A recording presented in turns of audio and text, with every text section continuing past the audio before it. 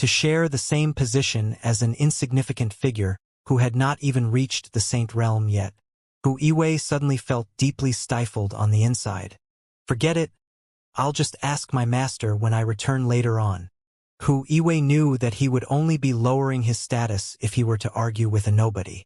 Furthermore, there was just a chance that what the other party said was true. If that was the case, his actions would only lead to others mocking Xianxia for being unable to keep his subordinates in check, thus bringing shame to his master. Thus he remained silent. However, as the indignation suffocating his chest continued to grow, he was eventually unable to keep his poise and harumphed. Young Master Fengzi is an extraordinarily talented individual. Even if the Xianxia person you spoke of is a direct disciple of my master, too, there is little doubt that young Master Fengzi is the senior. Fengzi was an extremely talented individual, such that even the core members of top sage clans would struggle to remain on par with him. On top of that, he was a hard-working person as well, knowing that he had to work hard to achieve what he wanted in life. It was due to the combination of his unyielding diligence and his superior talent that he was able to achieve the cultivation of Saint Seven Dan Phantasmal Space Realm despite only being in his 20s. Even if that Xianxia fellow was Xianxia's student as well, there was no way he could possibly best Fengzi's accomplishment. Our young master has never been defeated by his peers. Sun Chong waved his hand confidently. He had been with the young master for so long, but when had the latter ever allowed himself to suffer the slightest grievance? Those who dared stand against the young master eventually ended up becoming his student or grandstudent, or else they would find their reputation completely shattered, stripped of their master-teacher identity even. No matter how powerful that Fengzi fellow was, there was no way he could hold a candle to the young master. Hearing the plump man's boasting, Hu Yiwei could not help but frown in displeasure. Your young master has never been defeated by his peers? Humph. That's only because he hasn't met our young master yet. In the younger generation, the most talented offspring of the sage clans was indubitably Zhang Yu, but even he was nothing compared to Fengzi. Even if that Zhang Xian fellow the other party spoke of was truly powerful, there was no way he would be a match for Fengzi. Not wanting to waste his breath with the obstinate old man, Sun Chong harumphed. It's pointless for you to quibble about it here. You'll know the answer very soon. In the midst of his words, however, an anxious voice suddenly interrupted them. Elder Gu, a disaster has occurred, following which an elder rushed into the room in a fluster. Seeing that the person who had rushed into the room was a managerial elder of the Hall of Integrity, Elder Go asked with a frown, "What's wrong?" For an elder to fly into such a fluster, something huge must have occurred. It's the bunch from the Physician Guild. All of them suddenly came to the Hall of Integrity as a group under Divine Healer Bayu's lead, and for some reason, they actually managed to make breakthroughs in their cultivation simultaneously. Now, we have more than a dozen elders undergoing the dimension sundering ordeal. Due to the close proximity of their locations, the lightning tribulations began fusing together with one another, and they are showing signs of running amok, the elder reported with a pale face. They managed to make breakthroughs in their cultivation simultaneously? You said that the lightning tribulations began fusing together with one another? Everyone jolted on the spot upon hearing that news. Even Xianxia's eyes were widening in utter horror, unable to believe what he had just heard. The might of a lightning tribulation was, by no means, constant. If two people were to make a breakthrough simultaneously in close proximity to one another, the might of the lightning tribulation that they would draw in would not be as simple as just 1 + 1 = 2. Rather, the resonance between the lightning tribulations could cause the might of the lightning tribulation to compound to 4 or even more. For this reason, cultivators would always avoid making a breakthrough at the same time as others, especially when the breakthrough would bring about a cultivation ordeal. Even if two cultivators had to make a breakthrough simultaneously, they would attempt to distance themselves from one another as much as possible so as to reduce the chances of the lightning tribulation fusing with one another. Once any fusion occurred, the possibility of success would be near zero. Yet, the Physician Guild actually had more than a dozen of their elders achieve breakthroughs simultaneously. As if that was not bad enough, they just had to make their breakthrough in the Hall of Integrity. Just what did the Hall of Integrity do to you all to treat us like that? Will you only be content after reducing us to rubble? I know most of the managerial elders in the Physician Guild. While most of them are indeed at St. Sevendan Phantasmal Space Realm, a huge proportion of them have been stuck at the realm for many years, such that any chances of a breakthrough would have been bleak at most. Why would they suddenly achieve a breakthrough together? Xianxia frowned in incomprehension. Due to the poison that he had been afflicted with by Hu Yiwei, he often frequented the Physician Guild, and the elders had been collaborating together to study the poison in his body as well. Thus, over time, they had grown rather close to one another. Most of the managerial elders had been too reliant on medicinal herbs and pills to push up their cultivation in their earlier years, which resulted in a lot of medicinal dregs being left behind in their meridians and veins. On top of that, too many years had gone by, and their vitality had already withered, thus making it nigh impossible for them to make a breakthrough anymore. Why would they suddenly achieve a breakthrough all at once? It was completely illogical. The elder pondered for a moment as he reminisced on the sight that he had seen earlier before replying. I have no idea. According to the rumors, it seems Divine Healer by you invited a freshman who is exceptionally skilled in medicine to conduct a lecture for them, but instead of conducting a lecture, the freshman offered them pointers on the various flaws they had in their cultivation, and this insight seems to have helped them to overcome their bottlenecks. Freshman offered them pointers? Helped over a dozen St. Sevendan cultivators overcome their bottlenecks simultaneously? The crowd froze upon hearing those words. Even Hu Yiwei was completely flabbergasted by what he had just heard. Even his master, Xianxia, would have great difficulty making more than a dozen St. Sevendan pinnacle cultivators achieve a breakthrough simultaneously. That is second-hand news that I have heard from the personnel in the Physician Guild, so I'm not too sure about the exact situation myself. However, with more than a dozen on them achieving a breakthrough simultaneously, the lightning tribulation has already grown to a scale that spans over 5,000 mu. Not even the formation in the Hall of Integrity can withstand something of this scale, the elder exclaimed anxiously. Let's go take a look. Knowing that there was no time to waste for this matter, Elder Gu hurriedly got up and rushed toward the Hall of Integrity. Xianxia and the others quickly followed behind him. Sun Chong hesitated for a brief moment before tagging along as well. With how huge the matter was, the very first thought that came to his mind actually turned out to be the young master. Could not be that this was really the doing of the young master, could it? It did not take long for the crowd to arrive at the Hall of Integrity. Looking at the ominous storm clouds looming over them in sky, covering the sun completely, everyone could not help but feel a little crazed inside. It was true that the Hall of Integrity was the ideal place for any cultivator to face their cultivation ordeal in, but this was way out of proportion. If it really fell, the entire Hall of Integrity could very well be zapped into ashes. Elder Gu shuddered involuntarily in the face of the hulking lightning tribulation before him. In this instant, he could not help but marvel and, at the same time, fear the sheer prowess of the natural world. He turned his gaze to Xianxia anxiously and asked, Xianxia, what should we do? It was just a moment ago that the Teacher Acknowledgement Hall had been reduced to rubble. If something happened to the Hall of Integrity as well, he might as well retire from being an elder right now. I have no idea. Xianxia shook his head grimly. If the lightning tribulation had been any smaller, he might still have been able to forcefully dissipate it with his strength as a St. Nine Dan primary stage expert.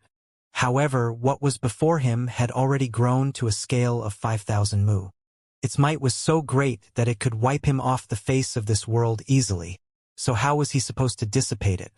If it really comes down to it, we might have to activate the Sanctum Custodian formation of the Sanctum of Sages, Elder Gu said grimly.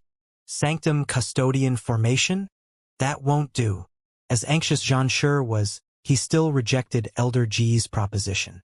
The formation should only be used in the worst-case scenario, when the survival of the Sanctum of Sages is at stake. As powerful as the lightning tribulation is, it hasn't reached that point yet. The Sanctum Custodian formation of the Sanctum of Sages had been built painstakingly by generations of predecessors.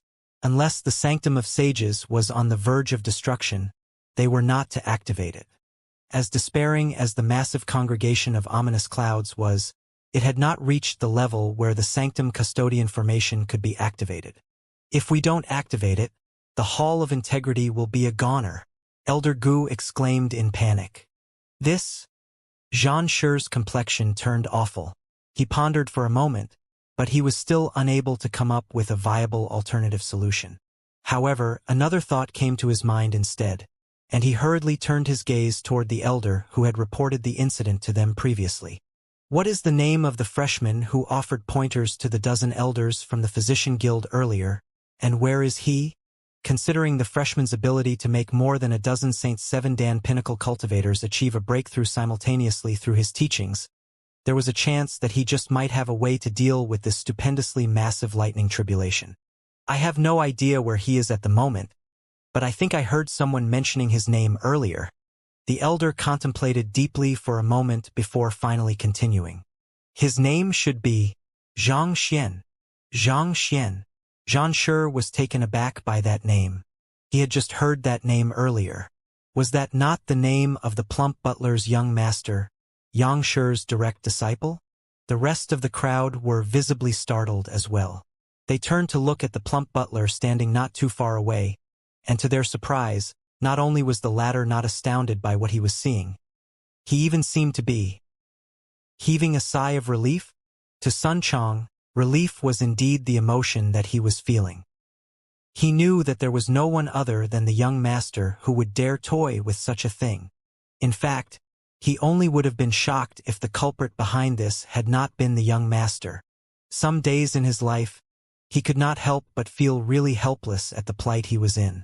All he wanted was to quietly fulfill his responsibilities as a butler, living a humble and peaceful life. But as if fate had played a trick on him, he just had to be paired with such a troublemaking young master. Given how much the matter had blown up this time around, even he would have trouble resolving this dispute. With such thoughts in mind, Sun Chong slowly closed his eyes as resignation crept onto his face.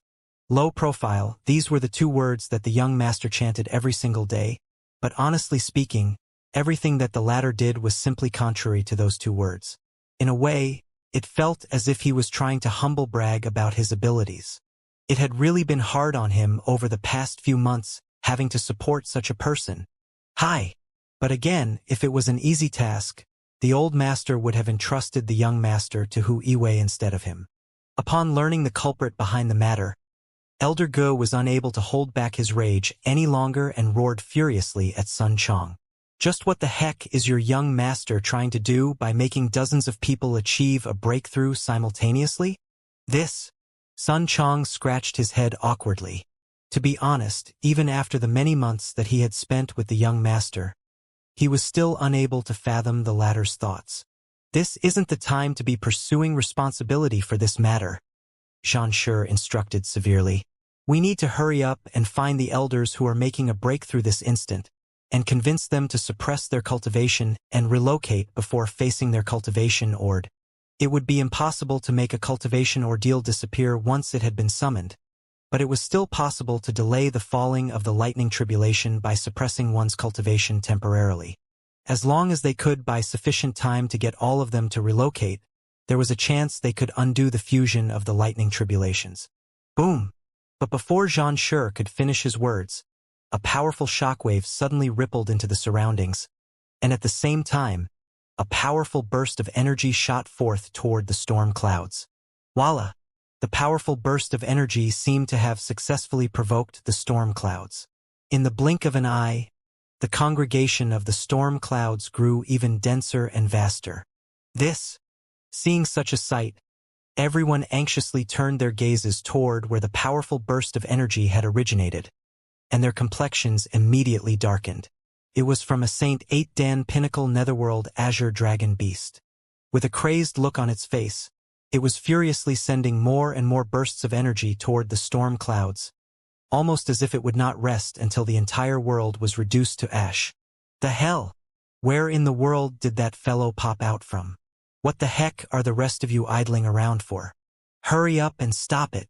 Elder Gu bellowed with a tone intermixed with fury and panic. At the same time, He swiftly dashed forward to stop the Netherworld Azure Dragon Beast from worsening the situation.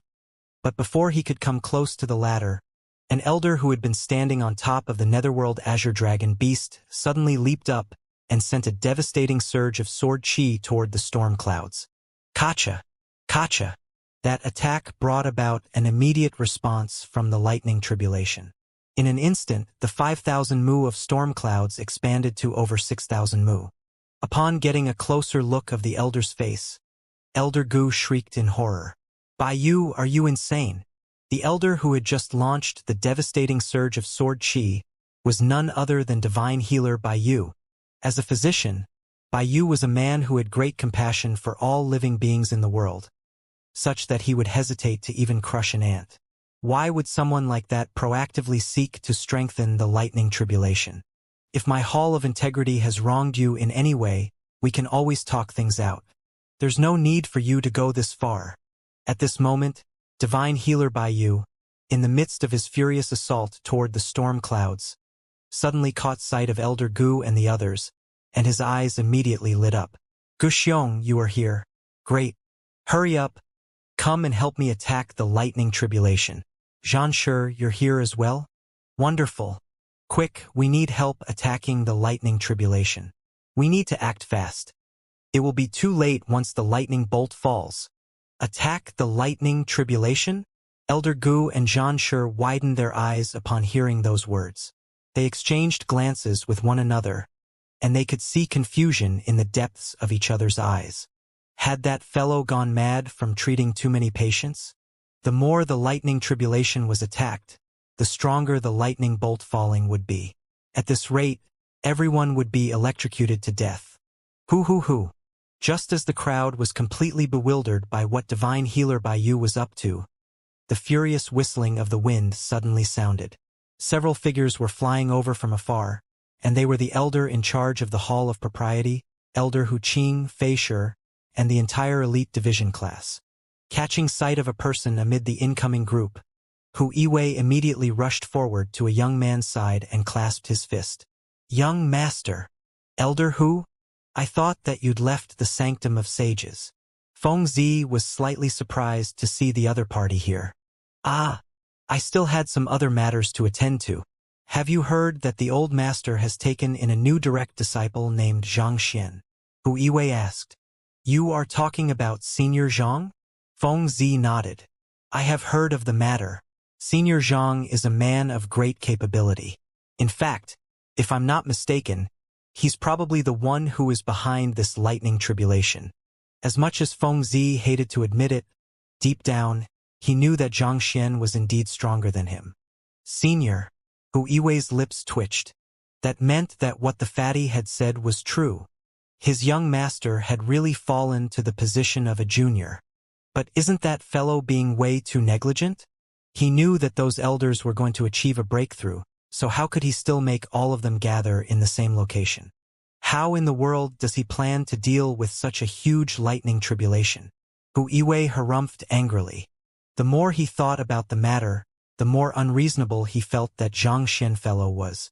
Had it been just a moment ago, he might still have been able to forcefully dissipate the lightning tribulation with his cultivation. However, with the Netherworld Azure Dragon Beast and Divine Healer Bai Yu messing around with the storm clouds, that small hint of a possibility had been completely extinguished. Even if he succeeded by some stroke of luck, he would be severely injured to the point where he could potentially be crippled for life. He was not a master teacher, and he did not possess any compassion for the masses or that sort of value. Naturally, there was no way he was going to sacrifice himself for others. Negligent? Senior Zhang isn't being negligent here. He's intentionally strengthening the lightning tribulation. Feng Zi replied with a hint of admiration in his eyes. Back at the Hall of Propriety, he had nearly fainted from fear after seeing how huge Elder Liao's lightning tribulation had become, too. However, after witnessing how it was so easily resolved, the fear of lightning tribulations had completely disappeared from his mind. He's intentionally strengthening the lightning tribulation? Hu Yiwei widened his eyes in incomprehension upon hearing those words. He could not understand what his young master was getting at. It might sound ridiculous to you, but Senior Zhang is capable of devouring lightning tribulations. Only when the lightning tribulation is large enough for him will he be able to have his fill. Feng Zi explained calmly. Devouring lightning tribulations? Xianxia and the others overheard Feng Zi's words, and they nearly lost their balance and plummeted from the sky. A lightning tribulation was a form of punishment from heavens. Standing against it was no different from standing against the heavens. Could such a thing really be eaten? You must be pulling our legs. Seeing the looks of disbelief amongst the crowd, Elder Hu Qing spoke up. Feng Zi isn't joking. Zhang Shi really wields such a capability. I also saw it with my own eyes, too, Fei Shi added. Even though the lightning tribulation back at the Hall of Propriety wasn't as large as the one before us, it was still immensely powerful. Nevertheless, Zhang Shi was able to devour it with ease, and more importantly, he even scared the lightning tribulation off. Scared the lightning tribulation off? Is it even possible for a lightning tribulation to be scared? The consecutive shocks that had been dealt to their minds left the crowd in a state of utter stupefaction. The more they listened to the account of events from the group of eyewitnesses, the more they felt like they were listening to those exaggerated heroic tales that were spoken of in taverns. Rationally speaking, such a thing could not possibly be true, could it? But it did not make sense for so many esteemed figures to lie about such a matter. After a brief moment of silence, Zhang Shi stepped forward and said, "Where is Zhang Shi at the moment? Bring us to him." After all that had been said, they still had not met that legendary freshman. Just what kind of person could that man who was already on everyone's lips barely a month after enrollment possibly be? He's currently with those elders who are facing their cultivation ordeal, Feng Zi said as he pointed in a direction. Everyone quickly turned their gazes over and saw a young man sitting cross-legged in front of several elders. His lips were opening and closing non-stop, seemingly lecturing the elders before him. On the other hand, the managerial elders of the Physician Guild seemed to be almost intoxicated on the young man's lecturing. They were releasing their strength non-stop, as if fearing that their lightning tribulation would not be strong enough. "He's Zhang Shi?" Zhang Shi asked with a hint of admiration in his voice. Honestly, considering how the entire sky was crackling fearfully with lightning, and given the fearsome flashes of light every now and then, it was truly incredible how the young man was still able to continue conducting a lecture so composedly. Even Hu Yiwei could not help but nod in awe. Over the years, the only person that he knew who had the mental fortitude to remain calm even in the face of a cataclysm was his master. It was no wonder that Zhang Xian fellow had been able to win the young master's admiration. Just this deed alone was one that no ordinary man would be capable of pulling off. At the very least, he knew that he would not have been able to do the same. Look! Zhang Shi is going to devour the lightning tribulation. Just as everyone was in a state of complete shock, the young man suddenly halted his lecture and stood up. With a light leap, he swiftly rose to an altitude just beneath the disquieting storm clouds. From the position the young man was in, there was no doubt that he would catch the attention of the lightning tribulation and come under its attack. He will be zapped to death like that. Zhang Shi could not help but exclaim in trepidation. There's no need to worry about that. I saw this sight earlier, and I can tell you for certain that Zhang Shi will dash into the midst of the storm clouds next. Before long, the storm clouds will swiftly contract and, seeing that Zhang Xian had gone into motion, Zhang Yu turned to the crowd and began explaining confidently. But the next moment, a bizarre expression surfaced on everyone's faces. Perplexed by the odd response, Zhang Yu quickly turned his head toward the sky, and the sight that he saw made him freeze on the spot. Before the young man in the sky could make a move, a powerful bolt of lightning had already zapped down on him. Kacha! The lightning bolt roasted the young man well, and a fragrant smell wafted through the area. All that might have been lacking at that moment was a pinch of cumin. Is this what you all mean by devouring the lightning tribulation? Zhang Shi and the others looked at those who had been full of compliments for Zhang Xian earlier, speechless. Before the lightning bolt fell, They were almost convinced by the others that Xianxia was a living deity and that there was nothing in this world that he was incapable of. After all, even lightning tribulations were frightened of him. But the sight before them was clearly telling them that they had been deceived. Was the young man not supposed to dive right into the storm clouds and make the lightning tribulation tremble in fear? So why would he end up being struck by lightning instead? From the looks of it, it seemed like he had no strength to go against the lightning tribulation at all. Maybe he might still be in a period of adaptation? He should get better in a moment, Zhang Yu proposed meekly. Even though the situation had gone completely differently to what he had expected, he still had deep trust in Zhang Xian's capability.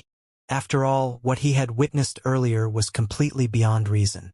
But once more, before he could finish his words, Zhang Xian was struck by another bolt of lightning. This time, the sheer might of the lightning was so great that it crushed him right back down to the ground, and his body convulsed uncontrollably as the lightning coursed through him. Boom! Boom! More and more lightning bolts zapped down on Zhang Xian, and his convulsions grew more and more intense. Elder Ge could not help but ask, "Should we leap in to save him?" Even he could not stand looking at the situation any longer. After all the praise that everyone had heaped on the young man, the latter turned out to be an utter disappointment. "How do you want to save him?" Xianxia asked with a bitter smile. The lightning tribulation was already extremely powerful as it was, and their interference would only cause it to grow even stronger. They would only be worsening the situation if they leapt in recklessly. Then, are we to look as that lad gets electrocuted to death? Elder Gu asked with a frown. This? I don't know either. Xianxia shook his head with a conflicted look on his face. It was his duty to protect the students of the Sanctum of Sages as the deputy sanctum head. But this was the first time he had encountered such a powerful lightning tribulation. He had no idea how he could possibly stand against it. While the crowd was looking on the situation helplessly, the one who was being ravaged by the violent lightning bolts, Zhang Xian, was busy urging Vicious telepathically, "Are you done finding it yet? Hurry up." It was not that he did not want to dash right into the storm clouds to absorb the lightning energy, but it had not been easy for him to create such a massive congregation of storm clouds, and it was unlikely that he would be allowed to do so once more. Naturally, he had to make full use of this opportunity for Vicious to locate his upper body. It was hard to tell when the lightning tribulation would flee once he started absorbing its energy. So Zhang Xian had no choice but to allow the lightning tribulation to strike him. It was fortunate that his physical body and primordial spirit had been tempered by lightning on many occasions, thus granting him an exceptional resistance against lightning. Even with the storm clouds relentlessly sending bolts of lightning his way, it would still be a while before his life was truly at risk. "Master, I can sense my body distinctly. It's definitely here, but for some reason, I can't zone in on its exact location.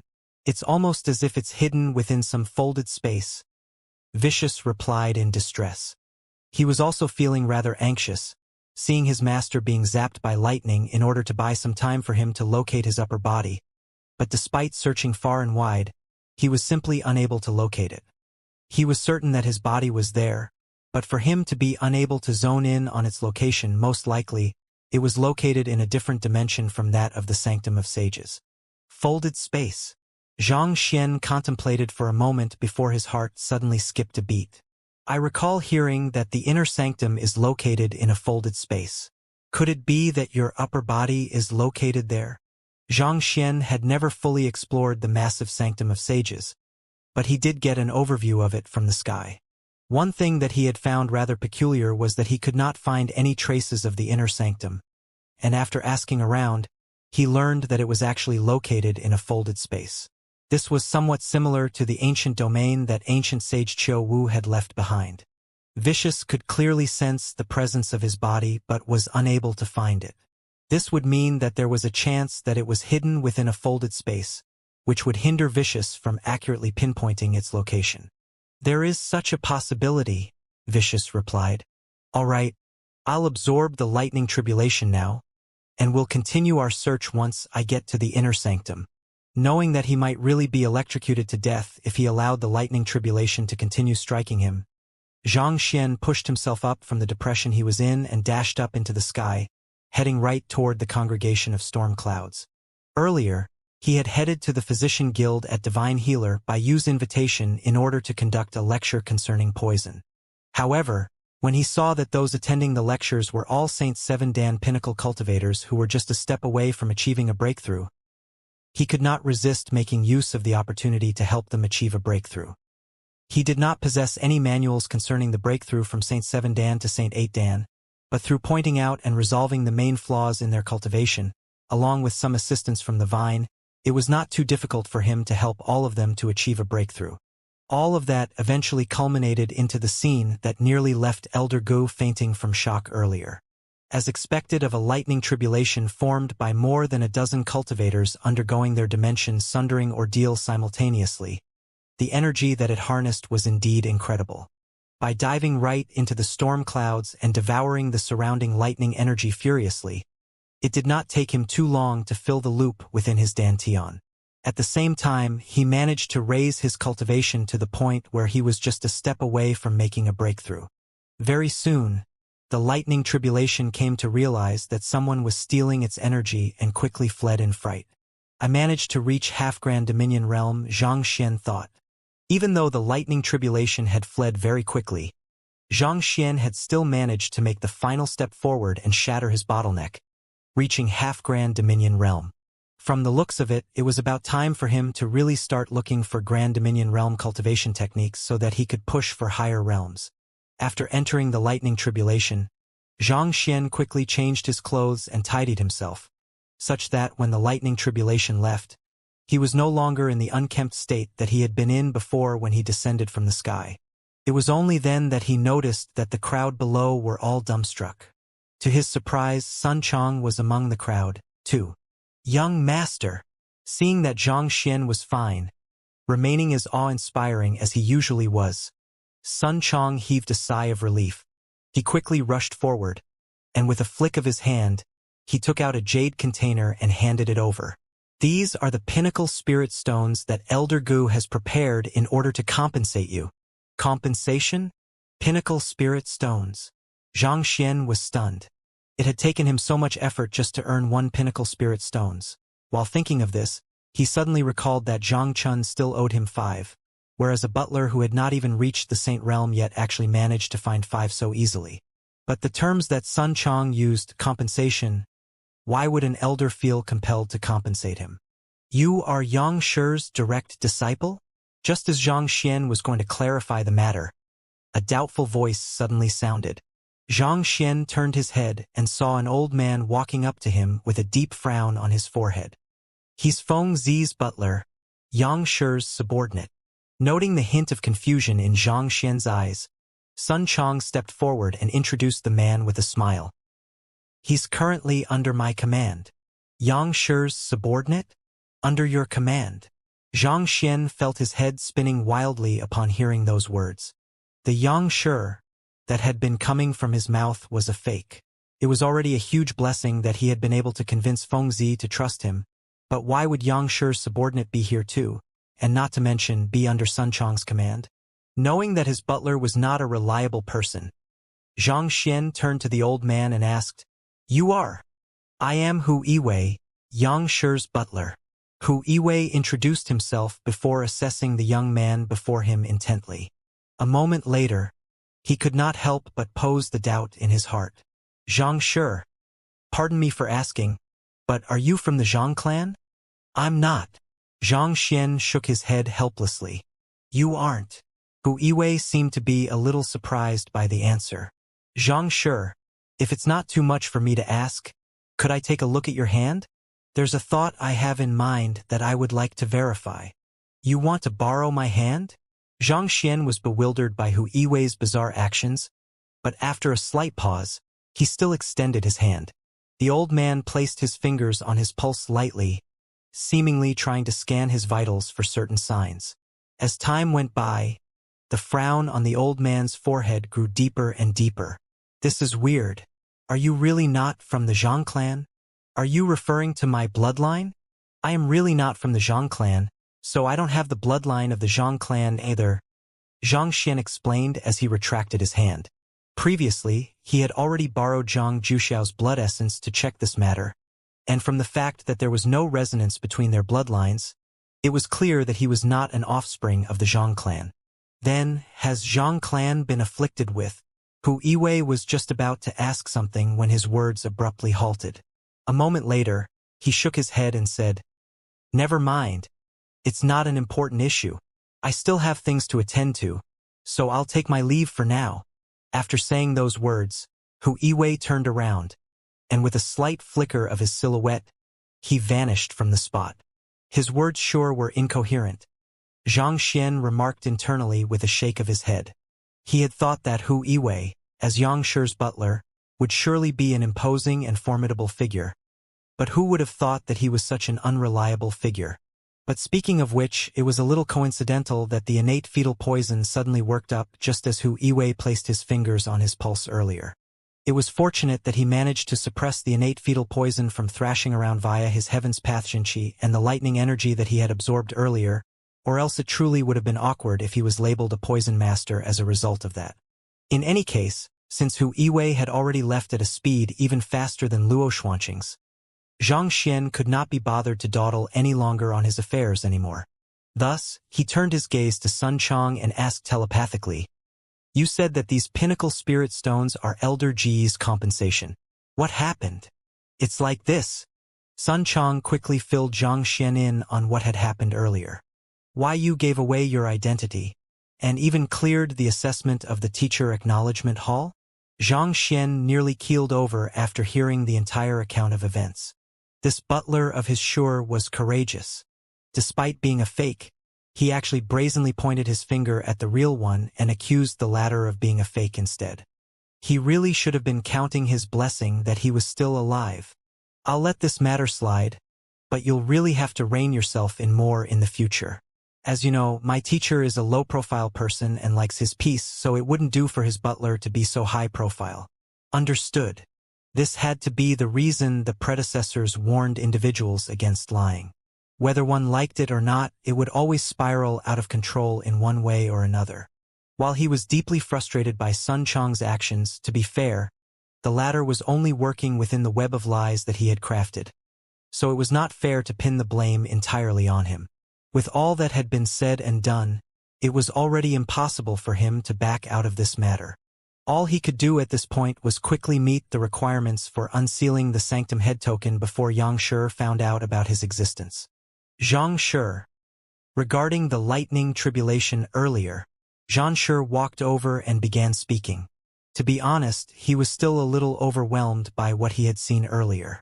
Considering the sheer scale of the lightning tribulation, it would not have been surprising if it had torn down the Hall of Integrity. But who could have known that the fellow would actually scare it away?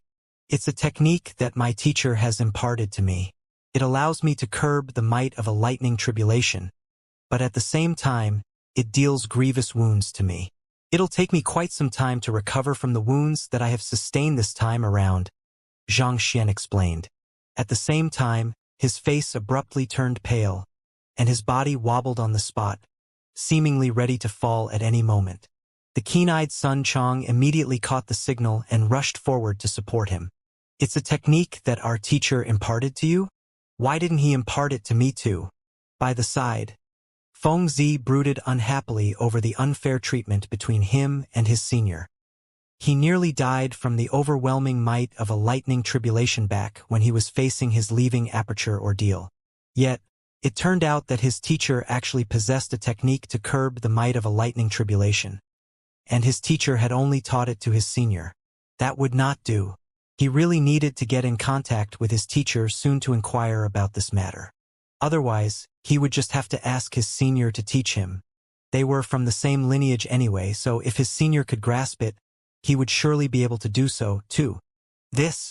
Hearing those words, Zhang Shi felt so stifled that his cheeks began twitching uncontrollably. Sanctum head Zhan. This might not be the best occasion to ask about this matter, but I wish to enter the inner sanctum. May I know what conditions are required for that? Knowing that the other party could tell that he was faking weakness, Xianxia decisively changed the topic. Through Sun Chang's introduction, he had come to learn that Zhang Shi was the incumbent deputy sanctum head, so he made sure to put on a respectful attitude. Even though he was the only candidate in line for the sanctum head position, he was still lacking in strength and capability to inherit the position, so it would not be convenient for him to flaunt his identity yet. Thus, he could only assume the identity as an ordinary student before the other party for the time being. "You wish to enter the inner sanctum?" Not expecting to hear such a question, Zhang Shi pondered for a moment before replying. "There are two conditions that you have to meet in order to enter the inner sanctum. Firstly, your age must not be over 40, and secondly, you have to achieve proficiency of 8-star in your primary occupation. Zhang Shi is registered at our Sanctum of Sages as a master teacher. So in order to enter the inner sanctum, you have to clear your 8-star master teacher examination." Hearing those words, Zhang Shi nodded. Judging from Zhang Shi's words, primary occupation clearly referred to one's main occupation, which was likely determined by which avenue one had enrolled into the Sanctum of Sages from. Bai Hongyin, for example, should have been nominated by the Demonic Tunist Guild, so she would have to achieve 8-star proficiency as a demonic tunist in order to enter the inner sanctum. As Zhang Xian had been nominated by the Master Teacher Pavilion, so his primary occupation was Master Teacher. In other words, having just his supporting occupation reach the proficiency of 8-star would not be sufficient. He would have to become an 8-star Master Teacher in order to be qualified to enter the inner sanctum. In order to take the 8-star Master Teacher examination, I will require 8 8-star supporting occupations. Currently, the only 8-star occupations that I have are Spirit Awakener, Physician, and Formation Master. As for Beast Tamer and Demonic Tunist, I should be able to acquire their emblems pretty easily as well. But even with that, I will still be lacking 3 supporting occupations. Zhang Xian swiftly made a mental calculation and sighed. He turned to Zhang Shi and asked, "Sanctum Head Zhang, I am still lacking a couple of supporting occupations to clear the 8-star Master Teacher examination. May I know if there's a more efficient way for me to clear the examinations as quick as possible?" At the current rate the news was spreading, not to mention that even Hu Yiwei was alerted of the matter. Most likely, it would not take long for the Real Yangshi to catch wind of the news. And if he was not even an 8-star Master Teacher by the time Yangshi arrived, he would be in very deep trouble. Well, considering his own talent, he was rather confident that even the real Yangshi would be more than glad to have him as his direct disciple, so the matter might not really as bad as he feared.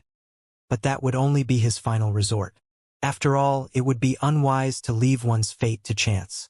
Furthermore, Luo Ruoxin had been punished by her own clan for revealing her reluctance to marry the young prodigy of the Zhang clan. So he had to quickly gain sufficient strength in order to save her.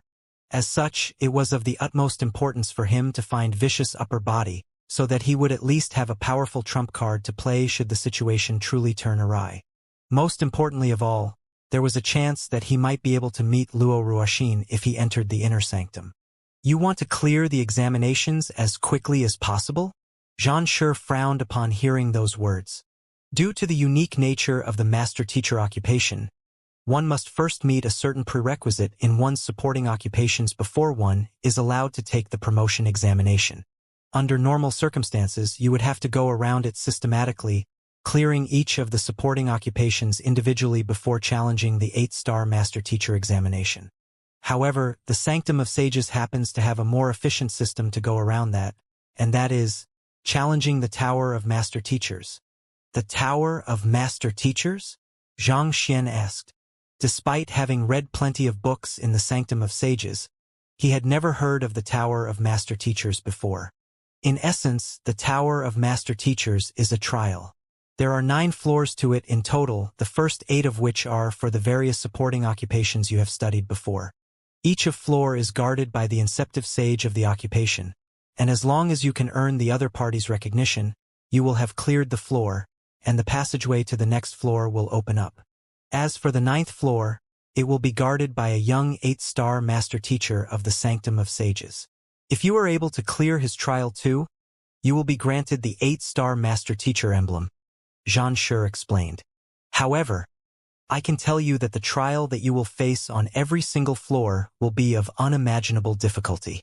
After all, the inceptive sages are representatives of the best of the younger generation in an occupation. So winning their recognition and getting past them won't be an easy feat. In fact, in the several dozen millenniums since the founding to the Sanctum of Sages, there have only been 3 people who have cleared the Tower of Master Teachers. 3 people. Xianxia was taken aback. To be able to receive the recognition of 8 inceptive sages was, without a doubt, an incredibly arduous task. It was rather surprising to hear that there were a handful of people who had cleared this trial before. That's right. The first one to clear the Tower of Master Teachers was our 7th Sanctum head.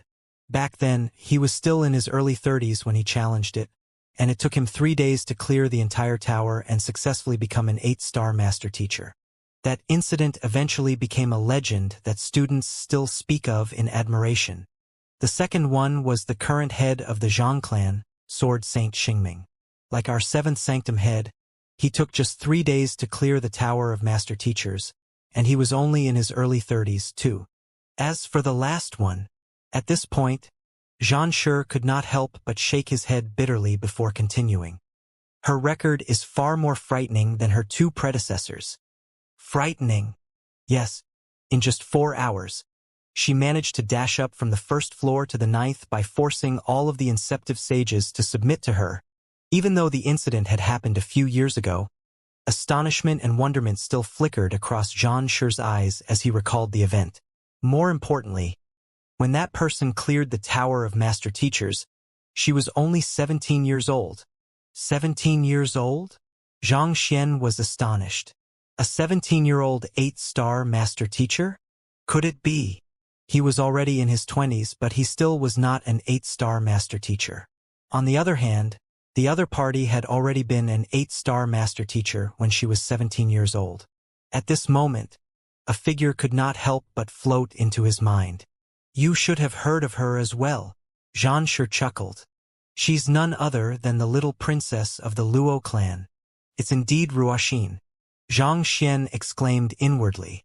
Who else other than his girlfriend could have the ability to create a record that even Xianxia was still shocked by and become an 8-star Master Teacher at 17 years old? However, as proud of Luo Ruoxin as he was, this matter also increased the pressure on him. His girlfriend had already been an 8-star Master Teacher for a couple of years, but he was only taking the examination now. It seemed like he was really lagging behind. He would have to work much harder to make up for it. Seeing that Xianxia had fallen into contemplation after hearing of the various records concerning the Tower of Master Teacher, Xianxia could not help but ask, "Does Xianxia want to challenge the Tower of Master Teacher, too?" "I do intend to," Xianxia nodded.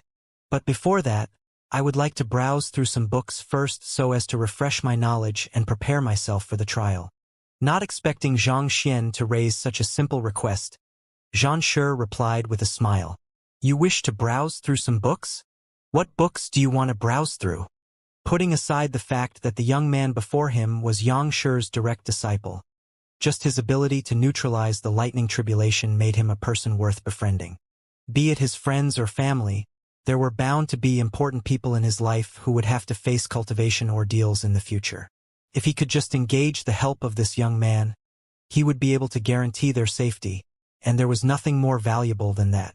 Knowing that Xianxia was trying to express his goodwill toward him, Xianxia requested, "Apothecary, painter, celestial designer, terpsichore, beast tamer, and appraiser. If it isn't too much trouble, I would like to visit the respective libraries of these occupations." He did not like to be indebted to others, but he could not afford to waste time anymore. "Oh? You wish to look through the books concerning your supporting occupations?" Xianxia was slightly surprised for a moment before nodding.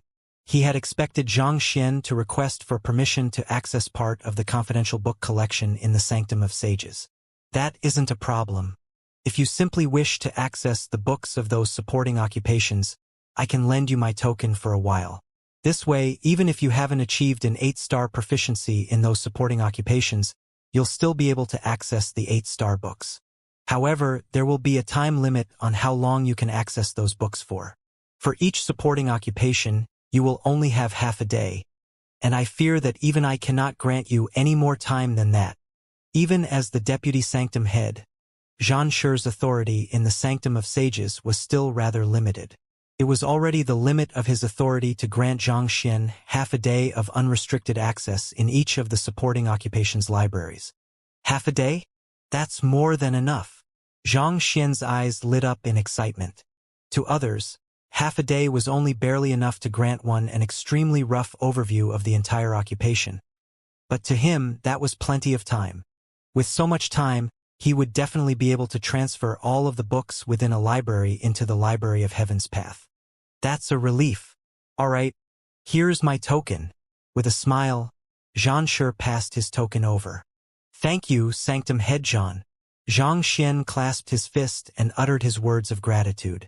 Due to Xianxia's help, he would be able to master the various supporting occupations in the shortest time possible and push for a breakthrough to 8-star Master Teacher. If there's nothing else, I'll be taking my leave. With the token in his possession, Xianxia hurriedly headed in the direction of the Hall of Erudition. The first place he headed to after reaching the Hall of Erudition was the Apothecary Guild. The token that Xianxia had provided him truly worked wonders. It did not take too long for him to successfully access the library. For hours later, he was done browsing through all of the 8-star books. After spending roughly 2 hours more reinforcing his knowledge, he stood up and set forth for the Painter Guild. Just like that, Xianxia spent an entire day traveling between the various guilds.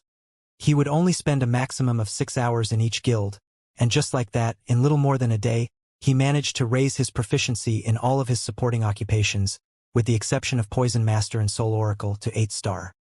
While Xianxia was busy mastering his supporting occupations, Luo Xianqing was finally done reinforcing his cultivation. In the depths of his eyes, one could vaguely see the intricacies of space twinkling brightly, reminiscent of a starry sky. As a member of the Luo clan, his comprehension of spatial laws was far deeper and more profound than that of other Saint 8-dan dimension sundering realm cultivators. He closed his eyes slowly and focused his senses on perceiving the spatial energy coursing through his body. Some time later, a deep frown suddenly formed between his eyebrows, and he turned in a certain direction and roared, "Who is it?" The space where his gaze fell was completely empty. There was not a single person to be seen. Even when scanning the area with one's spiritual perception, there was nothing to be found. But the next moment, bizarre folds began rippling from that empty space, and an elder slowly materialized. It seems like the young master's bloodline has been completely awakened upon reaching the dimension-sundering realm. Congratulations! The elder clasped his fist while giving his congratulations. Upon getting a closer sight of the elder's figure, Luo Xianqing heaved a sigh of relief before asking, "Elder Qi, what are you doing here?" "The first elder wishes to meet you," Elder Qi reported. First elder. Luo Xianqing subconsciously clenched his fists tightly as he asked, "Where's my younger sister?" "Young master, you can rest assured that the little princess is doing perfectly fine. It's just that she is under temporary confinement and is unable to communicate with the outside world at the moment. However, you can be certain that she isn't injured at all. Besides, given her strength, not even the first elder would be able to hurt her," Elder Qi replied. "Humph, that had better be the case." Luo Xianqing harumphed coldly as the apprehension he felt within alleviated slightly. In terms of cultivation, his younger sister was far from the very peak of the Master-Teacher continent. But when equipped with the Dimension Silencer, it was doubtful if even Zhangxian's teacher, Yang would be a match for her. Naturally, the first elder of the Luo clan stood even less of a chance. Knowing that his younger sister was safe, Luo Xianqing turned to Elder Qi and instructed, "Bring me to the first elder." With a nod of his head, Elder Qi flicked his hand lightly. Tizila. A unique energy began shrouding the space between the both of them, isolating them from the rest of the world. Following which, Elder Qi tapped his finger forward, and a light barrier appeared right before them.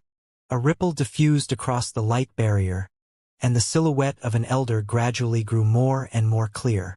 It was the golden-robed elder who had witnessed Xianxia standing against the lightning tribulation back then. Not bad, not bad. Upon seeing Luo Xianqing, the first elder nodded in approval. Your improvement is faster than I anticipated. First Elder.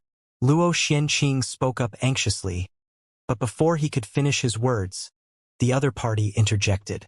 All right, I know what you are going to ask, but now isn't the time. I have 2 missions for you that you will have to accomplish as soon as possible. The first elder looked at Luo Xianqing with such intent eyes that it almost seemed as if he would materialize through the light barrier and arrive right before them. First elder. Feel free to ask anything of me. Luo Xianqing took a deep breath before clasping his fist. As an offspring of the Luo clan, he was indebted to the Luo clan for grooming him. Naturally, he was duty-bound to accomplish the missions that the Luo clan assigned to him. Firstly, I want you to get on close terms with that young man who had helped you pass your cultivation ordeal, the first elder instructed. The young man who had helped me tide across my cultivation ordeal? Are you referring to Xianxia? I can do that. Luo Xianqing nodded. After everything Xianxia had done for him, he already considered him a friend. Even without the first elder's instruction, he definitely would have gotten on close terms with him. Secondly, in the Qingyuan Empire, there's a place known as the Hongyuan Master Teacher Academy. I want you to head there to conduct an investigation as soon as you get time. Based on what we have found, your younger sister went under a pseudonym during the period she was gone. At this point, a sharp glint flashed through the first elder's eyes as he continued. If my intuition is right, the person she likes is there as well. I want you to root that man out and kill him silently. You want me to kill him? Luo Xuanqing's body froze upon hearing those words. He hurriedly lifted his gaze and anxiously said, But my younger sister has feelings for him. She will be devastated if we kill him. He knew his younger sister's temperament very well. She was an extremely obstinate person, and once she had decided upon something, she would never change her mind even till death. If that man whom his younger sister loved were to die, she would definitely go berserk. There's nothing that time cannot heal. I have seen plenty of cultivators who thought that their feelings for one another would last an eternity, but time makes everything fade. She'll eventually get over it. Furthermore, even if she doesn't understand, you should know how important the engagement with the Zhang clan is. The first elder paused for a brief moment before continuing. The Zhang clan was enraged to hear of the matter, and we anticipate that they will attempt to bring the marriage ceremony forward. There's a good chance that the ceremony will be held before the end of the year, so we need to make sure to kill that man before then to sever any thought of her getting together with him. Otherwise, neither you nor I will be able to shoulder the consequences. Even if your younger sister manages to get together with that man, she will still have to pay the price for her actions and live an entire life of misery.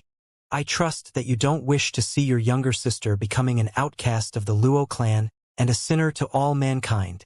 Luo Xianqing clenched his fists tightly. Luo Xianqing resented the idea of his younger sister becoming a sacrificial pawn in a political marriage with the Zhang clan, but at the same time, he understood how important it was for this marriage to go through. Anyone who attempted to halt this marriage would be as good as the sinner of humanity. If there was any other alternative, there was no way he would allow such a fate to befall his younger sister. Luo Xianqing was silent for a moment before saying, I have already promised my younger sister not to investigate that man's affairs, and I have no intention of breaking my promise to her. However, rest assured that I'll get someone to look into it and make a move against that man in my stead. You'll get someone to do it in your place? Who is it? You should know how important it is to keep this matter confidential, or else we will be in deep trouble, the first elder said with a frown.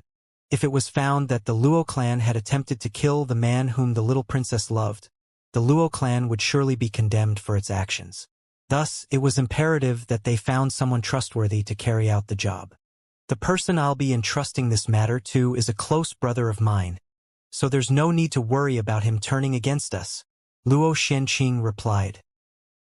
He's none other than the person whom you told me to get close to earlier, Xianxia. Him.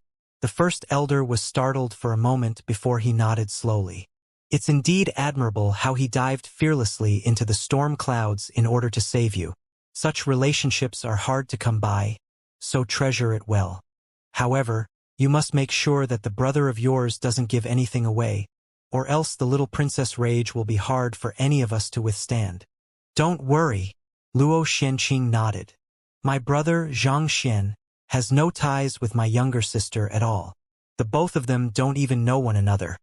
So there's no way on earth he would possibly leak the information to her. That would be for the best. This matter is of grave importance, so make sure to handle it promptly. I'll be waiting for your report.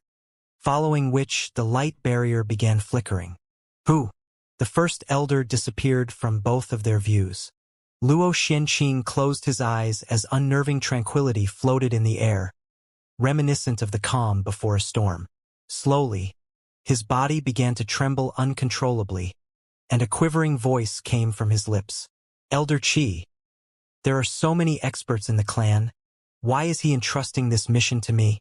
If his younger sister ever learned that he had sent someone to kill the person she loved, that would probably spell the end of their kinship.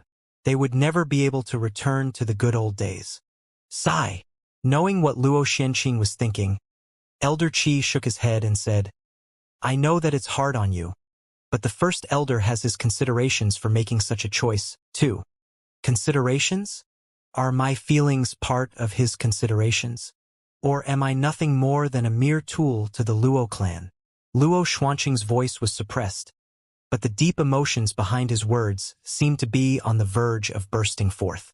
Elder Qi shook his head for a moment before quietly replying, She's your younger sister. If you are the one to make the move, she will only consider it a personal conflict between the both of you. The rest of us can feign ignorance, and there will still be some ground for reconciliation between her and the rest of the clan. However, if she learns that that man was killed by the experts of our clan, this matter will be blown out of proportion. She will become completely estranged from our Luo clan. As one of the core members of our Luo clan, you should be able to understand this logic. Jai. The sound of Luo Xianqing clenching his fists was not loud, but it echoed conspicuously amid the still air. As a core member of the Luo clan, how could he possibly be unaware of all this? As a doting brother, this was not the first time that he had made a move against those foolish men who dared approach his younger sister. That's why, if he made a move against that man, he would be able to take the full blame for doing so. The Luo clan would not be implicated, and its reputation would not be besmirched. Also, you should know what happened to the 5 elder brothers that came before you. Our Luo clan owes you. Treat this as a trial. As long as you can accomplish what's asked of you, no one will dare speak another word when you rise to the position of the clan head in the future. Otherwise, there's no saying that dissidents will not start to act up. Elder Qi continued. Enough. Hearing about his 5 elder brothers, Luo Xuanqing's eyes could not help but redden slightly. A heavy silence drifted in the air for a while before it was broken by a sigh from Elder Qi. Even if not for anyone else, you should think in their stead as well. I believe you know better than me what the right decision to make is. Once again, there was a long moment of silence before Luo Xianqing finally muttered, I'll do it. That would be for the best. Don't drag it out for too long. It will only prolong your misery. And make sure that no one else hears of the matter, Elder Qi said with a wave of his hand. Following which, his silhouette suddenly faded before vanishing from the spot. With his departure, the sealed space around them broke open, and the callings of the cicadas and beasts around him immediately gushed in. Who? However, Luo Xianqing remained completely motionless on the spot, seemingly deep in thought. A long time later, all of his emotions eventually converged into a long sigh. Younger sister, I'm sorry. Luo Xianqing hated the notion of putting his younger sister through an arranged marriage, but admittedly, only the young prodigy of the Zhang clan was worthy of her. On the other hand, the person she liked was a nobody from a Tier 1 empire. Before behemoths like the Zhang clan and the Luo clan, that man was nothing at all. Even if I don't make a move, the Zhang clan will make a move too. And once they do so, things could very well spiral out of control. Luo Xianqing shook his head. There was no way he could miss that implied meaning behind the first elder's words. The young prodigy of the Zhang clan was as important to the Zhang clan as his younger sister was to the Luo clan. For the young prodigy's fiancé to be stolen by another man was, no doubt, a slap to the Zhang clan's face. There was no way they would let that man get away scot-free. If the Luo clan were to make a move first, at least the Zhang clan's rage would be placated, and his younger sister would not be snubbed after marrying over. Even though the Luo clan and the Zhang clan were both top sage clans whose names were echoed in unison, those who were in the upper society of the master-teacher continent were all deeply aware that the Zhang clan commanded far greater influence and power than the Luo clan. I guess there's no choice but for me to play the villain. Luo Xianxia shook his head. I'll have to entrust this mission to someone reliable. After regaining composure, a glint flashed across Luo Xuanqing's eyes.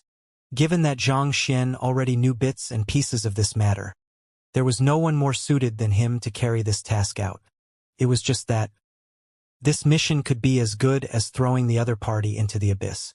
Once his younger sister learned of the matter, there was no way she would let the other party go. But in return, he would fully acknowledge the other party and protect him for life. As he rose in standing, he would make sure to compensate the other party for that. This could both be an opportunity or a crisis for the other party. Dashing straight ahead, it did not take long for him to arrive at Zhang Xian's residence.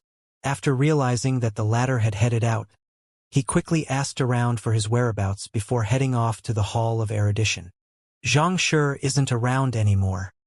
He's headed off to the Tower of Master Teachers. Tower of Master Teachers? Is he planning to clear his 8-star Master Teacher examination? Luo Xianqing was surprised to hear that. As his younger sister had challenged the Tower of Master Teachers in her time as well, it went without saying that he was aware of this trial in the Sanctum of Sages. However, he did not think that Zhang Xian would want to challenge it too. Due to the massive uproar that happened as a result of the terrifyingly large lightning tribulation at the Hall of Integrity, it was no longer a secret that the culprit behind the incident, Zhang Xian, was planning on challenging the Tower of Master Teachers. Rather, it had already become public knowledge. It won't be easy to clear the Tower of Master Teachers. That fellow sure is daring. Luo Xianqing remarked with a shake of his head before rushing in the direction of the Tower of Master Teachers. The Tower of Master Teachers was indeed the most efficient way for one to be promoted to an 8-star Master Teacher, but if it was easy to clear, there would not only be a handful of successful challengers in the several dozen millenniums since the founding of the Sanctum of Sages. In fact, he had thought about challenging the Tower of Master Teachers in the past, but eventually, he had decided against it because he knew that it would be impossible for him to accomplish with his current level of strength. That trial not only required one to possess superior fighting prowess and talent. More than that, one's comprehension of the various supporting occupations had to have achieved an extremely high mastery as well. And this was exactly what had stopped many in their footsteps. After all, not everyone was a true genius like his younger sister, capable of grasping anything in an instant.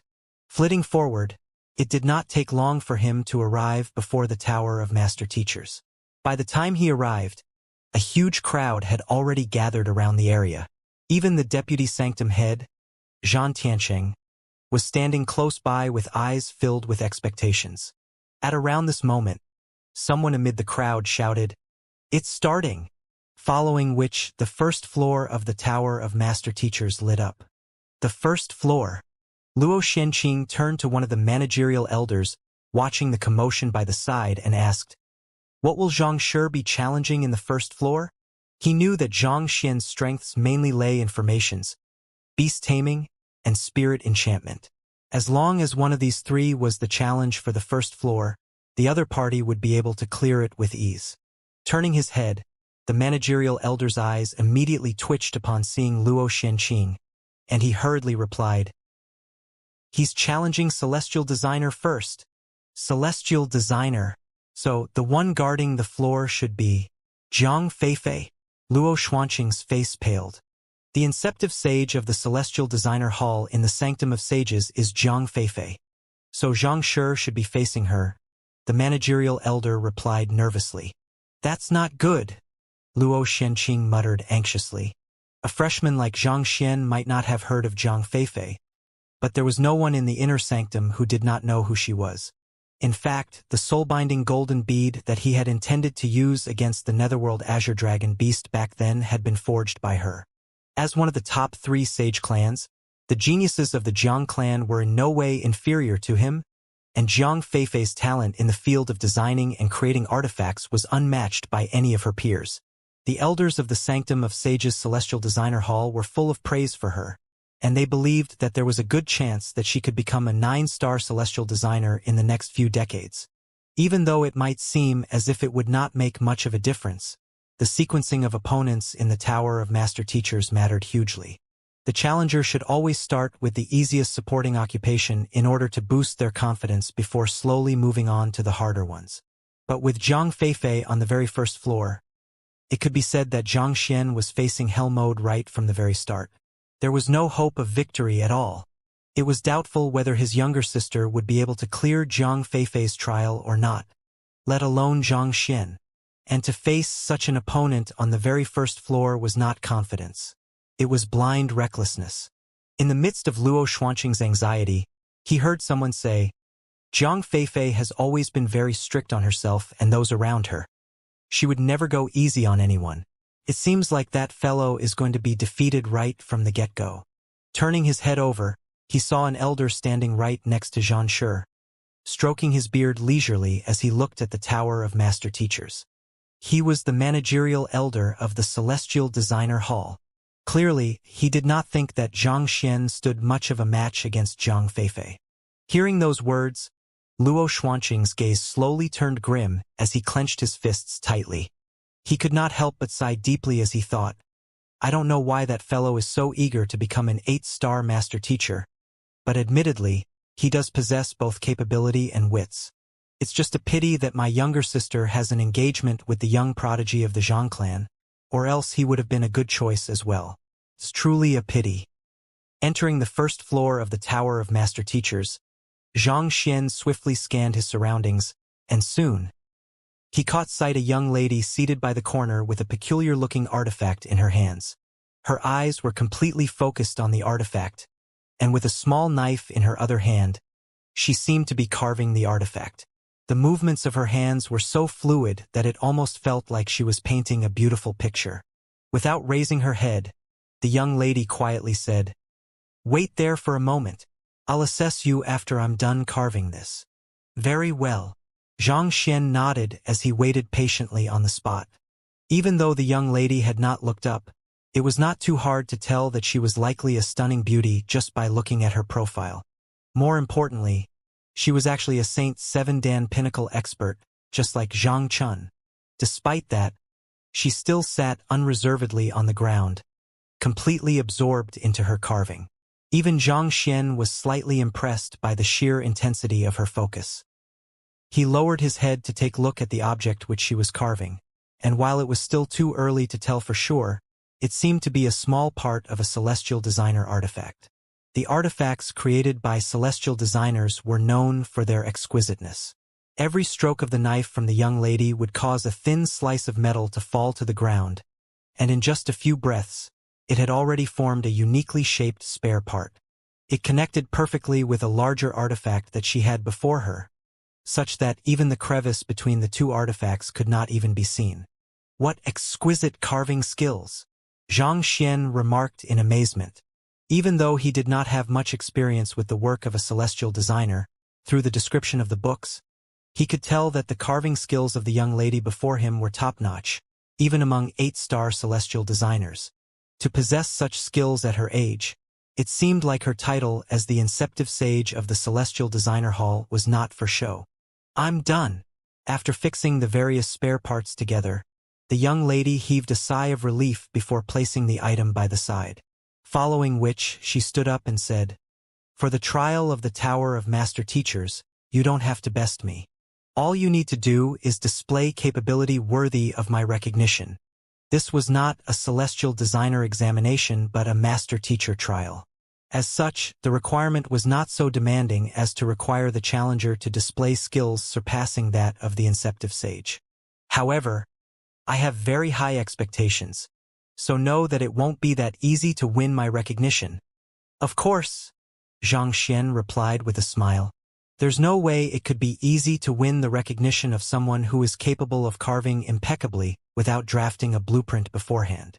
Usually, celestial designers would first draft a blueprint before carving the various parts of their artifact so that they would have a rough idea of the dimensions. However, the young lady was actually able to carve a spare part impeccably without any hesitation in her movement or referring to any blueprints. Putting aside the young lady's mastery as a celestial designer, just this feat in itself was sufficient to tell that she was a highly demanding person, possibly even a perfectionist. So, how could it possibly be easy to clear the trial of a person like that? It's good that you understand that. As you can see, I'm a very busy person, and I still have a lot of things to do. So let's not waste any more time. I have a pile of materials over here, and we will both carve a puppet based on this blueprint I have over here. As long as the puppet you have created is able to withstand 3 hits from mine, it will be your victory. As the young lady spoke, she flicked her hand, and a pile of materials, carving knives, and a blueprint materialized on the ground. The blueprint was filled with many intricate details and words. Without scanning it with one's spiritual perception, it would be impossible to interpret the microscopic words and details on the blueprint. Putting aside the drawings of the spare parts and their joints, just the sheer number of words on the blueprint totaled over several 10,000. How complex! Xianxia frowned. He had seen plenty of grade 8 blueprints, but this was the first time that he had seen one that was this intricate. This is the blueprint of the Xingyun puppet, the young lady said with a nod.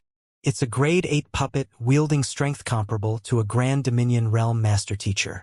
The foundation of its design lies in the stellar sky. Every single one of its parts represents a star in the sky, and since there are countless stars in the sky, the number of parts it includes is innumerable as well. As such, even with the blueprint to refer to, it harnesses countless possibilities. The slightest difference in the carving of the part could result in a vast disparity in its final fighting prowess. At which point, the young lady lowered her head to glance at the blueprint before continuing on. I should take roughly a day to finish carving this puppet.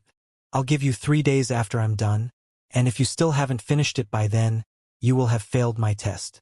You should also know that time is one of the primary assessment criteria of a celestial designer's mastery. So 3 days is already the longest I can offer you. After the young lady was done with her explanation, she grabbed one of the materials on the ground and raised her head, preparing to begin her crafting.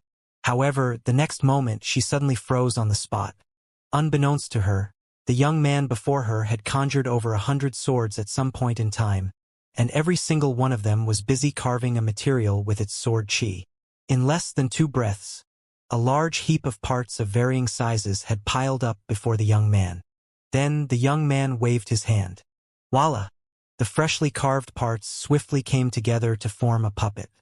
All right, I'm done, Xianxia said with a clap of his hand before raising his head to look at Zhang Feifei. You!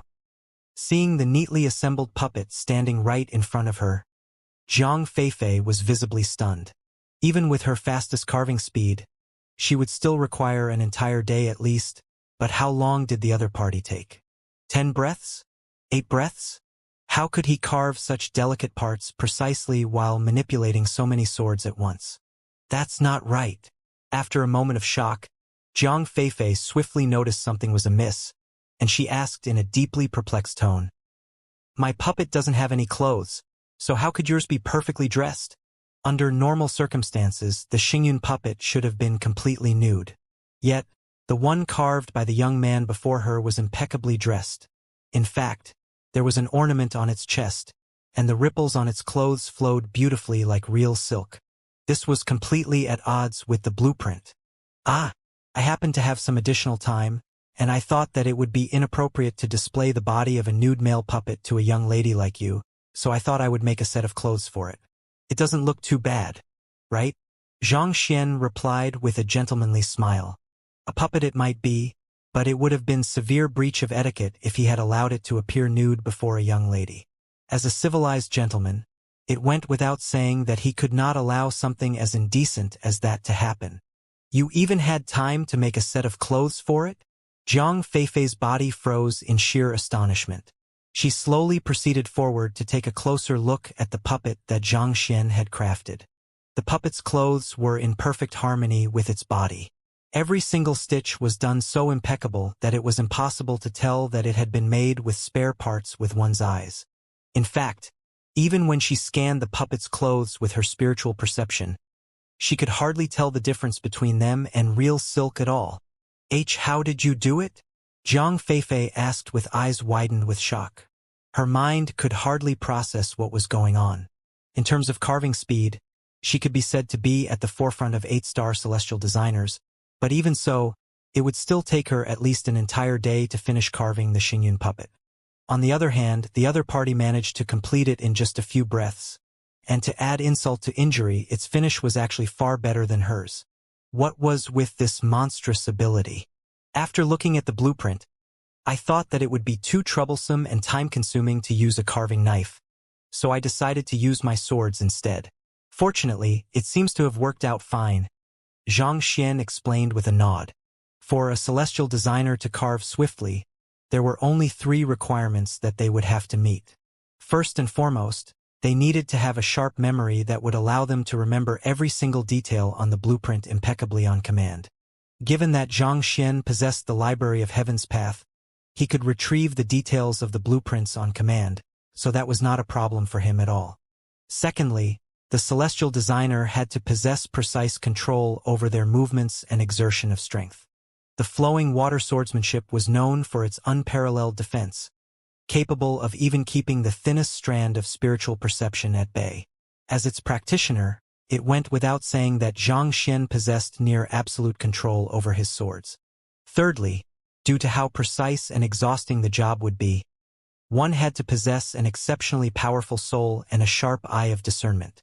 As a soul oracle, there was no way the resilience of Xianxia's soul could possibly be lacking. As for eye of discernment, there was probably nothing in the world that could compete with the eye of insight. Since Xianxia had met all the criteria, it was a given that he would be able to carve swiftly. It's too early for you to celebrate. Just because you were able to carve your puppet so fast doesn't mean that it'll necessarily be strong.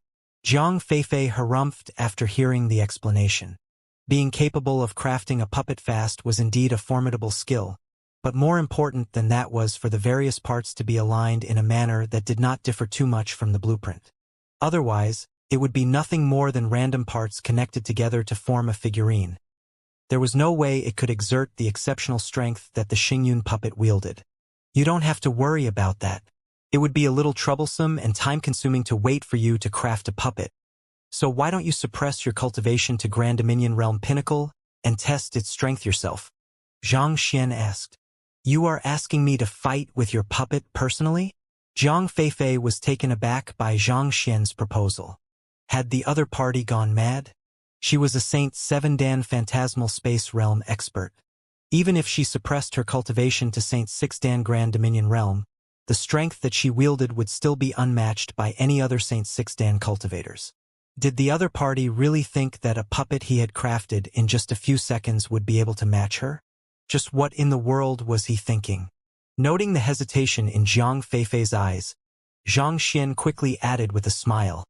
Indeed, there's no need to worry. I'll make sure that it holds itself back properly so that it doesn't injure you by accident. You! Zhang Feifei nearly blew up on the spot. What she meant was that the puppet could not possibly be a match for her, but this fellow actually thought that she was worried about being injured by the puppet. His head was really in the clouds. Initially, she had still had a good impression of the other party for his courtesy of clothing his puppet. But in that instant, every shred of goodwill that she harbored for the other party had vanished without a trace. Very well. I'll suppress my cultivation and test your puppet out personally. I won't make things difficult for you either. As long as it's able to withstand 3 blows from me, you will have cleared my trial. Zhang Feifei harumphed coldly. She had no idea what the fighting prowess of the puppet that Xianxia had crafted would be, but it would have to be extremely resilient to be able to withstand 3 blows from her. If the other party's puppet was really that powerful, it would not be too much of a deal for her to acknowledge the other party. Great! Xianxia nodded. After which, He walked over to his puppet and whispered a few words into its ears in a hushed tone. Then, he nodded, and the puppet took a step forward and assessed the young lady before it sharply. Humph! Seeing that the other party was really so conceited as to have his puppet challenge her, Zhang Feifei harumphed coldly. She swiftly drove her Xianxia, and in the blink of an eye, her cultivation had already been suppressed down to Grand Dominion Realm Pinnacle. Right after she had suppressed her cultivation, she immediately saw a fist flying straight for her face. The puppet had made its move. What? Zhang Feifei initially did not think that the puppet that had been crafted in a matter of seconds would be anything much, but the sheer might and speed of its punch left her face swiftly warping in astonishment.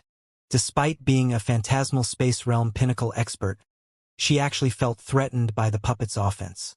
She hurriedly raised both of her hands to fend off the puppet's punch. Pong! The palm and the fist collided, and a crushing shockwave rippled into the surroundings. Before Zhang Feifei could even react, she was flying backward at a furious speed as if a kicked ball. Pooh! Her back crashed heavily into the wall, and crimson blood spewed from her mouth.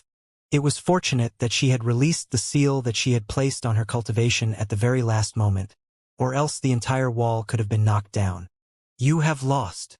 Before Zhang Feifei could say a word, the puppet before her waved its hands with a forlorn expression, as if deeply regretting the fact that it had been born with such great strength that it would never be able to find a proper opponent.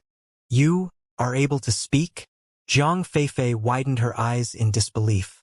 Without a doubt, the Xingyun puppet was indeed very powerful, but it should not have been capable of speech. Yet, the one that the other party had crafted had actually begun speaking human speech. What the heck was going on? There was a huge difference in a puppet that was unable to speak and one that was able to speak. I had some time after assembling it, so I enchanted it while I was at it, Xianxia explained. Zhang Feifei. It took her some time before she was able to steady her breathing once more. In less than 10 seconds, not only did you manage to carve the puppet, you were even able to make some clothes for it and enchant it? Even with speed like hers, 10 breaths would only be sufficient for her to carve 2 parts, and the puppet standing before her had to have tens of thousands of parts. Was this not a little too exaggerated? Yes, I am the Inceptive Sage of the Spirit Awakener Guild, so I'm able to conduct spirit enchantment quite quickly, Xianxia explained.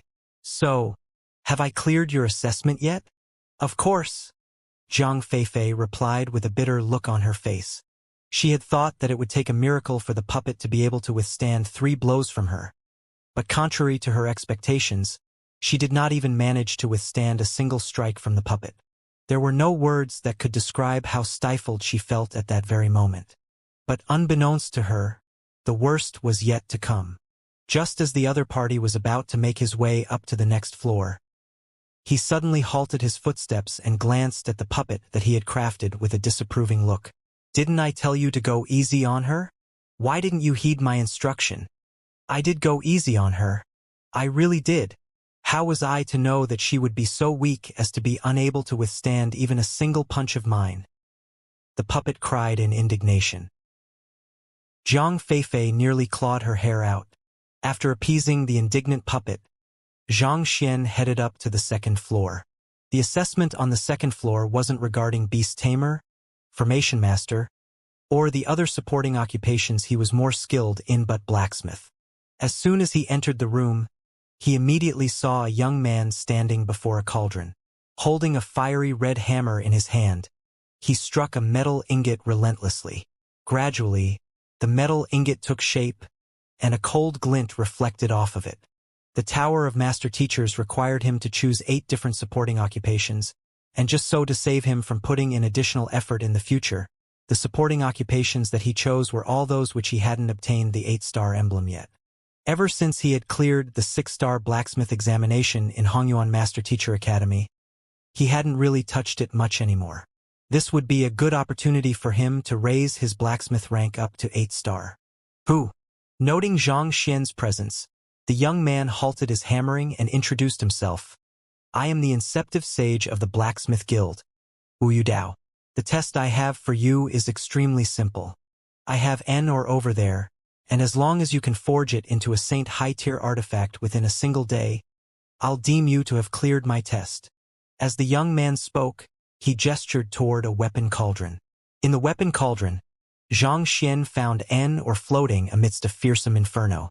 The flames were so intense that heat waves rippled relentlessly from it. But even so, the ore still showed no signs of melting whatsoever. "Is that the violet firmament blazestone?" Xianxia frowned. The violet firmament blazestone was known to be the hardest grade 8 ore to process. Even 8-star pinnacle blacksmiths would struggle to melt it down and refine it properly. Yet, the young man before him actually wanted him to refine such an ore. It seemed like clearing the Tower of Master Teachers was truly not going to be easy. Nevertheless, there was still an upside to this. While the violet firmament blazestone was extremely difficult to process, it was an incredibly valuable material that could be easily forged into a Saint intermediate tier weapon once refined and forged. Just by using a slightly more refined forging technique, it wouldn't be too difficult to forge a Saint high-tier artifact out of it. In other words, the hardest aspect of the assessment lay not in the forging of a Saint high-tier artifact but the melting and smithing of the ore into a suitable weapon. Indeed, this serves to assess your understanding of processing ores and smithing. If you are unable to melt the violet firmament blazestone within a day, I'll have no choice but to fail you. Wu Dao replied with a wave of his hand before turning his attention back to forging his weapon, not bothering to pay any heed to Xianxia anymore. All right. Knowing that this was a part of the assessment, Xianxia immediately dived straight to work. He activated his Eye of Insight and began examining the violet firmament blazestone carefully. There was no problem with the heat conductivity of the weapon cauldron or the coal fueling the flames. It was just that the melting point of the violet firmament blazestone was way too high. It would require the hottest of the earth flames in order to melt it, and that was a temperature that would be nigh impossible to reach even if a blacksmith were to pump his Xianxia into the flames as quickly as he could. However, the young man hadn't given him a formation to retrieve earth flames to work with, so that would probably mean that he would have to find some way to cope with the current materials he had at hand. This will be really troublesome. It must be said that this assessment was far more difficult than what Xianxia had expected. Nevertheless, there's no way I could let something like this impede my footsteps. Were it to be any other 8-star blacksmith, they might have really felt utter helplessness at the situation. However, to Xianxia, this actually wasn't too much of a problem at all. He had gone through all of the books in the Blacksmith Guild, so his understanding of smithing had already reached a level comparable to 8-star pinnacle blacksmiths, perhaps on par with some 9-star primary blacksmiths even. Even without using the Library of Heaven's Path, there were at least several dozen methods he had at the top of his head to melt the violet firmament blazestone. With a leisurely chuckle, Xianxia walked up to the cauldron and tapped his finger forward. Several dozen surges of Xianxia immediately shot forth from his finger and shrouded the flames. Tzzzzzzzzzzzz. Surrounded by Xianxia's Xianxia, the flames suddenly surged in intensity, as if someone had breathed life into it. The crimson flames began taking on a blue tint, and the astounding heat that it emanated caused even the surrounding air to warp slightly. That is, a grade 8 spirit gathering formation? Upon seeing the sight, Wu Dao halted his forging and exclaimed in astonishment. Most formidable weapons would have unique formations carved onto them in order to reinforce their durability and bolster their fighting prowess. For this reason, most expert blacksmiths were highly skilled in formations too. But to be honest, while he had expected the other party to attempt to toss in some kind of flame catalyst in order to bolster the intensity of the flames, he hadn't thought that the other party would actually dive straight into constructing up a mini spirit gathering formation. Furthermore, the other party actually managed to construct such a small-scale spirit gathering formation with just his Xianxia, and more importantly, he did it within such a short period of time as well. Tzzzzzzzz. With the massive influx of spiritual energy, the temperature of the coal swiftly rose. However, it was still some way off from reaching the level of heat required to melt the violet firmament blazestone. Even though the violet ore reflected a brilliant blue-tinted light, there didn't seem to be too much change to its physical state under the searing flames. It's not a bad idea to intensify the flames in the weapon cauldron by concentrating spiritual energy into it, but it's still insufficient to melt down an ore of the tier of the violet firmament blazestone.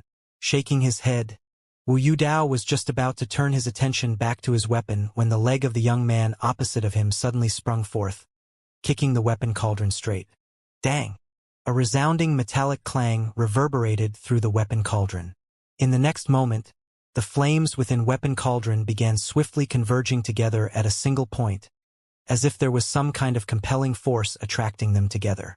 It took just an instant for the massive outburst of flames to be compressed down to a size reminiscent of the tip of a sword, and it began slicing the violet firmament blazestone up into innumerable pieces.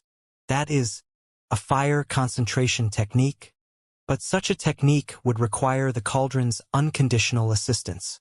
How in the world did he manage to pull it off? Once again, Wu Yudao found himself dumbstruck. Just as the name suggested, fire concentration technique was a skill that allowed one to focus the flames at a single point, thus driving the temperature up to an unbelievable degree. Indubitably, it was an extremely useful and effective technique, but unfortunately, it was a highly demanding exploit for both the cauldron and the blacksmith. The two would require a relationship of mutual trust and impeccable coordination in order to pull off a fire concentration technique. Considering that it had only been several dozen breaths since the young man opposite of him had only met the cauldron, how in the world did they manage to accomplish a fire concentration technique? Just as Wu Yudao was completely flabbergasted by the situation, the weapon cauldron suddenly wobbled its massive body over to him and opened up its lid. A voice so deep that it was reminiscent of the rumbling of thunder echoed loudly in the room. "Lend me your blue incandescent stone for a use." Ah! Not expecting his own weapon cauldron to speak to him in such a manner, Wu Yudao froze on the spot in shock.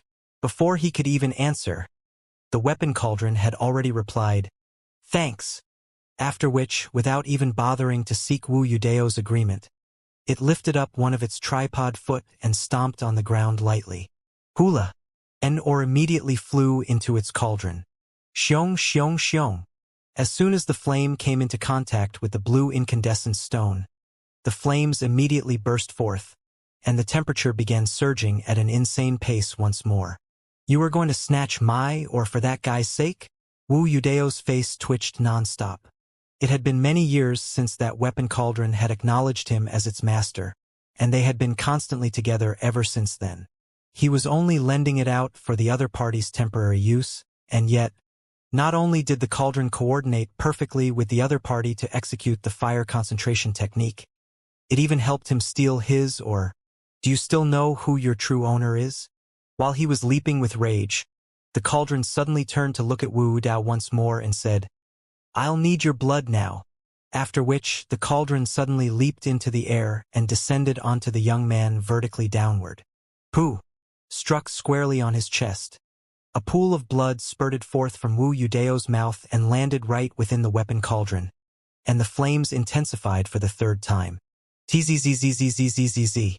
With the multiple surges in the temperature, the violet firmament blazestone was finally unable to retain its state any longer, and cracks began appearing on its surface, following which its tough exterior began to soften, showing signs of liquefying. Seeing that it was a success, Xianxia's eyes lit up. He swiftly shot forth a burst of Jinqi with a tap of his finger. Hula! The ore in the cauldron immediately flew out, and with the hammer in hand, Xianxian swiftly hammered on the ore with incredible deftness. 3 breaths later, the forged weapon was plunged into a specially concocted cold fluid. A stream of white smoke rose amidst a resounding sizzle. Soon, Xianxian fished out the completed product and remarked with a satisfied smile, "I'm done smithing." "You're done." Perplexed, Wu Yudao turned his head over to the completed product, and just a single look was more than enough to send his cheeks into endless spasms. Is that even a weapon? What that was placed on the table wasn't a sword or anything that he would consider as a weapon. It was a perfectly square brick. Be it setting up a spirit-gathering formation to intensify the flames or concentrating the flames together to heighten the heat, the other party had already displayed a deep understanding of manipulation of flames, such that it was very likely that the other party was almost on par with him when in terms of proficiency in smithing. But why would he so slipshod when it came to forging the weapon? That was a violet firmament blazestone. It was an incredibly valuable, or even from the perspective of an inceptive sage like him. Even if it wasn't enough to forge a saber or a spear, there shouldn't be too much problem making a dagger out of it. And yet, of all possibilities, he chose to make a brick instead. Wu Yudeo's face twitched non-stop, and he felt himself getting a little short on breath from the sheer state of agitation he was in. As the inceptive sage of the Blacksmith Guild, he had something that could be described as an extreme obsession with perfecting weapons. If there were to be the slightest millimeter of imperfection in his forging, he would simply melt down the entire weapon and redo it right from the start. In view that he was assessing another person's work, he had no choice but to tolerate slight imperfections in the other party's work. But this brick didn't have the slightest thing to do with a weapon at all. So how could he possibly accept this? It was not as if the other party was a bricklayer, so why in the world did he choose to forge a brick? You can check on it. It should have reached Saint High Tier. Paying no heed to the frenzied look on Wu Yudeo's face, Xianxia said with a casual wave of his hand. Saint High Tier. The last remark from Xianxia was the very last straw for Wu Yudao. Unable to tolerate it any longer, he snapped. What's the use of a mere brick even if it has really reached Saint High Tier? On the other hand, facing Wu Yudeo's questioning, Xianxia shook his head in disapproval, as if disappointed by the other party's inability to recognize a treasure before his eyes. Before picking up the metal brick from the table and said with a hint of pride, its uses are far greater than what you can imagine. It would be no exaggeration to say that it's the most formidable weapon in the world. However, those words only seemed to further fan Wu Yudeo's rage, and it was to the point that he began laughing out of sheer anger. The most formidable weapon in the world? Why don't you show me just what is so formidable about the brick you have forged? There should at least be a limit to one's lies. A perfectly square brick, bulky and heavy, lacking in reach and devoid of a sharp edge. How was one supposed to fight with such a weapon? Do you still have any weapon forged out of violet firmament blazestone? Whether my brick is truly strong or not, we'll be able to tell with a swift test. Xianxia replied calmly. You want to test out your brick? Humph. Let's do just that then. As he said those words, Wu Yudao flicked his wrist and retrieved 3 weapons. Saber, spear, and sword. These were all forged out of the violet firmament blazestone, and the overwhelming cold aura that emanated from them left one feeling as if one's skin had been pierced through and that one's blood was about to freeze over. With just a look, it was apparent that all 3 of those weapons were of extremely high-tier, wielding formidable strength. The forging of these 3 weapons had taken Wu Yudao tremendous effort, especially with the processing of the violet firmament blazestone. As long as any of these 3 weapons of yours is able to withstand the might of my brick, I'll consider it as my loss, Xianxia said with a smile. Very well. Let me see what kind of might does that brick of yours wield. Hearing the arrogant words spoken by the young man before him, Wu Yudao harumphed coldly. With a flick of his wrist, his sword flew forth in Xianxia's direction. In the face of the incoming sword, Xianxia didn't make any particularly large actions. Instead, with a simple fling of his sleeve, he flung his brick forward to fend against the sword. Kacha! The brick and the sword collided forcefully with one another, and in the next instant, the sword shattered into 2 with a resounding clang. This? Wu Yudao widened his eyes in horror.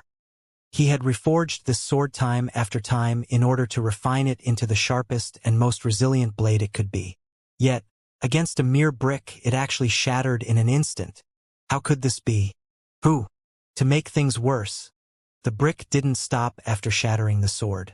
It swiftly flew for the saber and spear floating behind Wu Yudao. Kacha! Kacha! 2 crisp echoes sounded the end of the other 2 weapons that Wu Yudao had forged with great difficulty. Why you? Wu Yudao's teeth clattered at that sight, a little overwhelmed by the situation going on before him. It was one thing for one of his weapon to be destroyed so easily, but for all 3 to be shattered by a simple brick so easily, no matter how slow-witted he was, it was more than obvious to him that there was something much deeper to the simple-looking brick before him. It was at a completely different tier from the other weapons he had forged so far. A brick might lack a sharp edge, but its bulkiness allows it to overcome any weapon through sheer force. Placing his hands behind his back, Xianxia glanced at Wu Yudao with the air of an unfathomable expert. Weapons are tools intended to raise a cultivator's fighting prowess. Their forms are only of secondary concern. What's truly important are their might. While the violet firmament blazestone allows for the forging of extraordinarily sharp weapons, there is a fatal flaw with such weapons: brittleness. They might still fare fine against other light weapons, but once faced with a heavy weapon, they would swiftly shatter like fragile crystals under the immense pressure exerted on them. Can a weapon that breaks in the middle of a battle be considered as a good weapon? Wu Yudao was stumped by those words. He had used the violet firmament blazestone to forge quite a few weapons, but just like what the other party had said, they were lacking in resilience. But he didn't view this lack in resilience as a major problem. After all, there was no way they could be too fragile as Saint high-tier weapons. Furthermore, the strength of a sword lay primarily in its sharpness and flexibility, and it would be impractical to expect it to be resilient as well.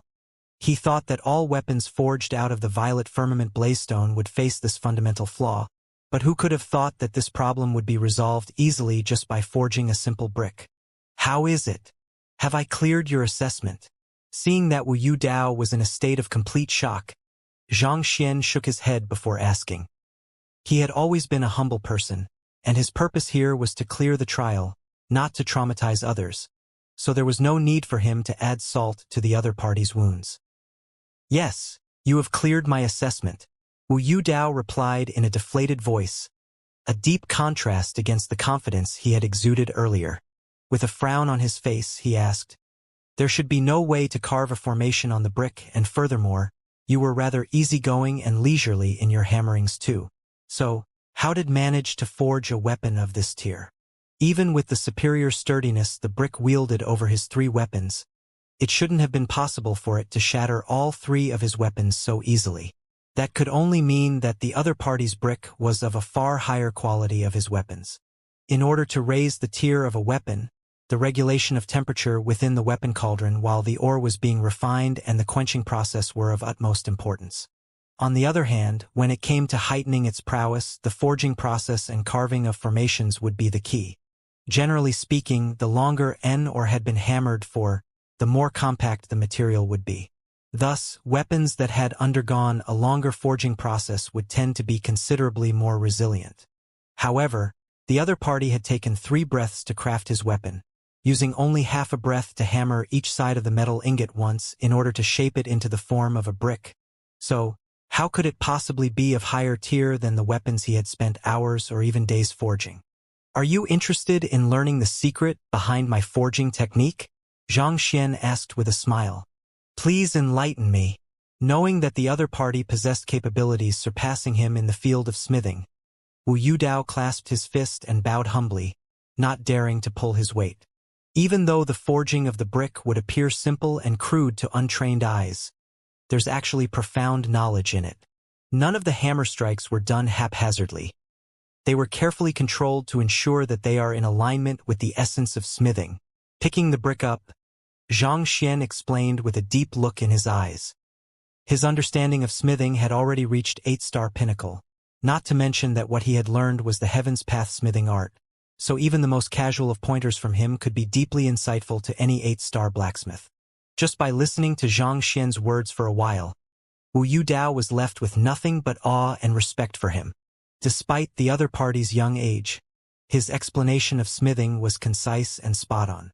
Through simple words, the other party was able to bring out the most profound of concepts, leaving him feeling deeply enlightened, as if many epiphanies were striking him one after another. Very soon, the intricacies behind the mysterious brick forging techniques were deciphered to Wu Yudao. Farewell. After finishing his piece, Xianxia bade his leave and began heading for the 3rd floor. Seeing the young man off with his gaze, Wu Yudao swiftly ran through what he had just learned, and his eyes gleamed in excitement. So, my conceptualization of smithing has been wrong all along. From this day onward, I shall smith swords and sabers no more and dedicate the entirety of my time and effort into forging bricks. What swords, sabers, spears, All those meant nothing to the absolute brick. Offering the heaviest of offense and the sturdiest of defense, what other weapons could possibly compete with the brick? This was a weapon that was worth dedicating his entire life into pursuing. With such a thought in mind, Wu Yudao swiftly took out several oars and began forging. On the other hand, the culprit who had just led a talented blacksmith astray was currently heading up a flight of stairs, wondering, I took almost 10 minutes before I could clear the second floor. Is this a little too slow? I'll really have to speed up for the later floors. And soon, he found himself standing before the inceptive sage of the Seer Guild. What was unbeknownst to Xianxia in this very moment was that he had unwittingly groomed a true brick master blacksmith. This was the very day that a certain man vowed that no other weapons other than a brick would be produced by his hands, and countless experts viewed it as the greatest of glory to obtain a brick personally forged by that man. Xianxia. Upon seeing Xianxia, the inceptive sage of the Seer Guild quickly greeted him with a clasped fist. Is Elder Feng still doing well? Xianxia replied the greeting. Back then, while he was in the Shrine of Seers, he had unwittingly destroyed the other party's treasure and tore down the entire place. In the end, he even caused the other party to be struck by lightning too, and that had left him feeling deeply guilt-ridden. He's in the midst of a seclusion at the moment, the inceptive sage of the Seer Guild replied. He seems to be a little down at the moment for some reason. Hearing those words, Xianxia scratched his head awkwardly. He could still remember the imposing air that Elder Feng carried with him when they had first met, and he couldn't help but feel that he was the cause of the other party's slump. I know that Elder Feng intends to take you in as his direct disciple, but still, as one of the guardians of the Tower of Master Teachers, I can't be going easy on you. This is to uphold the integrity and sanctity of the trial. The inceptive sage said. Of course, I understand. Xianxia replied with a polite smile. Of the supporting occupations he hadn't reached a proficiency of 8-star yet. Poison Master and Soul Oracle were automatically excluded from the list of choices, so he had no choice but to pick Seer as well. While he hadn't read any books regarding the occupation, he didn't think that it would be too difficult for him to clear its trial. Good. The assessment will be very simple. The both of us shall be divining an event simultaneously, and as long as your conclusion is the same as mine, I'll consider it as your victory. The inceptive sage explained the rules. It went without saying that the assessment for seers would be related to divining. While each seer possessed a different level of ability from one another, as long as their divination was right, they should still arrive at the same conclusion. Understood. Xianxia nodded. All right, I'll divine that you won't be able to clear the Tower of Master Teachers today. The inceptive sage said with a smile. You are going to divine that I won't be able to clear the Tower of Master Teachers today? Xianxia's eyebrows shot up. This was a paradoxical statement. Clearly, the other party was intentionally setting up a trap for him. If he were to say something that he would be able to clear the trial, that would be at odds with the declaration made by the inceptive sage, thus spelling his instantaneous disqualification. But even if he were to agree with the inceptive sage and temporarily clear this floor, the inceptive sage still had the option to choose not to acknowledge his victory later on as long as there was a valid reason behind it. In other words, even if he were to clear the remaining 6 floors afterward, the inceptive sage could still revoke his acknowledgement under the grounds of his inaccurate divination, and thus resulting in the overall failure of the trial.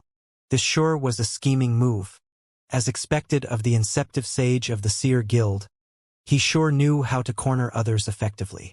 Indeed, as long as you agree with my words, I'll let you pass right now. The inceptive sage said with a smile. To be honest, even though it wasn't exactly the young man's fault, he still couldn't help but feel that the young man had some blame to play behind the Shrine of Seer's collapse and Elder Feng's slump.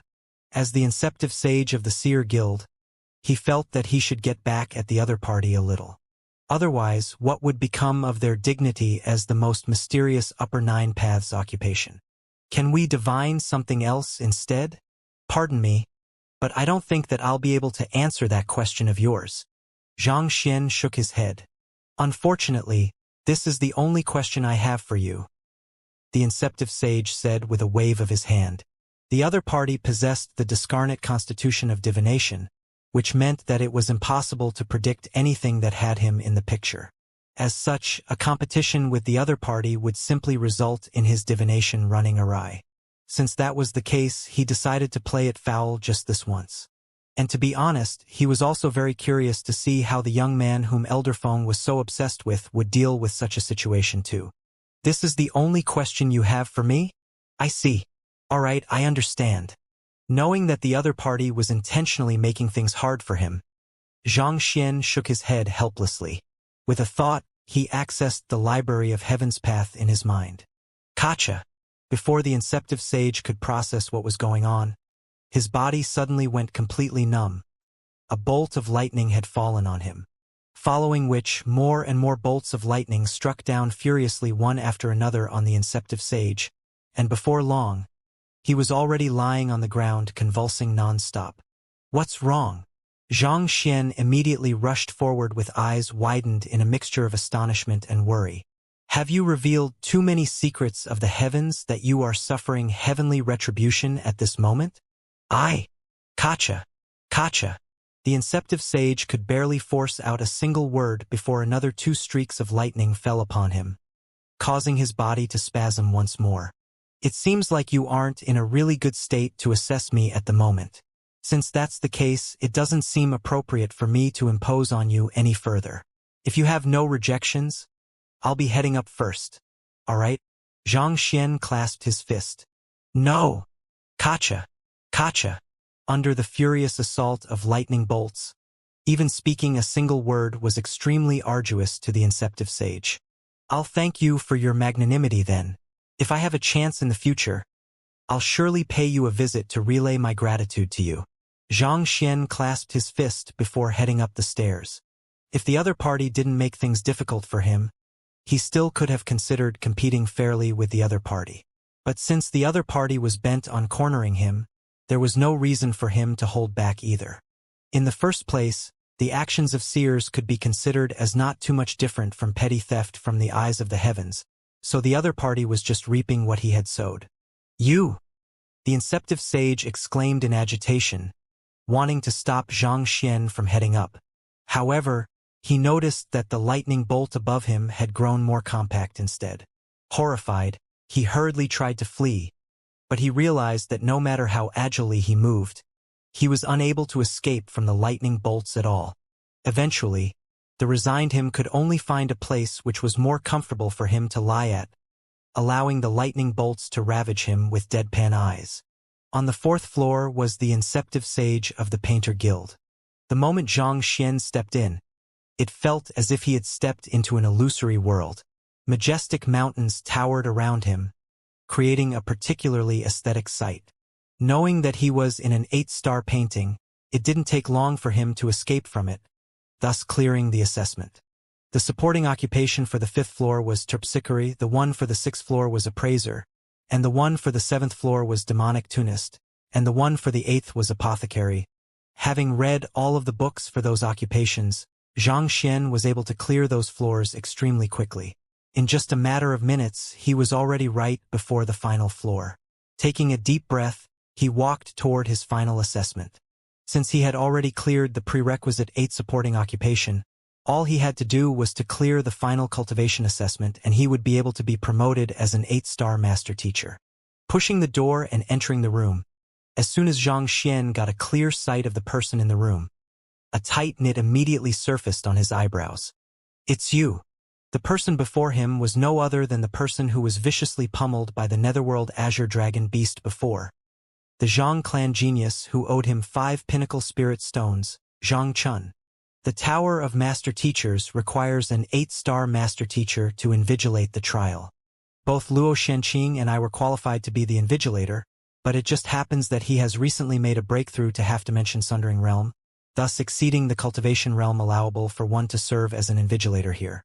So, I'll be the one who will be assessing you today. Zhang Chun chuckled softly. With a flick of his wrist, he took out a jade container and flicked it over to Xianxia's direction.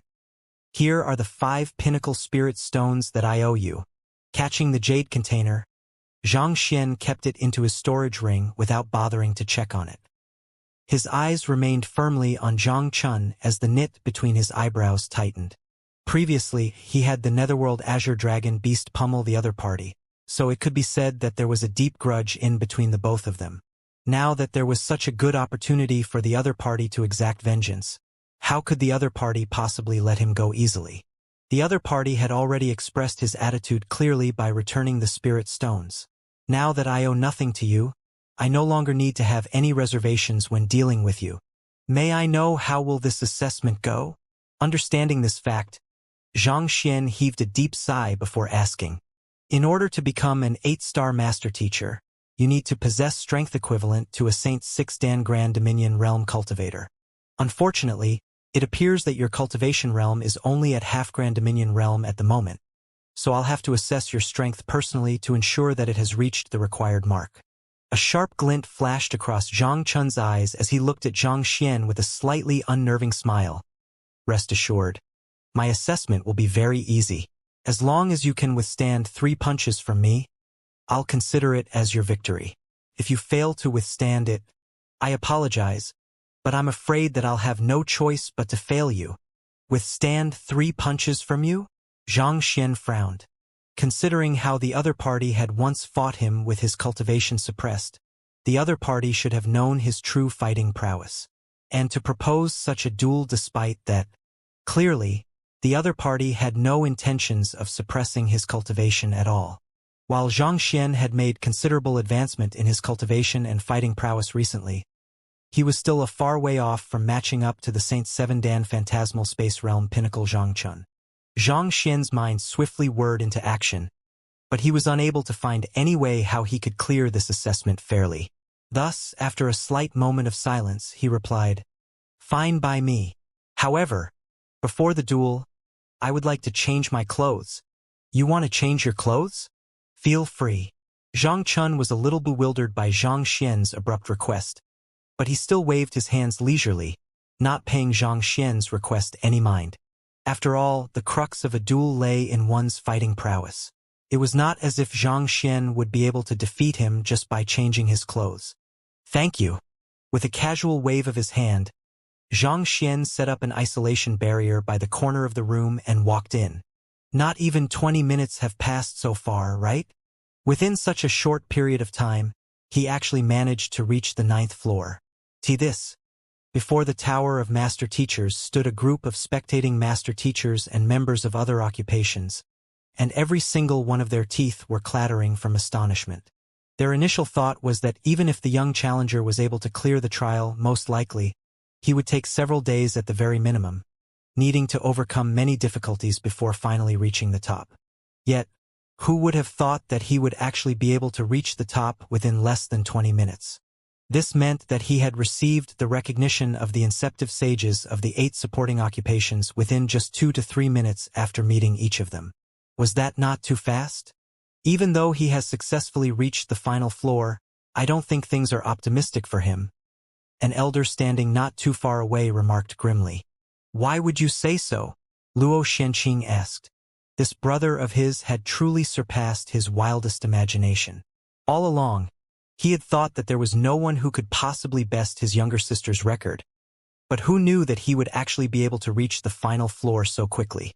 The final floor was mainly a trial to assess the challenger's cultivation, and considering Zhang Xian's frightening fighting prowess, it should be a walk in the park for him to clear the trial.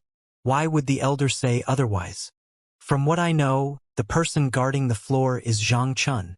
I've heard that the both of them had some grudges with one another in the past, the elder said.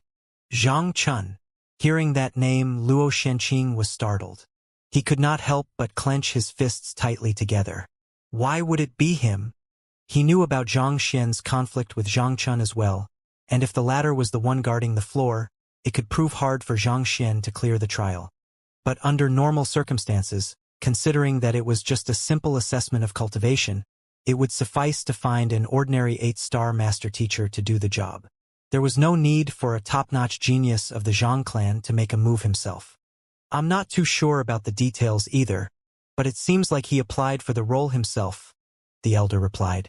As one of the core members of the Zhang clan, Zhang Chun had a massive intelligence network all over the Sanctum of Sages, allowing him to remain up to date with the various affairs going on.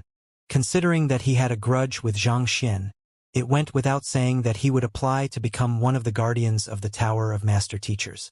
Damn it! If that fellow makes things difficult for Xianxia, I'll surely give him a beating he will never forget once he comes out of the Tower of Master Teachers. If I don't make him bedbound for at least half a year, my surname won't be Luo. Luo Xianqing vowed viciously with gritted teeth. He had been wanting to pummel Zhang ever since achieving a breakthrough in his cultivation. But before he could make a move, he had ended up learning about his younger sister's affairs, and in the midst of settling the matter, he had been forced to summon his lightning tribulation. In the end, before he could make a move, the other party had ended up making the first move. If that darn Zhang intentionally made things difficult for Xianxia and failed him, he would never let that bastard go. If he did not beat that fellow up till the point where even his parents would not be able to recognize him, his name would not be Luo Xianqing. In the first place, the Tower of Master Teachers is known to be one of the hardest trials in the Sanctum of Sages. If Xianxia clears it too easily, others will only question the legitimacy of the trial in the future. Shaking his head, the elder was in the midst of his words when the ground suddenly began trembling. Boom! He quickly raised his head and saw a human-sized protrusion appearing on the walls of the 9th floor of the Tower of Master Teachers. Xianxia has been beaten up, the elder exclaimed. Luo Xianqing anxiously turned his gaze upward too. Boom! Another resounding explosion sounded, and the human-sized protrusion on the wall became even bigger. Stone fragments that had chipped off from the tower rained ceaselessly on the ground.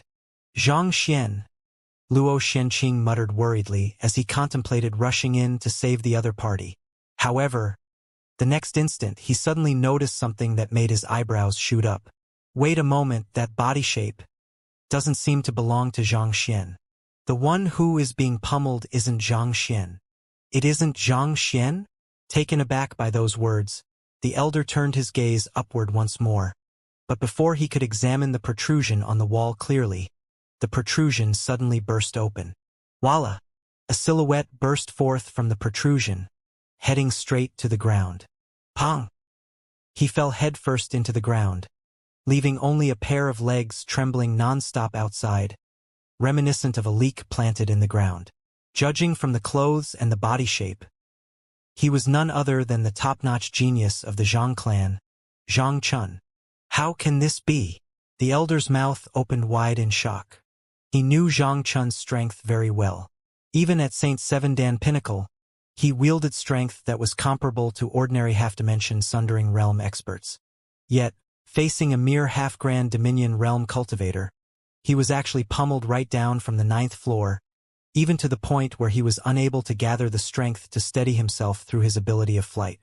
The elder rubbed his eyes forcefully, and he had to take several good looks at the situation before he was finally able to convince himself that he was not seeing things.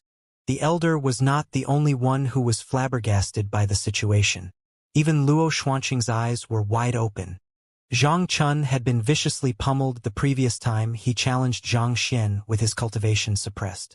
Could it be that he still had not learned his lesson and chose to suppress his cultivation yet again? If that was the case, he really was a true masochist through and through. Boom! However, before he could think too much into it, the ground suddenly shook.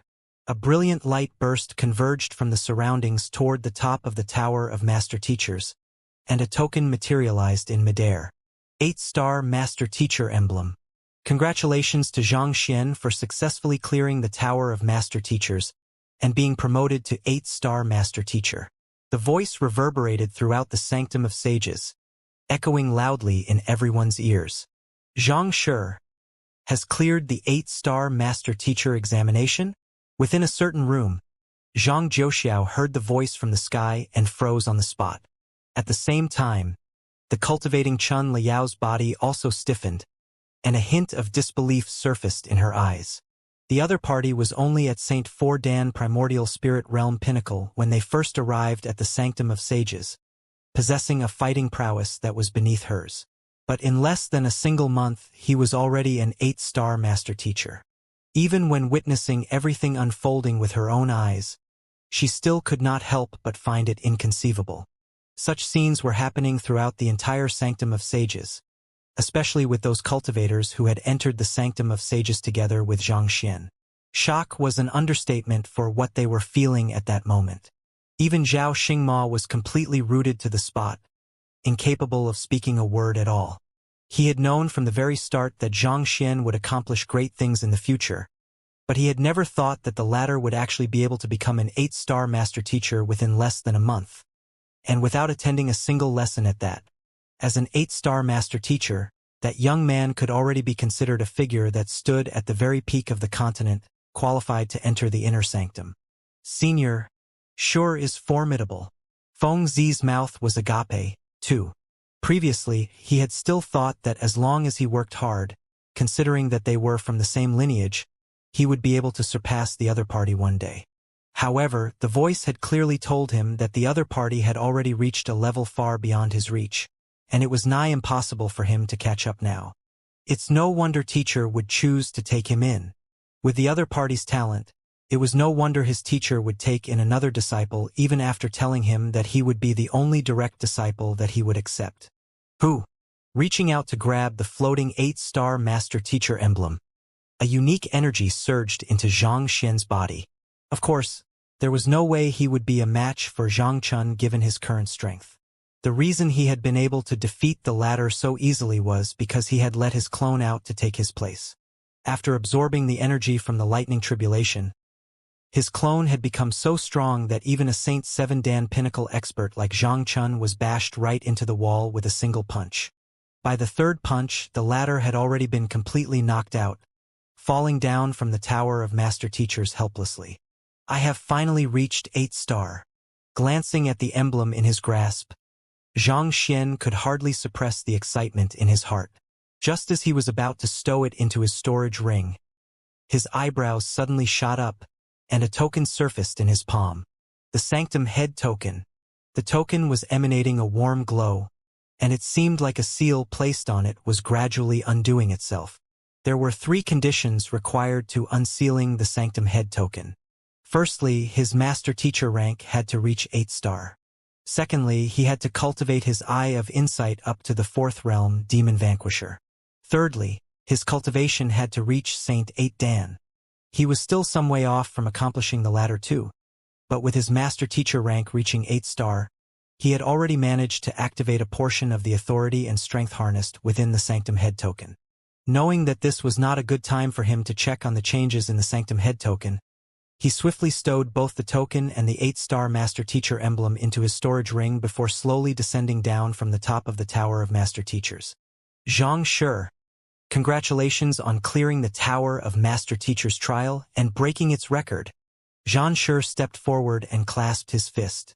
Even at this point, he still could not help but feel as if he was in a dream. To clear all 9 floors within 20 minutes, winning the acknowledgement of 9 top geniuses of their Sanctum of Sages. That was a feat that even the little princess of the Luo clan was incapable of. If I may ask, am I qualified to enter the inner sanctum now? Zhang Xian asked with a polite smile. Of course. If you wish to head there now, I can bring you over, Zhang Shi said with a nod. To tell you the truth, there isn't much of a difference between the inner sanctum and the rest of the Sanctum of Sages, perhaps except for the concentration in spiritual energy. I understand, but I would still like to head there. I'll be troubling you to lead the way then. Sanctum Head Zhang. Zhang Xian clasped his fist. At the other party's insistence, Zhang Shi nodded with a hint of approval in his eyes. The young man had just challenged a major trial, but he still insisted on heading to the inner sanctum instead of resting.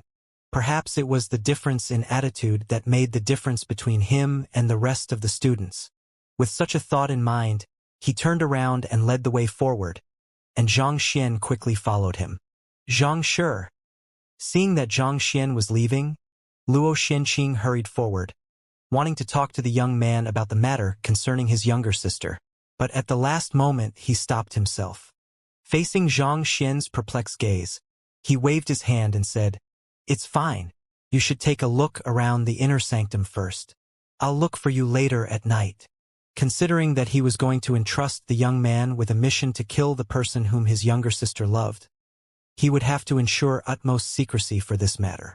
There were many experts present on the scene. Some of them were adept in soul arts even, so it would be best for him to find the young man later on and speak to him in a more private environment. After all, this was not a particularly honorable matter to speak of in public. All right. Xianxia swiftly assessed Luo Xianqing carefully and noted that the other party's cultivation was already fully reinforced. He nodded with a bright smile before following Xianxia to the inner sanctum. The inner sanctum of the Sanctum of Sages was not located in any of the 5 halls but within a lake far away from the major infrastructure. Xianxia took out an insignia and waved it over the lake, and the seal cast over the lake swiftly came undone, following which, a massive gate surfaced from the depths of the water, and particularly overwhelming spatial energy rippled forth from it. What formidable control of space! Zhang Xian's eyebrows shot up in astonishment.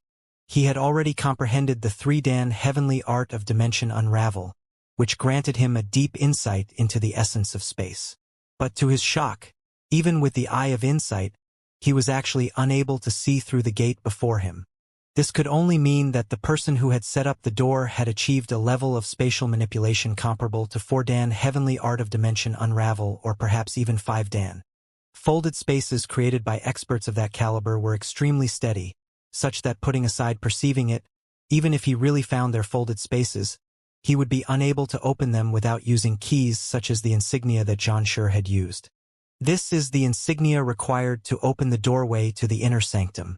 All students of the inner sanctum have one, and it serves as a representation of their identity, Xianxia said as he passed the insignia over to Xianxia.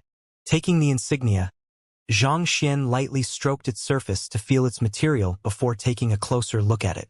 There was a dense congregation of inscriptions on its surface, and surprisingly, these inscriptions bore a striking resemblance to the seal in the subterranean gallery that was used to cut off the otherworldly battlefields from the master-teacher continent. They were marks of a spatial formation. Dripping a droplet of blood on it to claim ownership of the insignia, Xianxia placed it in his storage ring. All right, let's enter, Xianxia said as he led the way in, and Xianxia quickly followed suit. The moment Xianxia stepped through the door, he felt as if he had been transported through space. Before he knew it, he was already standing within a building.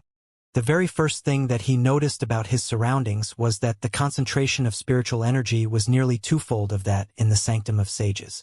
It was so concentrated that it felt as if it would form liquid spirit essence with just a simple grasp of his hand. What was incomparably valuable in the Hongyuan Master Teacher Academy turned out to be commonplace here. It's indeed a blessed land for cultivation, Xianxia remarked. The higher the concentration of spiritual energy, the faster one would be able to cultivate. With how dense the concentration of spiritual energy was, even if one did not actively cultivate, the spiritual energy would still dive into one's body through one's acupoints of its own accord, pushing one's cultivation up gradually.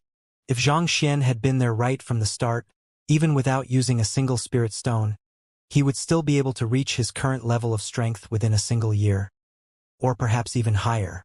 It was truly no wonder there were so many outstanding young experts in the sage clans.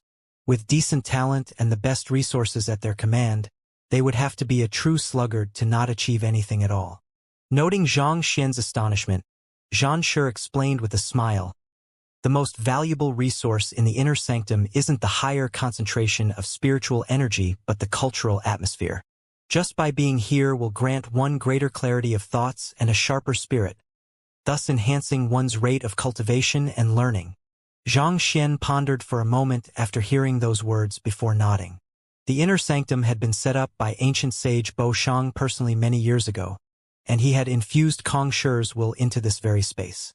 This will had been further enhanced by the countless geniuses who had studied and cultivated there over the past several dozen millenniums, thus creating a unique atmosphere in the area that made one subconsciously desire to learn, cultivate, and reach greater heights. After allowing Xianxia some time to soak in the area's atmosphere, Xianxia said, "Let's go and pay our respects to Sage Kuei's sculpture first." Sage Kuei's sculpture? Xianxia asked with a hint of confusion. Even though the folded space was set up by ancient sage Bo Shang, it's mainly due to Sage Kuei that it's survived up till now, grooming many generations of experts. Xianxia explained. As you know, folded spaces are inherently unstable, and this is especially so for spaces such as this that harness such concentrated spiritual energy. In order to prevent any mishap from happening, some kind of order must be actively sustained in here, and if not Sage Kuei's efforts over the many years, the inner sanctum would have long collapsed. Zhang Xian nodded in response to those words. In a sense, folded spaces could be compared to balloons. If they were not maintained carefully, putting aside growing larger, they would even slowly deflate as time went by. The only reason the myriad anthive nest, for example, had been able to remain so stable so far was due to the myriad anthive queen sustaining it. Otherwise, it likely would have collapsed long ago. The same went for the mountain gate. It was due to the dissipation of Sage Kuei's will that resulted in its swift collapse afterward. Considering how spiritual energy was even more aplenty within this folded space, it went without saying that it would be even more prone to instability. There was no way such a space could be sustained for several dozen millenniums without a powerful will guarding it. Soon, the both of them arrived before a massive sculpture.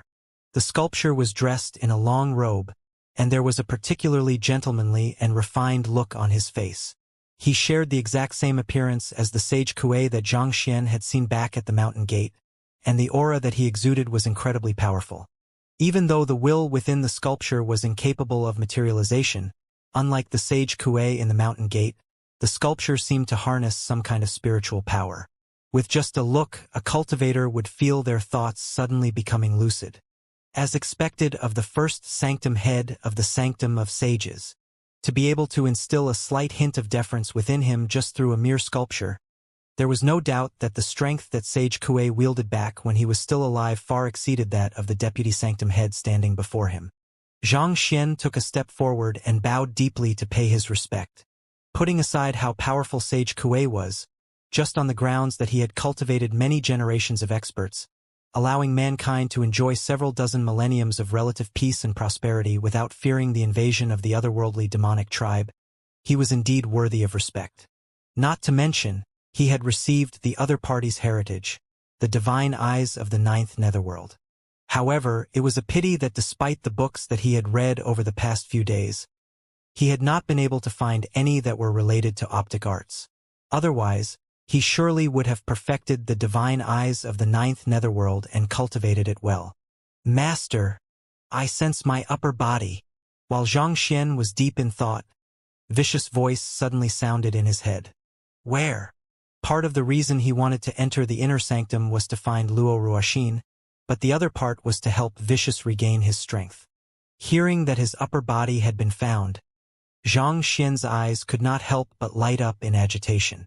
It's inside this sculpture, Vicious replied. In the sculpture? Zhang Xian was startled. He found this matter a little hard to believe. He would not have been too shocked if Vicious had told him that his upper body was placed within some ancestral hall or sealed deep underground.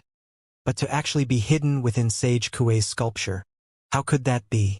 Sage Kuei was the direct disciple of ancient sage Bo Shang, which meant that he was Kong Shi's grand student. As the first sanctum head of the Sanctum of Sages, his hatred for the otherworldly demonic tribe was so deep-seated that it could be said to be carved right into his bones.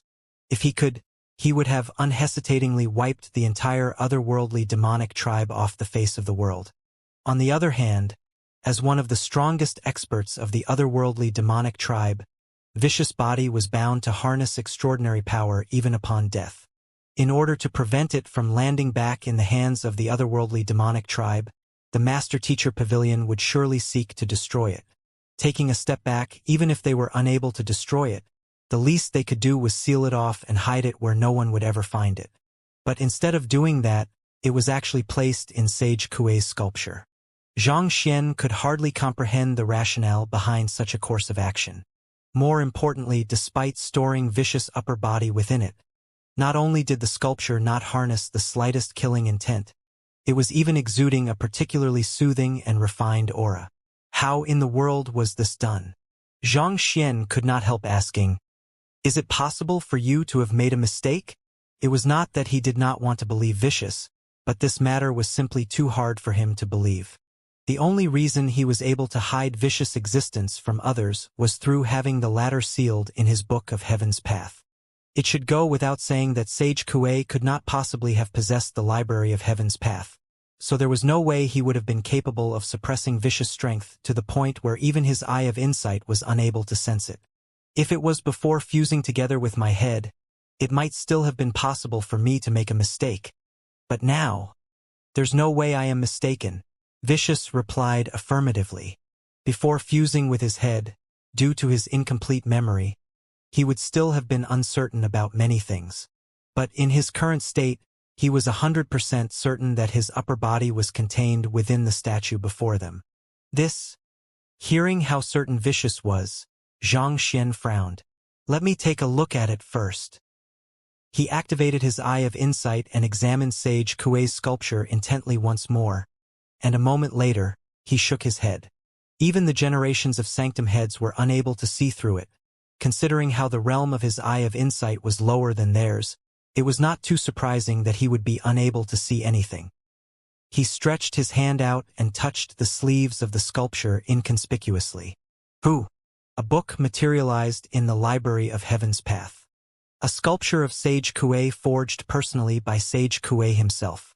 Forged using celestial bluestone, it harnesses both ancient sage Bo Shang's will and vicious upper body. It is a vital keystone in stabilizing the space in the inner sanctum and regulating the spiritual energy in the air. The description and origin of the sculpture was jotted in detail in the book. It's really inside. Zhang Xian's eyebrows scrunched up further. There was no way the Library of Heaven's Path could have made a mistake. Without a doubt, vicious upper body was really in the sculpture. But still, to use the skeletal frame of an otherworldly demon expert to stabilize the inner sanctum and yet still prevent its killing intent from permeating the area, just how did they manage to do it? Zhang Shi. Seeing that Zhang Xian had fallen into a daze, Zhang Shi called out loudly. Pardon me. I was so overwhelmed by Sage Kuei's imposing disposition that I lost myself for a moment. Zhang Xian quickly clasped his fist and apologized. This matter concerned Vicious, so there was no way he could say it aloud before Zhang Shi. Nevertheless, it felt like there was more to this issue. He would have to first make sense out of the matter first before making a move so as to prevent any unnecessary implications from occurring. It's fine, I understand that feeling. I was also stunned for quite a while myself when I first saw Sage Kuei's sculpture. It really felt as if an ancestor was standing right before me, imparting valuable knowledge. Oblivious to Zhang Xian's true thoughts, Zhang Shi let out a light chuckle. Zhang Xian nodded silently. At this point, a thought suddenly surfaced in his mind. If vicious upper body has been sealed in Sage Kuei's sculpture and is suppressed by Sage Kuei's will, could this mean that it's unable to develop a new will? Each of vicious body parts, be it the heart, finger, or head, had all birthed an individual consciousness of their own. However, under the constant suppression of Sage Kuei's will, there was a good possibility that the upper body might not have been able to successfully birth a consciousness. This would mean that his Vicious would have a much easier time assimilating it. Nevertheless, another major problem still stood in his way. In order for Vicious to assimilate his upper body, the sculpture would first have to be destroyed. However, that could very well cause the collapse of the entire inner sanctum. This was not an outcome that was acceptable to him.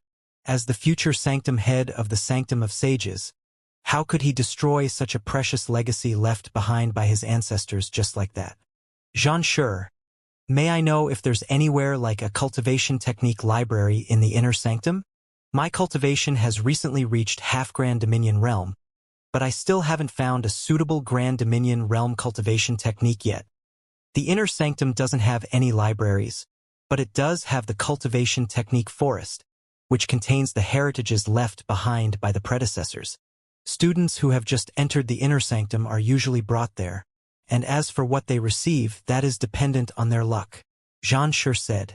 Cultivation technique forest? Indeed. The cultivation techniques that are qualified to be passed down in the inner sanctum are all of Saint High Tier or Saint Pinnacle quality at minimum, but as you know, each cultivator possesses a constitution unique to them. Cultivating a cultivation technique that complemented one's strength could lead one to the very top, whereas cultivating an incompatible cultivation technique could very well cause one's cultivation to go berserk. As such, a cultivator mustn't choose their cultivation technique just by the merit of the might it wields. Xianxia explained. The cultivation technique forest is a place for cultivators to find out what cultivation techniques are suited for them and choose from them. All students in the inner sanctum get a chance to enter the cultivation technique forest to select among the cultivation techniques they are compatible with. Once they have made their choice, they will be unable to change it anymore. I see. Xianxia nodded. Cultivation techniques were similar to occupations in the sense that they would be suited to some people but not others. As such, cultivators would have to assess their own aptitude and choose the path they wish to tread on. Of course, advice from seniors could prove to be useful, but ultimately no one would be able to make the choice for them. This was also the reason Kong Shi promoted the idea of teaching an individual based on their talents. There was no way a systematic lesson plan could possibly cater to all students, and this would lead to some of their talents going to waste. If you wish to give it a try, I can take you there, Xianxia said. That would be deeply appreciated. Zhang Xian nodded. Other than learning of the location of vicious upper body, another important motive for him going to the inner sanctum was to raise his strength. Since Luo Ruoxin had been placed under house arrest by the Luo clan, there was no way she would be there. Rather than wasting his strength searching all around for her, it would be far more practical for him to raise his strength so that he would at least have the ability to protect her when the time came. Please follow me, Xianxia said before leading the way forward. Not too long later, they arrived in a place filled with stone tablets. Looking at it from afar, it really resembled a graveyard. This is the cultivation technique forest. Every single tablet represents a certain cultivation technique. Drive your Xinqi and proceed through the forest slowly. Once you reach the end, the cultivation technique suited to you will jump out on its own, Xianxia said. There's no need to feel tempted by other cultivation techniques in there. If they are unsuited for you, they are bound to inflict some grievous side effects on you, which will limit your future accomplishments. It simply isn't worth it. I understand. You mentioned that the suitable cultivation technique will jump out on its own. Zhang Xian asked curiously. This was the first time he had heard of a cultivation technique jumping forward on its own, and he found the notion rather intriguing. Usually, he would be the one who would be actively seeking out cultivation technique manuals to compile a complete Heaven's Path divine art for him to cultivate, so he could not help but be a little curious as to just what kind of cultivation technique would be deemed suitable for him. That's right. The cultivation technique forest doesn't just contain cultivation technique manuals but the wills of the predecessors as well.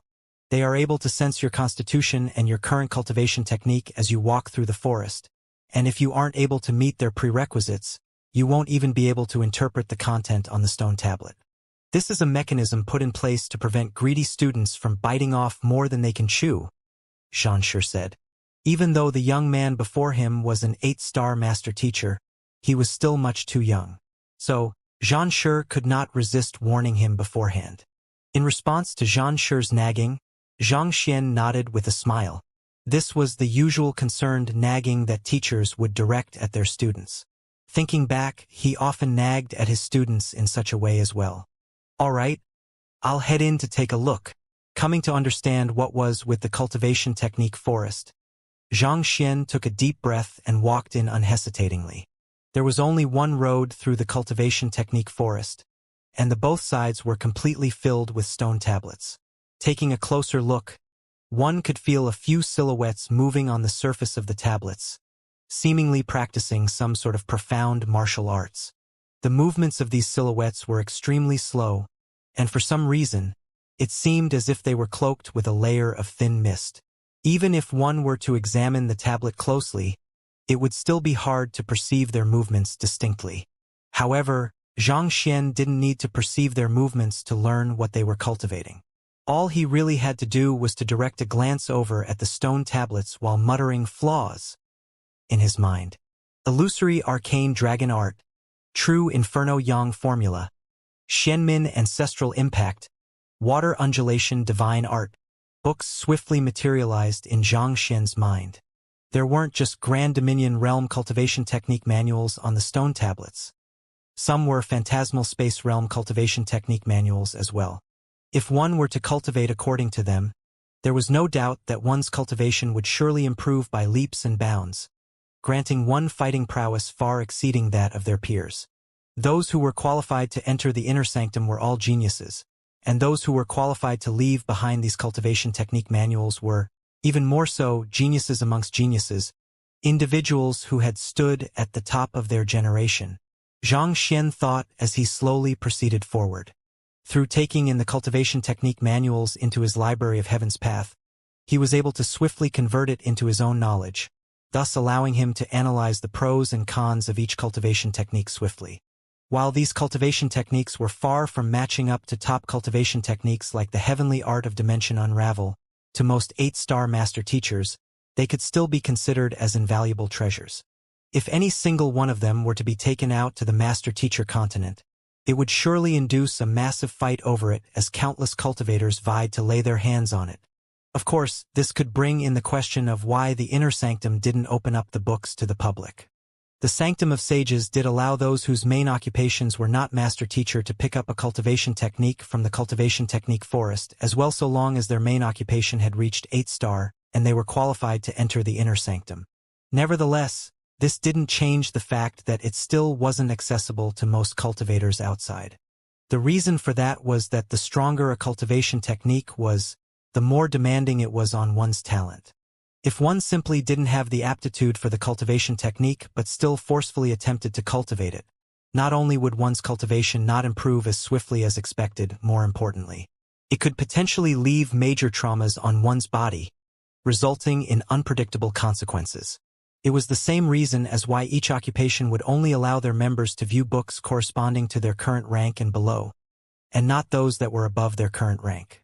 Without building up the necessary fundamental knowledge first, attempting to learn advanced content would, more likely than not, confuse one and possibly distort one's comprehension of the occupation.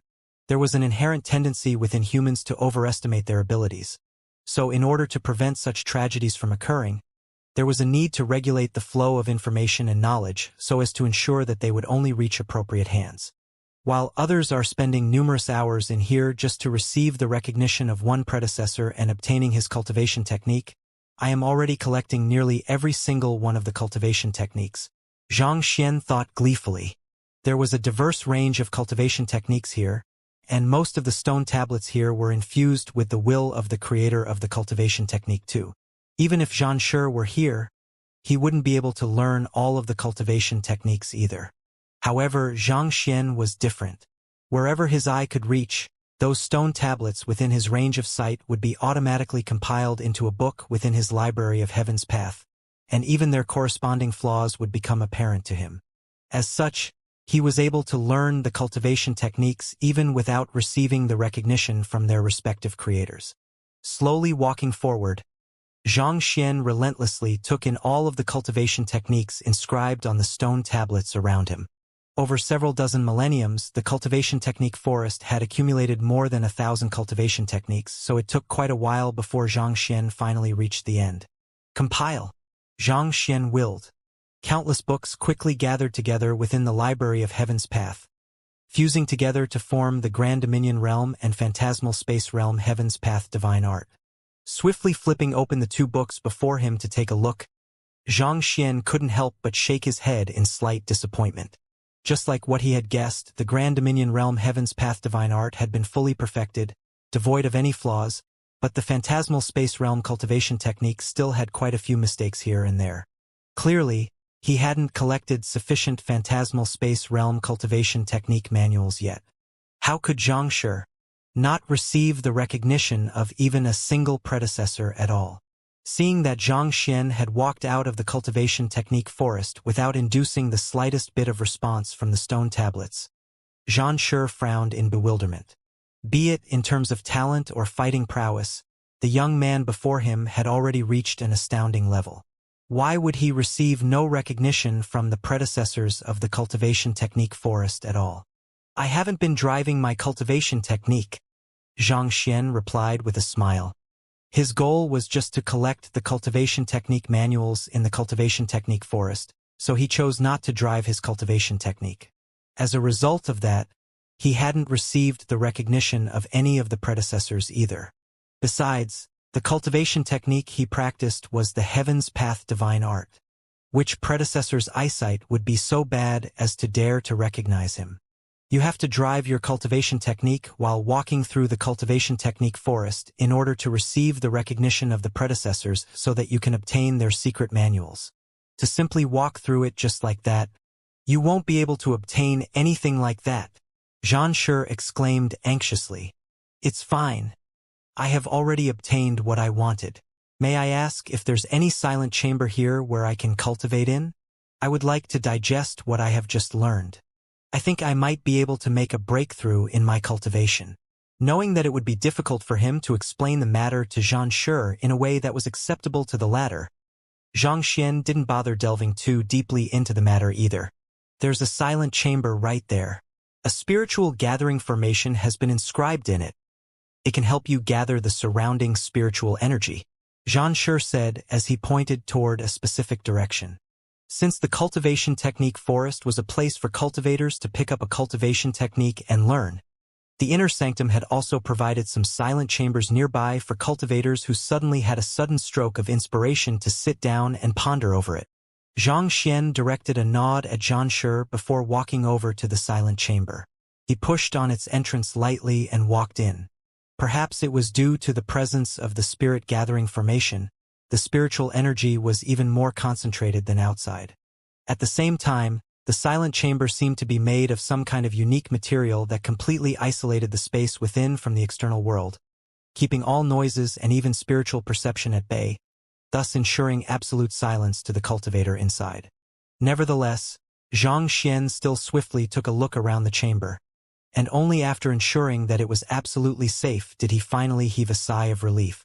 He flicked his wrist and took out the pinnacle spirit stones which Sun Chong and Zhang Chun had given to him. As his cultivation rose, the spiritual energy requirement of his Heaven's Path divine art had been steadily increasing too.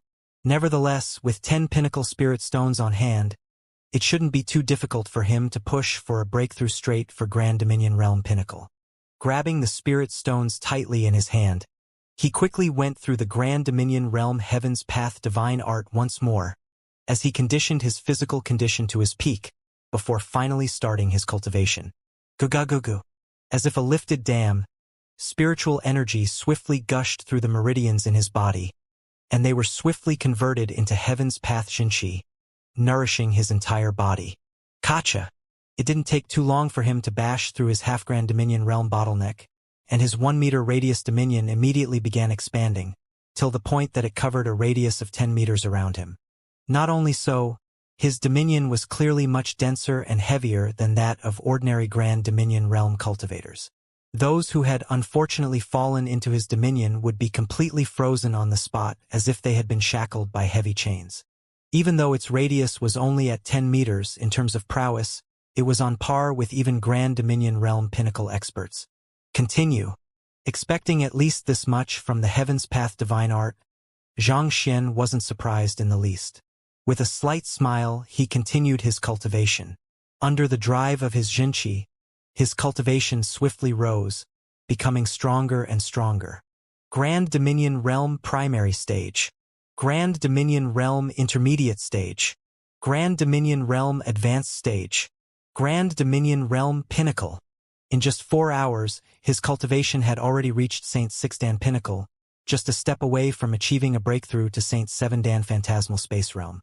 With the break, though, in his cultivation, his dominion had grown larger enough to cover a radius of 50 meters, more than twofold larger than that of the 20 meters radius of an average Grand Dominion Realm Pinnacle cultivator. Not only so, he also realized that the dominion he created was an isolated space from the rest of the world. Any external spiritual perception that attempted to delve into his dominion would be completely severed, as if falling into a folded space. From this phenomenon in itself, he could tell that his dominion was already nowhere weaker than that of Saint 7 Dan cultivators. With my current strength, I should be able to subdue even Zhang Chun easily, Zhang Xian thought with a smile. With his cultivation reaching Grand Dominion Realm pinnacle, the phantasmal space realm Xianxia was no longer a match for him anymore. He didn't have to take a passive stance anymore. But again, Xianxia probably hadn't recovered from being pummeled by his clone yet, and at the same time, Luo Xianqing was also eyeing him tightly. Even if he didn't make a move, Xianxia probably didn't have any good days ahead of him anymore. The spiritual energy harnessed within Pinnacle Spirit Stones sure is immense. It took me only 8 of them to up my cultivation by an entire realm. It was no wonder why Luo Xianqing, Xianxia, and the others were able to achieve breakthroughs so quickly, reaching such high cultivation realms at their young age. With such resources to support their growth, it would be hard for them to not to grow so swiftly. While Zhang Xian was busy raising his cultivation, Zhan Shi was pacing outside the silent chamber with a tight knit between his eyebrows. Whenever other students entered the cultivation technique forest, they would drive their cultivation techniques as powerfully as they could, hoping to gain the recognition of as many predecessors as possible. Yet, that fellow simply took a walk through it before heading straight for the silent chamber. Could it be that none of the cultivation techniques in the cultivation technique forest caught his interest? But that shouldn't be. Those are all Saint High Tier and Saint Pinnacle cultivation techniques. It's more likely that he had driven his cultivation technique, but failed to obtain the recognition of any of the predecessors. With such doubts in mind, Zhan Shi turned his sights to the stone tablets by the side. With just a single look, he suddenly froze on the spot. The silhouette moving on the stone tablet had all stopped displaying their cultivation techniques. As if they were faced with something deeply frightening, they were shivering at the corner of the stone tablet, not daring to move or make any noise at all. Suppression of cultivation technique, inborn deference of the heart. This is the cultivation technique of an ancient sage? Could it be that Zhang Shi is the direct disciple of an ancient sage? Zhan Shi narrowed his eyes in astonishment as he clenched his fists tightly together. Most of the cultivation techniques in the cultivation technique forest originated from Sage Kuei and the others' lineages, so if an ancient sage-level cultivation technique were to appear, the wills in the stone tablets would swiftly be suppressed. For all of these wills to suddenly become like that after Zhang Xian passed through the cultivation technique forest, it could not be that the cultivation technique that he practiced had already reached such a level, could it? If that was the case, it would be understandable why he was not interested in any other the techniques in the cultivation technique forest. Then, the reason he still chose to enter it would be to source some inspiration from them? Has Yang Shi already reached such a realm? Zhan Shi pondered in awe. Zhang Xian was Yang Shi's student, so the fact that he was able to learn a cultivation technique of such a tier should mean that Yang Shi had reached such a realm himself.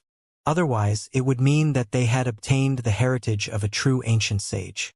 Regardless of which one it was, this was a matter that he could not afford to speak of lightly. This matter mustn't be leaked, Zhan Shi thought warily. If his deduction was true, he would have to warn Zhang Xian not to carelessly display his cultivation technique in public, or else once the otherworldly demonic tribe or some other greedy cultivators noticed it, his life could very well be danger. Even though he had already reached Saint 9 Dan in terms of his cultivation, the truth was that he was still only a half 9-star master teacher.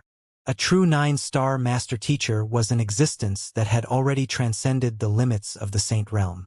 Rumor had it that those who had reached that level would have their bodies tempered by celestial flames, thus cleansing their physical body and soul once more and refining them to a higher level of existence. With that, they would enjoy a massive increase in their lifespan. At such a level of cultivation, they would be immune to poison.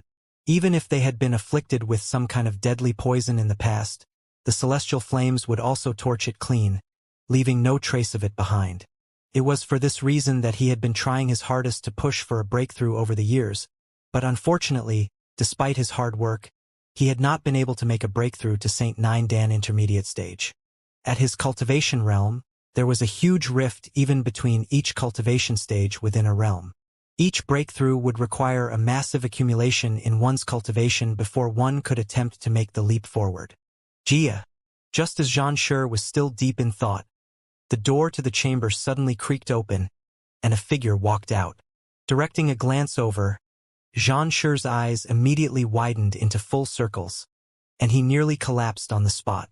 Xianxia, why your cultivation?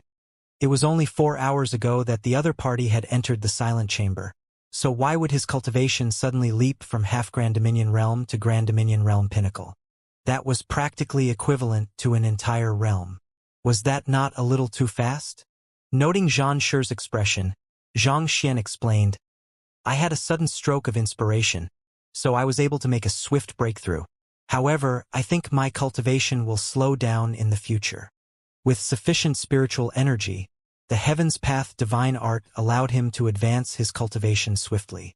However, as his cultivation grew stronger and stronger, the speed at which he could raise his cultivation was noticeably decreasing, so in a sense, his words could not be considered lies.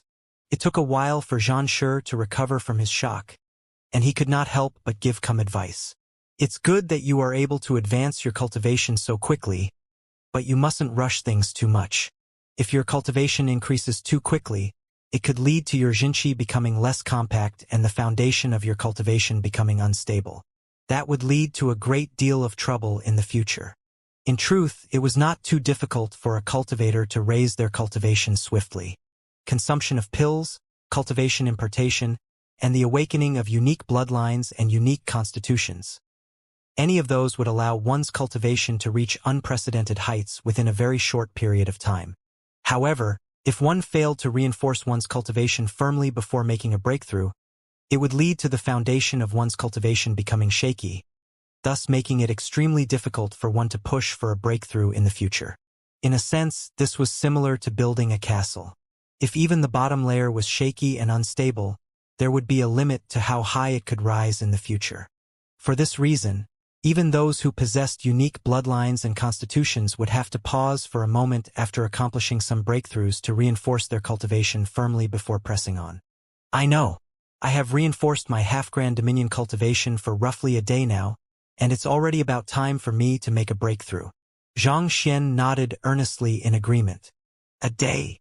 Xianxia's cheeks twitched, and he staggered backward weakly, nearly falling to the ground from shock. He could not help but ask, how long have you reinforced your Saint 5 Dan cultivation? Even for top-notch geniuses, it would take several months before they were able to fully reinforce their half-Grand Dominion realm cultivation, and yet the young man was actually saying that one day was enough. More importantly, he said such words with such a natural expression, as if saying this was to be expected. Do you really need to be so traumatizing? After a moment of pondering, Zhang Xian replied in a regretful tone, Saint 5 Dan? I made my breakthrough to the leaving aperture realm the day that I enrolled in the Sanctum of Sages, but due to being plagued with work during that period of time, it ended up taking me roughly 20 days before I was able to make a breakthrough to half Grand Dominion realm. 20 days. Xianxia's body began shaking intensely. Staring at Zhang Xian intently, he asked, Then, how long has it been since you started cultivating? Since I started cultivating? Not expecting such a question, Zhang Xian did a quick calculation before replying, roughly 13 months, I think, a little more than a year. If he had not transcended over to the Tianxian kingdom but to the Sanctum of Sages, he would have been able to reach his current level of cultivation within just a month. That was a hulking 13-fold difference in time.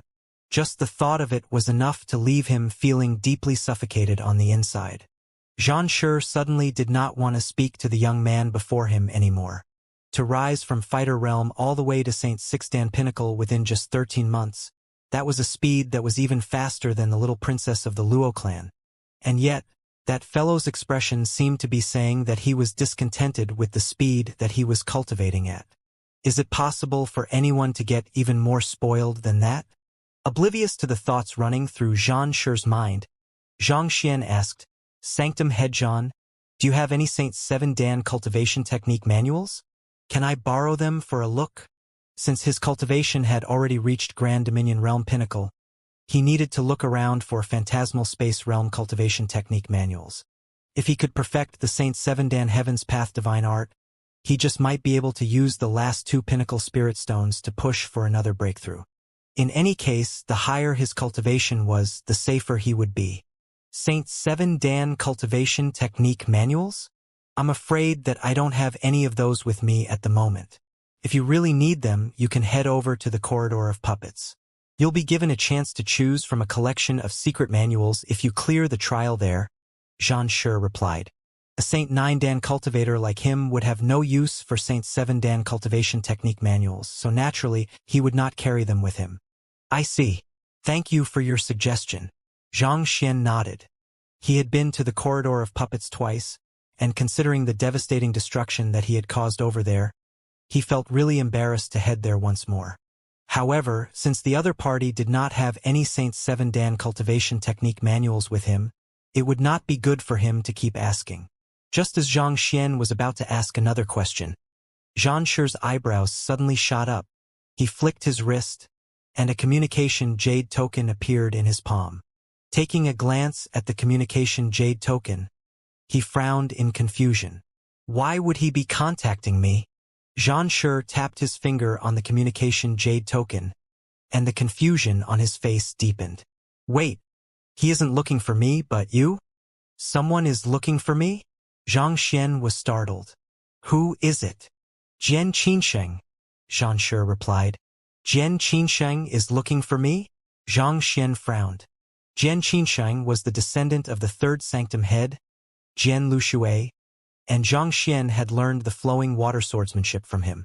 After unintentionally pummeling the Jian Qinsheng the previous time around, he had not heard any news from the other party. Why would the other party suddenly be looking for him at this moment, not to mention even contacting Xianxia to get to him? Let's head out. He's waiting for you outside, Xianxia said. All right. Zhang Xian did not know why Jian Qinsheng was looking for him, but it was thanks to the latter allowing him to browse through his collection of sword manuals that he had achieved his current mastery of swordsmanship. He felt deeply grateful to the other party's generosity, so naturally, he would not turn down a meeting with the other party. The two of them quickly left the inner sanctum, and as soon they stepped out of the door, they saw Jian Qinsheng standing in a gazebo just by the side of the lake. Upon seeing the both of them, Jian Qinsheng's eyes lit up, and he quickly walked up to them. Xianxia, Xianxia. Jian Qinsheng clasped his fist and greeted. After trading some pleasantries, Zhang Xian got straight to the topic at hand. May I know the reason behind your visit? Actually, I do have something that I need to trouble you on. Jian Qinsheng spoke up with slight awkwardness in his tone. Xianxia, are you willing to accompany me to the Zhang clan? You want me to accompany you to the Zhang clan? Which Zhang clan? Zhang Xian was taken aback. Is there a second Zhang clan? It goes without saying that I'm referring to the number 1 sage clan in the world. Jian Qinsheng harumphed. I'm about to head there soon, and I hope that Xianxia can accompany me there. Me? Zhang Xian was unable to keep up with the situation. Pardon me, but why would you need me to head there with you? It was not like he was from the Zhang clan, so there was no point in him heading there, right? Besides, it was just a moments ago that he had given Zhang Chun a good pummeling, and to run to the enemy's home base right after. He still had many good years ahead of him, and he did not want to die a premature death just yet. Well, it's like this. Jian Qinsheng's face flushed slightly red before he started speaking. In truth, I have some history with the Xingming sword saint of the Zhang clan, and I once vowed that I would groom a successor who would surpass his. You should have met my students. None of them are really strong enough to shoulder this burden, so I can only hope for Xianxia to make a move in my stead. If he had not really been cornered to this point, he never would have troubled the other party. As fellow swordmasters, he and the Xingming sword saint had been rivals in the Sanctum of Sages, and they had competed with one another frequently. Eventually, he had become an elder of the Sanctum of Sages, whereas the latter had returned to his clan to serve as the deputy clan head. In view of their identities, they could not compete like they did back then anymore, so they agreed on competing through their students instead. And in the previous few battles, his students had lost tragically. The talent and bloodline of those in the Zhang clan were simply too powerful. Even their aptitude toward swordsmanship was also far stronger than that of his students. Initially, he had given up hope on this matter, but upon meeting Zhang Xian, one of the few aspiring young swordmasters outside of the Zhang clan, he had suddenly seen a ray of hope. Unwilling to simply accept his loss just like that, he had chosen to buck up the courage to ask Zhang Xian this favor. Compared to the young man before him, all of his students were like frogs in a well. In fact, in terms of swordsmanship mastery, even he was not a match for the young man. What you mean is that you want me to challenge the Xingming Sword Saint in the capacity as the successor to your swordsmanship? Xianxia finally understood what was going on. He had seen Jian Qingqing's students, and indeed it would be rather embarrassing to bring them out in public. Even the strongest senior Xie had been utterly defeated by him with just a strand of hair, completely unable to retaliate. That's not it. You wouldn't be able to stand against the Xingming Sword Saint even with your current proficiency in swordsmanship. What I hope for you to do is to challenge his successor, Jian Qingqing said awkwardly, considering how the other party had not learned the slightest thing about swordsmanship from him. On the contrary, the other party even provided him valuable pointers to bringing his swordsmanship to another higher level. It was indeed a little embarrassing for him to ask the other party to act as his successor. This, taken off guard by the abrupt request, Xianxia found himself at a loss. Even though he was extremely displeased with how the Zhang clan was treating Luo Ruoxin and wanted to teach them a lesson, he would still rather challenge them in his capacity as Luo Ruoxin's boyfriend than as Jian Qingqing's successor. Instead of turning down Jian Qingqing's request immediately, Xianxia frowned. Elder Jian, if you wish to turn the tables on the Xingming Sword Saint, you should be able to win fair and square soon enough if you use the modified version of the flowing water swordsmanship that I have given you to groom your successor.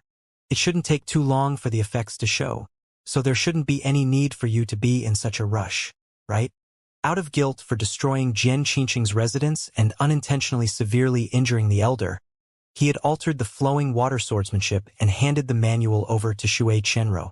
Given Shui Qianruo's aptitude toward swordsmanship, as long as she cultivated the modified manual strictly, there should be a massive leap in her fighting prowess very soon. Considering how she was Jian Qingqing's direct disciple, the honor and glory that he would derive from the victory should be far greater. After all, even though it had only been less than a month since Xianxia had come to the Sanctum of Sages, considering the various commotions surrounding him and his current identity as Yangshi's student, it was likely that the Xingming Sword Saint would swiftly realize that he was not Jian Qingqing's student. Once that happened, it would render Jian Qingqing's efforts meaningless. The sword art that you have imparted to us is truly formidable, such that even I have benefited greatly from its ingenuity. If Shui Qianruo studies it diligently, she should be able to improve swiftly within a short period of time. However, I am indeed in a rush. The Zhang clan's clan assembly is just about to start, and if I were to miss this one, I don't know how much longer I'll have to wait for the next opportunity, Jian Qingqing said. Clan assembly? Xianxia was bewildered. What does the Zhang clan's clan assembly have anything to do with the challenge between you and the Xingming Sword Saint? This is a private grudge between you and the Xingming Sword Saint, right? Is there really a need for you to confront the other party during their clan assembly? Or does this mean to say that you intend to wreak havoc in the Zhang clan? But if the Zhang clan could be bullied so easily, there is no way it would have been able to survive so long and retain its position as the #1 sage clan on the master-teacher continent. All of the top geniuses of the Zhang clan would be returning to attend the clan assembly, so we'll be able to challenge their strongest sword practitioners if we challenge them at this event. Only when their best sword practitioners have been defeated can this be considered a victory for me, Jian Qingqing explained. And most importantly of all, if my successor can defeat all of the sword practitioners of the Zhang clan during such an occasion, I will be able to embarrass the Xingming Sword Saint and force him to acknowledge his loss to me. This? Xianxia was rendered completely speechless. However, there was indeed some sense into what Jian Qingqing was saying. If he wanted a good platform to defeat the Xingming Sword Saint once and for all, the Zhang clan's clan assembly was definitely a good opportunity to do so. If he could triumph over the Xingming Sword Saint before the entire Zhang clan, he would be able to cleanse all of the humiliation that he had suffered thus far. Of course, if he lost in such a setting, his reputation would be swept into the gutters. That's equivalent to putting your reputation and honor on the line. The stakes are simply too high. I fear that I'm unworthy of your confidence. Xianxia pondered for a while, but eventually he still decided to turn down the offer. As much as he wanted to get back at the Zhang clan, He did not dare gamble with Jian Qingqing's reputation and honor. While everything would be great and wonderful if he won, he could not bear to imagine the consequences if he lost. As confident as Zhang Xian was in his strength, the implications behind this matter was simply too big. As an outsider to the grudge, he was unwilling to shoulder such a heavy responsibility. Hearing Zhang Xian's rejection, a bitter smile surfaced on Jian Qingqing's face. It seems like my request is really a little too abrupt. It was indeed a little inappropriate of me to attempt to involve you in my private affair, and I apologize for that. He had only met Zhang Xian once, and he had not imparted anything to the young man at all. On the contrary, it was the young man who had corrected the flaws in his cultivation, so in that sense, the young man could even be said to be his benefactor. And instead of repaying the kindness of his benefactor, he had made such an inappropriate request to the other party. It was understandable why the young man would turn down his request. Elder Jian, you needn't feel disheartened. If there's still some time, I can offer some pointers to Shui Chenro's swordsmanship, and hopefully, she will be able to bring you glory during the clan assembly. Zhang Xian offered with a smile. I'm afraid that there's no time for that anymore. The Zhang clan's clan assembly will be held a month from now, and I'll have to start making my way over now in order to make it in time. Jian Qingqing shook his head.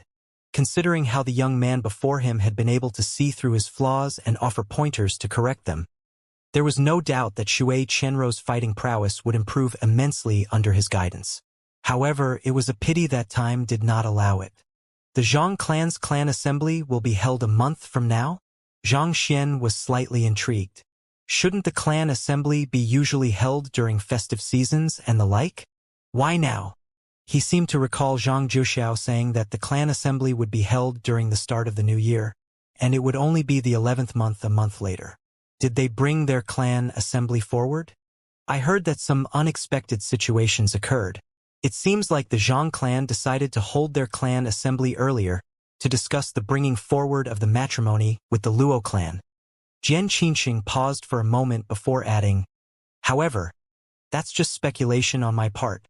The Zhang clan intends to bring forward the matrimony with the Luo clan?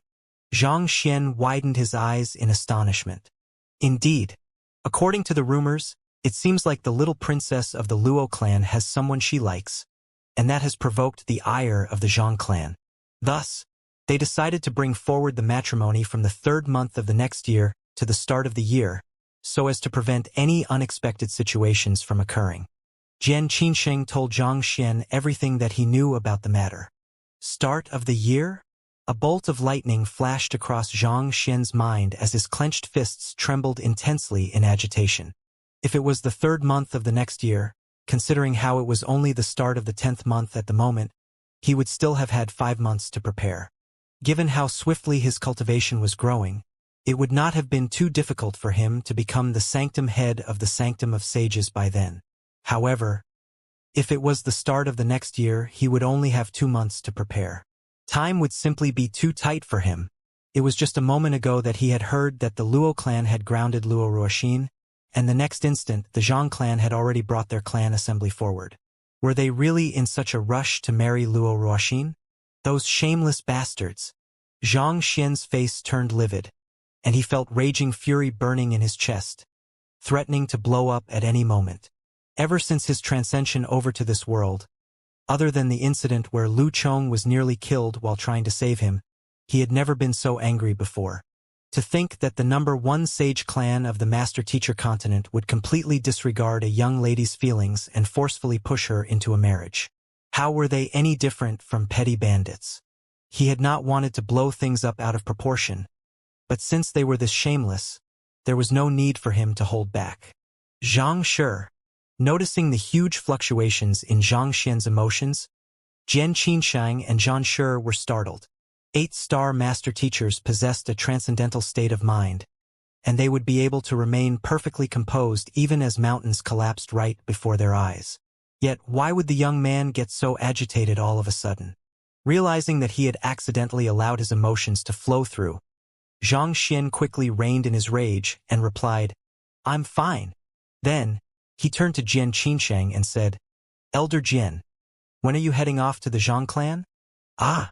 Not expecting the young man to ask such a question, Jian Qinsheng was dazed for a brief moment before he quickly replied.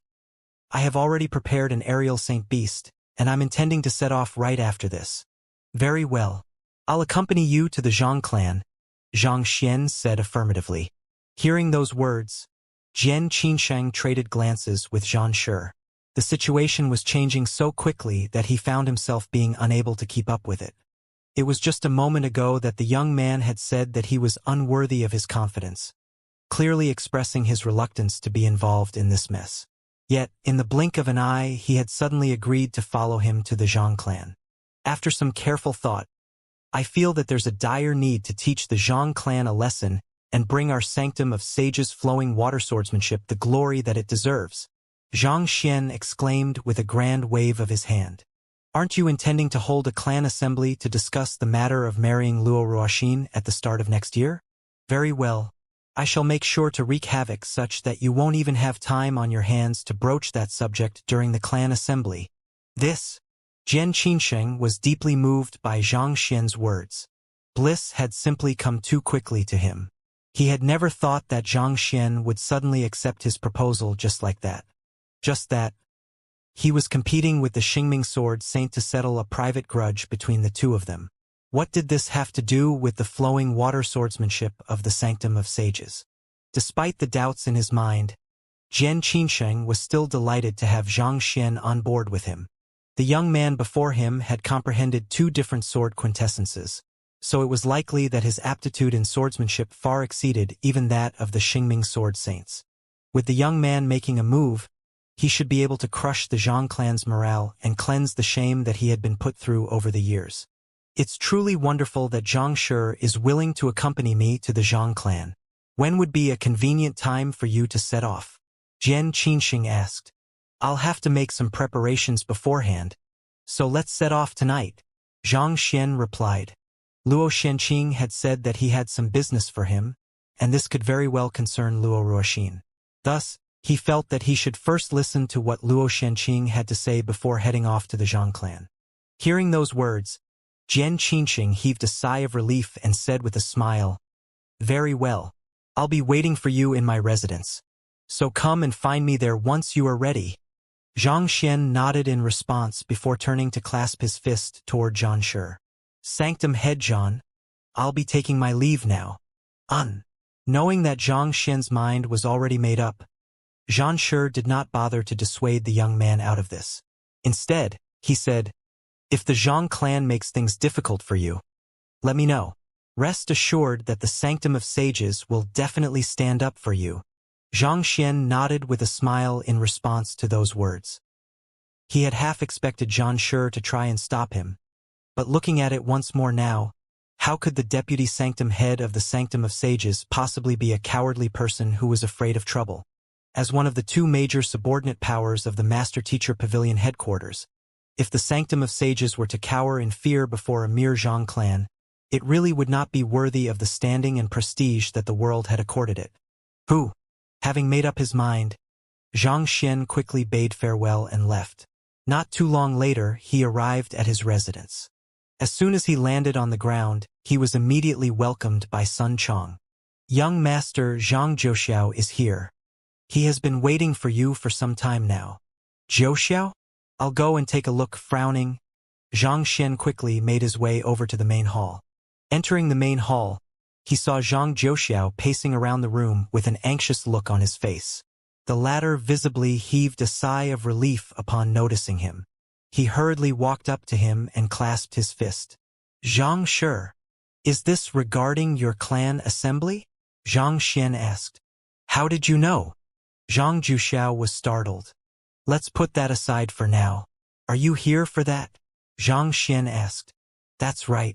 I'm here to thank you for the guidance that you have offered over the past few months. There's no way I would have ever been qualified to attend such a major event without your help. To tell you the truth, I'm here to bid you farewell. My clan has already sent a Saint Beast over, and it's currently waiting outside for me. Most likely, I won't return to the Sanctum of Sages until next year, Zhang Zhouxiao said. As a member of the Side family, He should not have been qualified to attend such a major event of the Zhang clan, but under Zhang Xian's guidance, he had successfully enrolled into the Sanctum of Sages as a student. That was the only reason that he had been invited to the clan assembly too. As tight as his schedule was, he still felt compelled to pay one last visit to Zhang Xian to express his gratitude prior to leaving. After all, none of this would have happened without the latter's help. You didn't mention this the last time we met. Why are you leaving for your clan assembly all of a sudden? Zhang Xian asked. Despite his composed exterior, his heart was actually beating in trepidation. He was hoping that he would not receive the answer that he expected. To be honest with you, I'm not too sure either. I only received the notice to set off today. Those of the younger generation who are invited to the clan assembly must return to the clan within a month's time. I'm not too clear about the details, but it seems like they will be conducting some kind of selections. Zhang Shi, you also know that I don't possess much standing in the Zhang clan. It's already a huge blessing for me to even be invited into the clan assembly. There's no way that they would inform of something as confidential as that, Zhang Jiuxiao said awkwardly. It was not that he wanted to hide anything from Zhang Xian, but he was truly ignorant of the matter. All right, I understand. Zhang Xian waved his hand. Take care of yourself. Most likely, I will be heading to the Zhang clan too, so if you find out anything, do make sure to inform me. Zhang Shi, you're going to attend the clan assembly, too? Zhang Jiuxiao was startled. I'll be heading there to settle some affairs, Zhang Xian said. This matter could very well draw the hostility of the Zhang clan. But don't worry, I won't put you in a difficult position. Fearing that the other party would think that he was asking him to spy for him, Zhang Xian swiftly reassured the other party to allay his fears. Zhang Shi, please don't say such words. It's only due to your guidance that I am what I am today. Otherwise, I could very well still be the self-assuming young man that I was back in Qingyuan City. Zhang Jiuxiao exclaimed in agitation. These were his earnest feelings. If not for the young man before him generously imparting invaluable knowledge to him, putting aside enrolling into the Sanctum of Sages, he would not have been able to clear Zhao Xingma's selections at all.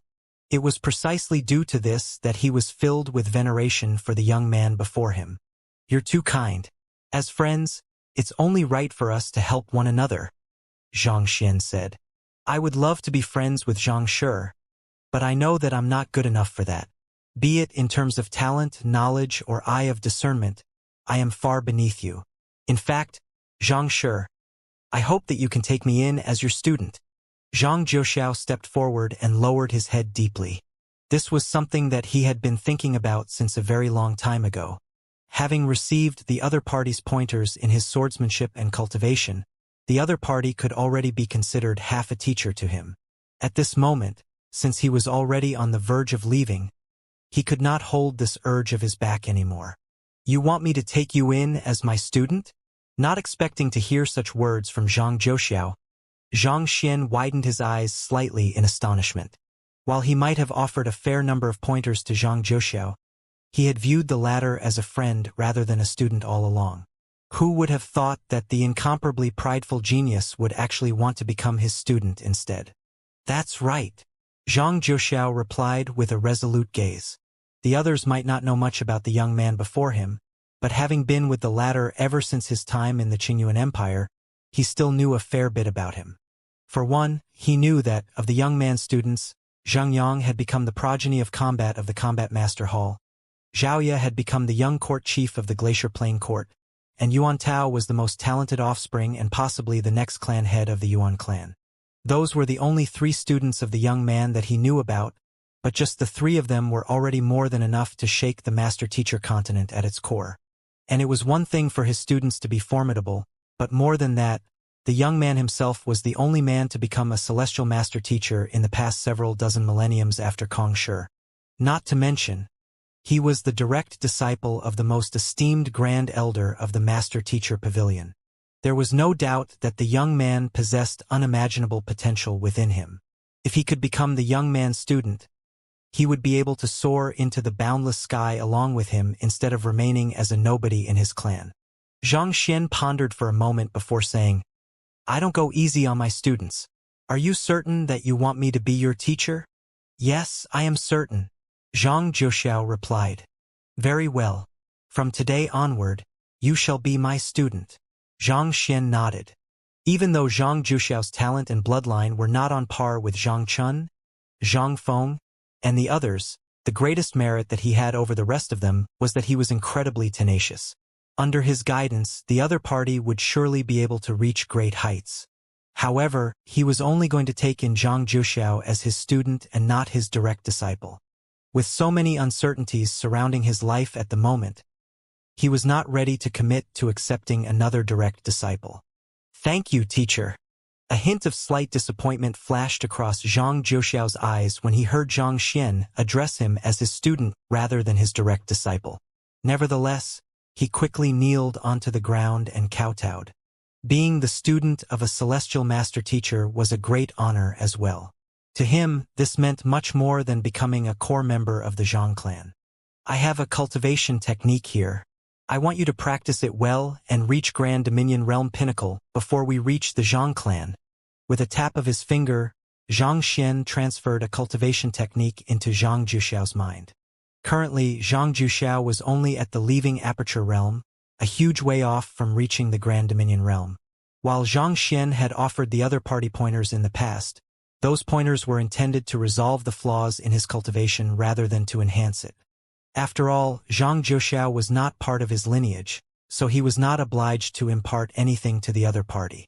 But now that he had imparted a simplified version of the Heaven's Path divine art to the other party, as long as he had ample resources, it would not be too difficult for him to push for a breakthrough of 2 cultivation realms within a month. In a sense, this could be considered a trial for Zhang Juxiao as well. If the other party could not even achieve this much, he would not be worthy of being his student. Hearing that he had to reach Grand Dominion Realm Pinnacle within a single month, Zhang Juxiao's cheeks visibly twitched. However, he swiftly gritted his teeth and replied solemnly, "Teacher, I won't let you down." The higher one's cultivation realm was, the more difficult it was to raise one's cultivation realm. Even for the geniuses of the Sanctum of Sages, it would take several months of cultivation for them to push for just a breakthrough in their cultivation stage. Nevertheless, since his teacher had already given him the instruction, he would just have to accomplish it regardless of the cost. Boom! Seeing the resolve in Zhang Juxiao's eyes, Zhang Xian nodded in satisfaction. Just as he was about to issue a few more instructions, his mind suddenly jolted. A book had floated out from the shelves in the library of Heaven's Path, and it slowly flipped open, revealing a golden gleam within it. A golden page? It had been so long since Zhang Xian had taken in any students that he had nearly forgot that the library of Heaven's Path still had such a function. The power harnessed within each formed golden page was immense. Back then, he had planted one within Wei Ruyan in order to ensure her safety in the poison hall, and eventually, it had actually succeeded in killing one of the 4 eminences with ease. With the golden page as a trump card, there was no longer anything for him to fear in the Zhang clan. Humph! Zhang clan, just you wait.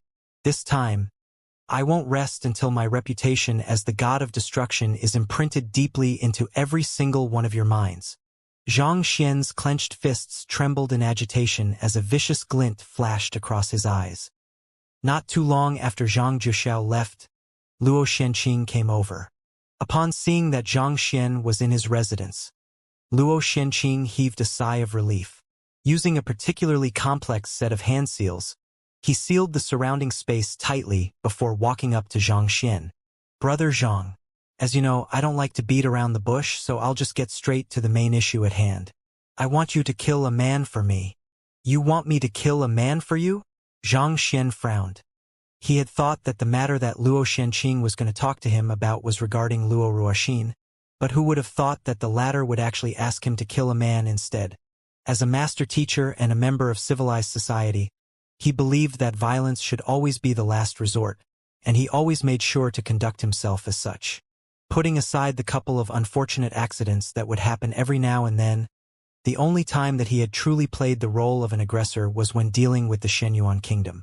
"If possible, I would not make this request of you, but as long as this man remains alive, our Luo clan will never be able to live in peace." Luo Xianqing shook his head and sighed deeply. He would not make a move if there was another option, but this was a direct order from the first elder, and he himself knew what was at stake. There was simply no way around it. For his younger sister's sake, he would have to carry this out. What kind of man could possibly wield so much influence over the Luo clan? Zhang Xian was astonished. As the second strongest sage clan on the master-teacher continent, the ranks of the Luo clan were filled with countless experts.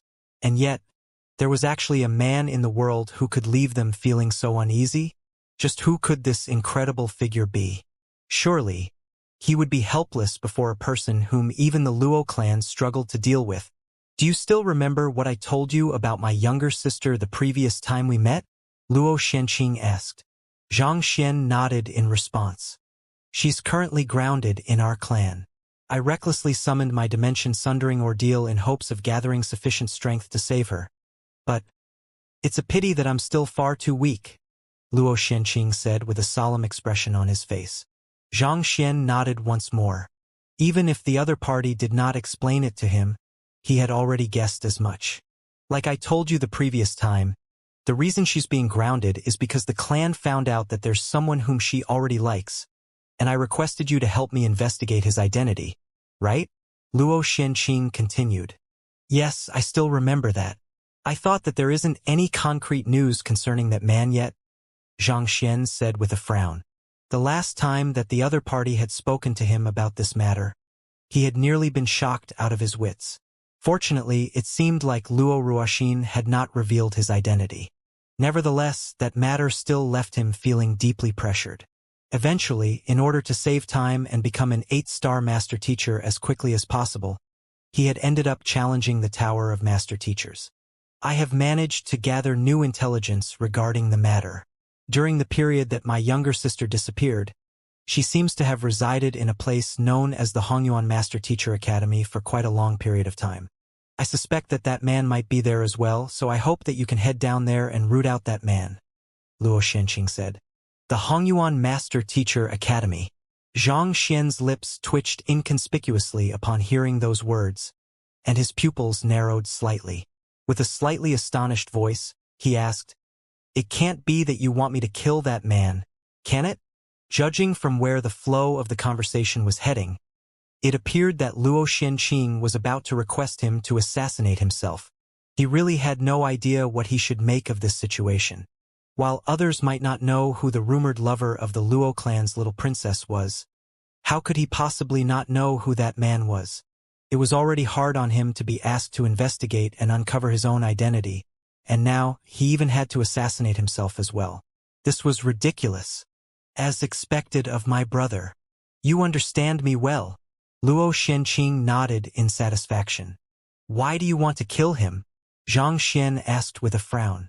Won't the little princess be upset if he were to be killed? Luo Xianqing claimed that he doted on his younger sister, but here he was, plotting to kill the man his younger sister loved. Was that not hypocritical? Was it that difficult to simply grant her this simple wish?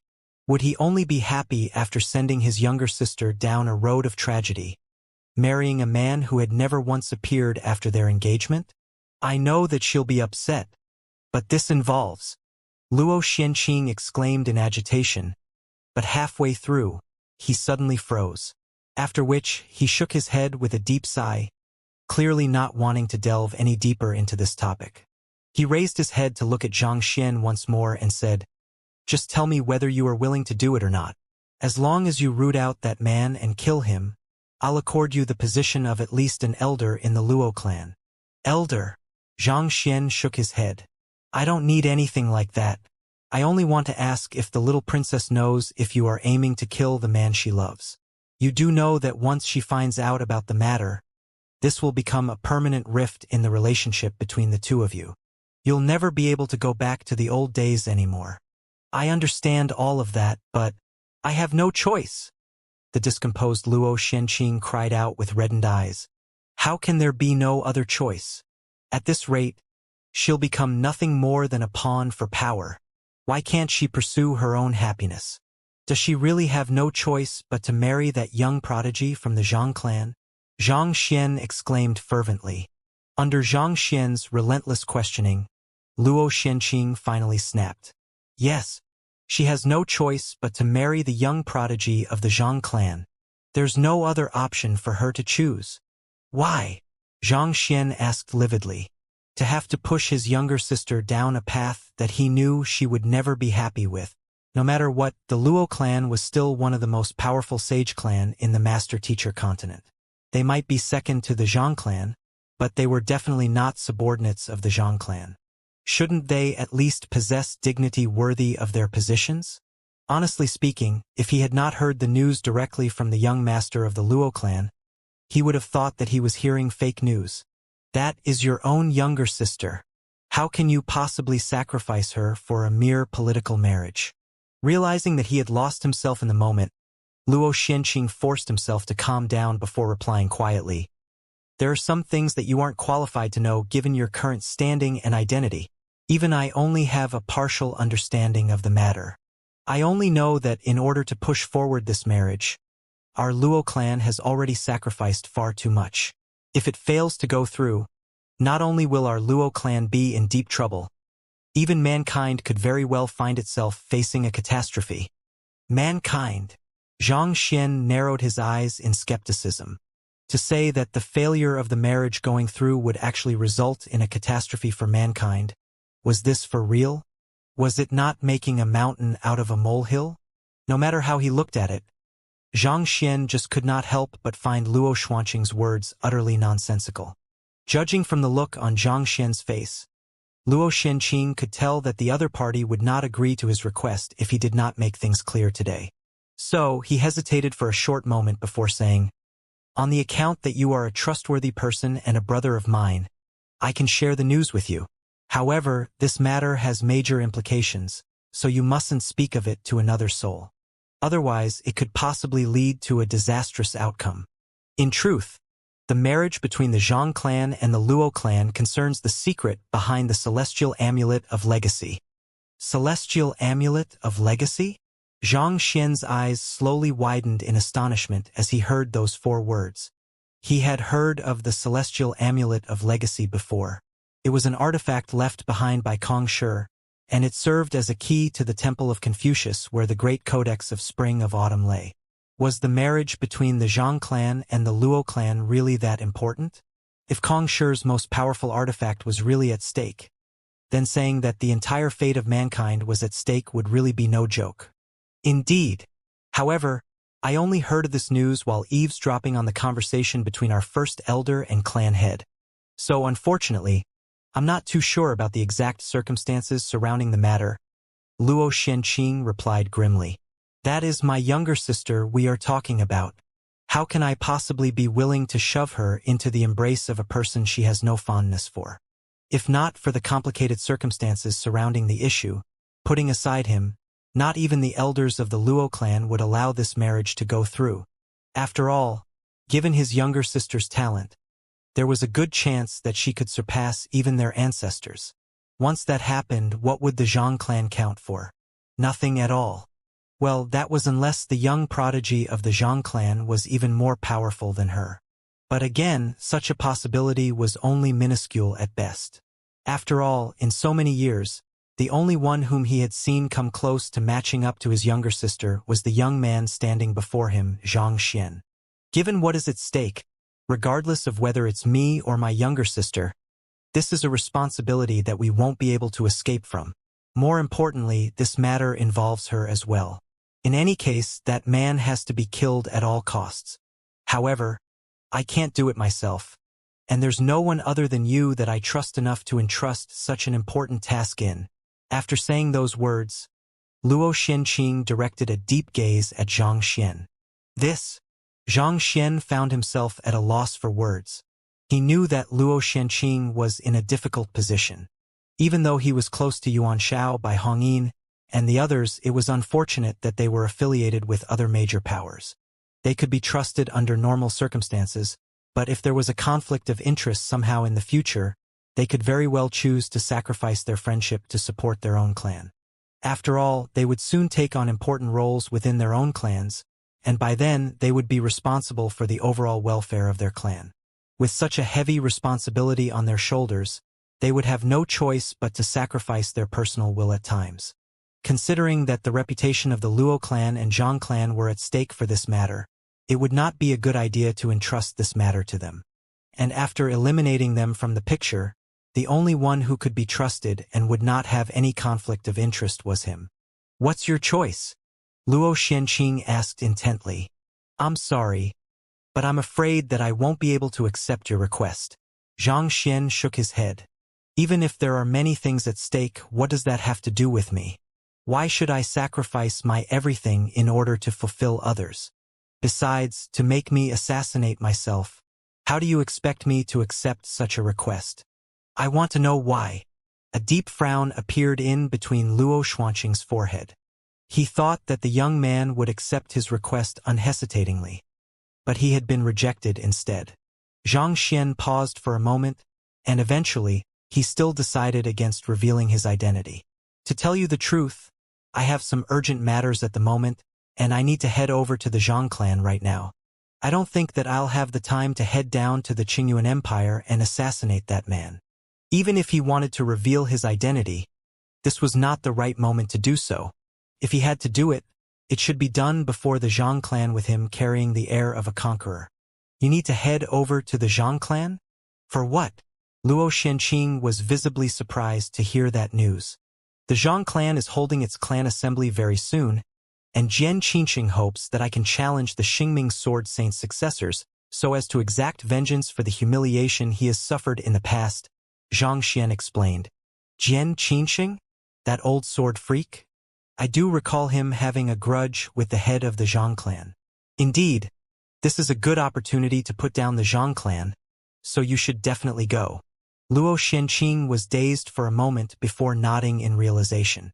What happened between the two of them? Is their grudge really just due to the difference in the sword quintessences they have comprehended? Zhang Xian asked curiously. The sword quintessence that Jian Qinsheng had comprehended was relating to the flowing water swordsmanship, a defensive sword quintessence. Even though he had never seen the Xingming Sword Saint's swordsmanship before, it should be safe to assume that the sword quintessence that the latter had comprehended was vastly different from Jian Qinsheng's. Otherwise, the Zhang clan's genius, Zhang Su, would not have been rejected by the will of the third sanctum head. Actually, it isn't that complicated. Do you know where the title Xingming Sword Saint originated from? Luo Xianqing asked. Zhang Xian shook his head. All he knew about the Xingming Sword Saint was that the latter was the incumbent head of the Zhang clan, the father of the young prodigy. As for his true name and the origin of his nickname, he really did not know a thing at all. Could it be that his name is Zhang Xingming? Zhang Xian asked with a frown. It would be truly hilarious if the head of the Zhang clan, one of the top experts on the master-teacher continent, had such a feminine name. Of course not. In truth, the Xingming in Xingming Sword Saint refers to two different individuals.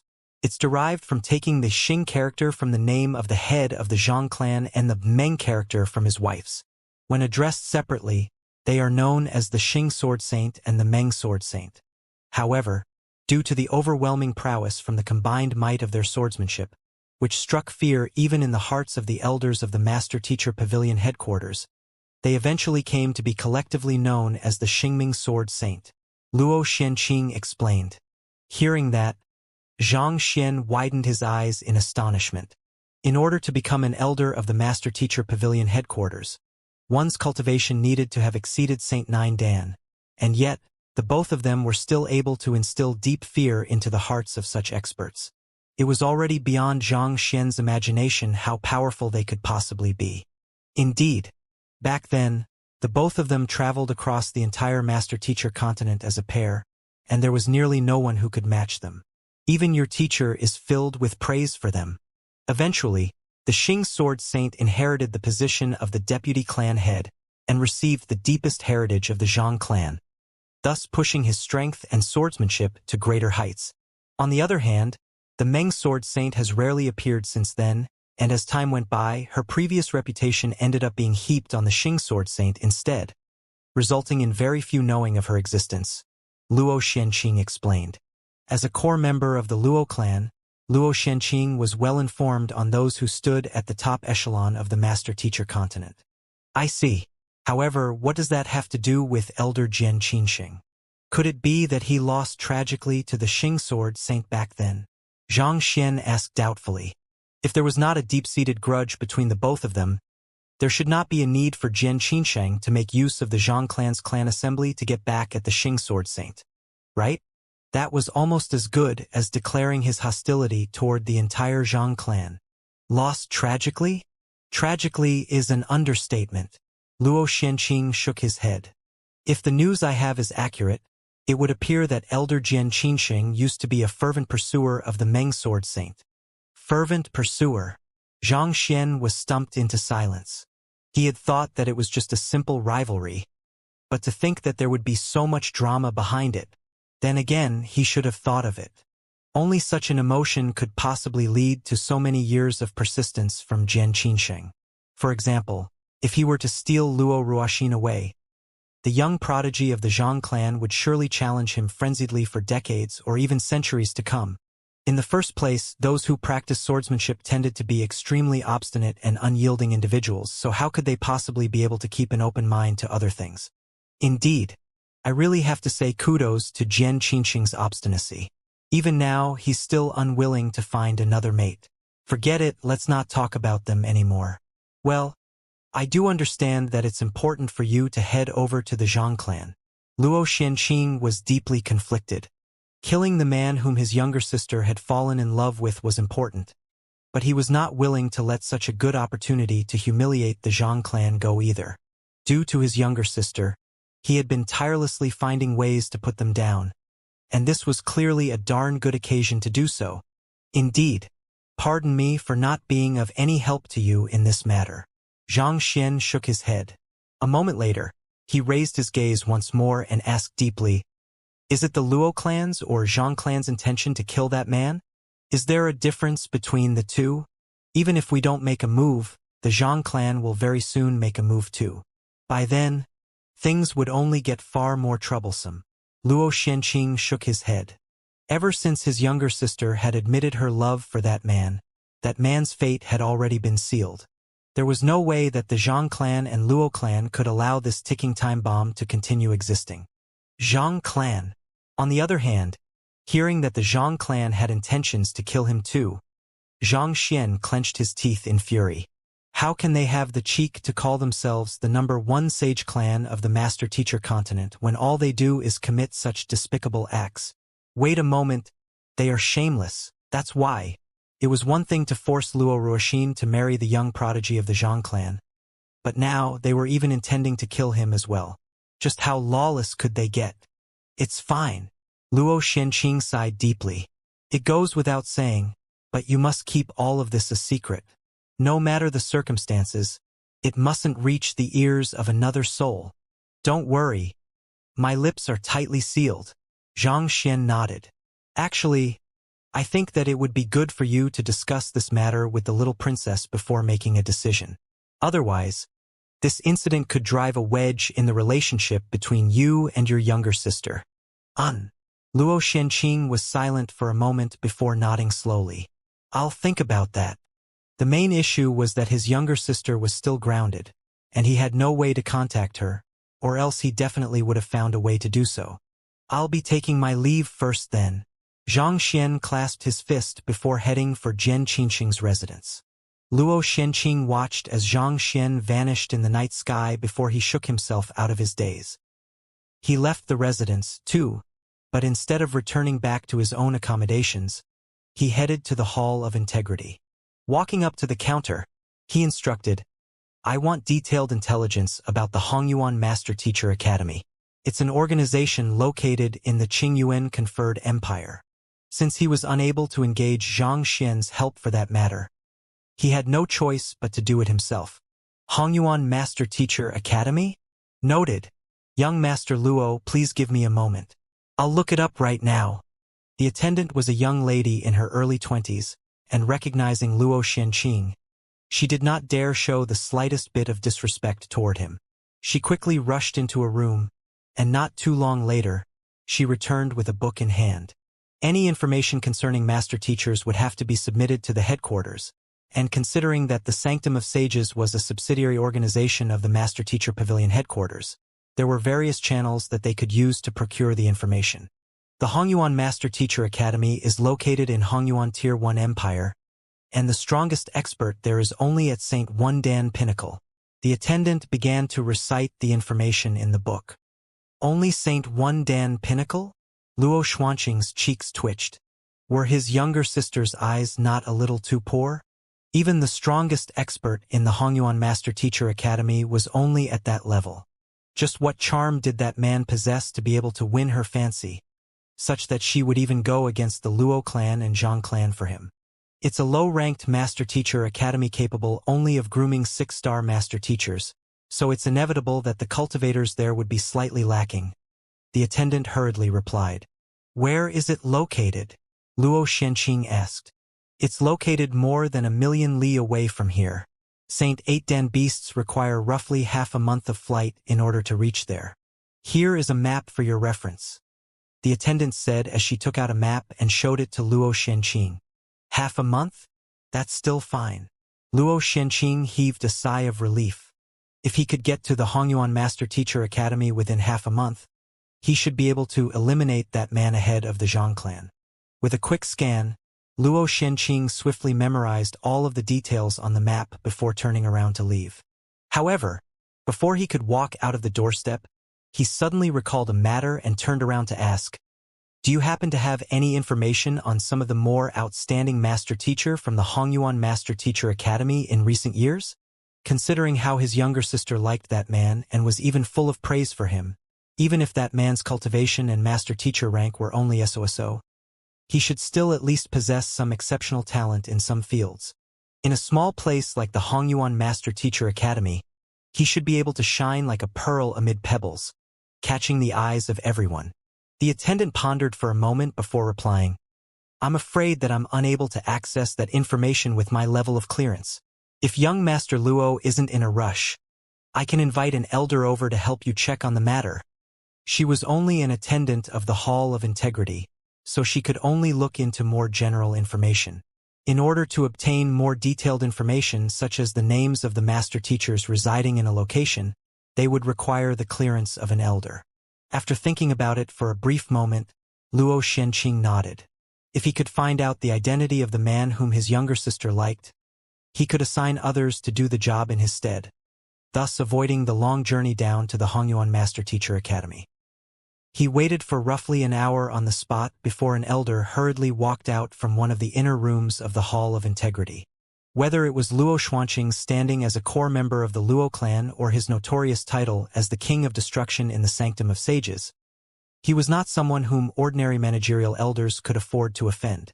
The elder hurriedly walked up to Luo Xianxia and retrieved a book from his storage ring. He took a moment to swiftly flip through the entire book before he closed it and said, Young Master Luo, I have browsed through the records of all notable master teachers in the Hongyuan Master Teacher Academy over the past 5 years, and there is indeed one who enjoys great fame and prestige there. Enjoys great fame and prestige? Tell me more. Luo Xuanqing's eyes immediately lit up. This master teacher came to fame roughly half a year ago. He originates from a humble, unranked kingdom, and with his own strength, he slowly paved his way up through the ranks. He has successfully crashed 2 master teacher pavilions, and he has foiled a major ploy from the otherworldly demonic tribe and slain 10 otherworldly demon kings and 1 otherworldly demon emperor, thus contributing immensely to mankind. Furthermore, he has successfully built a kingdom into an empire and groomed many talented students. Eventually, he even became the principal of the Hongyuan Master Teacher Academy. The elder said, No doubt about it.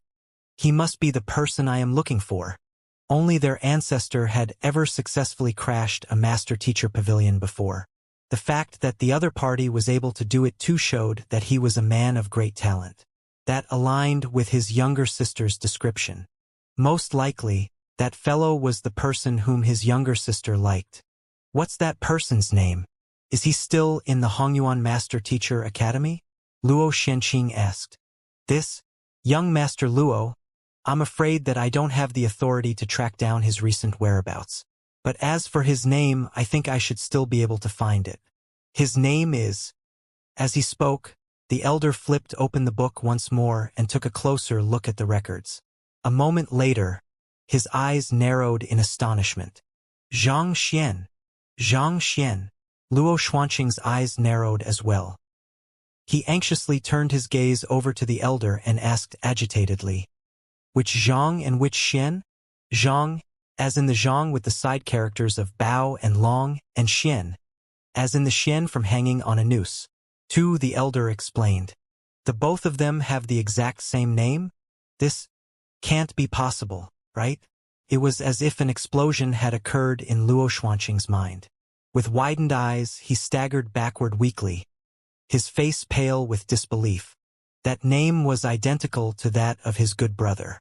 They couldn't possibly be the same person, right? He had only hung out with Zhang Xian because the young man's temperament was to his liking, and to him, all that really mattered was that the young man wasn't from the darn Zhang clan. As such, he had never thought of looking into the young man's origin. Could he really be from Qingyuan Empire too? If that was truly the case, wouldn't that mean that the man he had been looking for was the very same person he had called his brother all this while? Luo Xuanqing's body trembled uncontrollably as the various scenes of how he came to meet Zhang Xian flashed across his mind. The first they met, the young man had said, "Your sister," to his face and ended up being pummeled into the ground. After the incident, the young man suddenly became exceptionally nice to him, never hesitating to offer a helping hand in his time of need. And all of this, it went without saying that he attributed them to his personal charisma. But could it actually be because of his younger sister? Young Master Luo?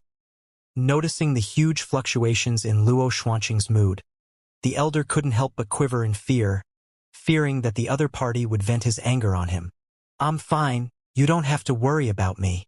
Luo Xuanqing exhaled deeply and calmed himself down. "I would like to look into the background of a student from our Sanctum of Sages Elite Division. It should be much easier to obtain information on a student in the Sanctum of Sages."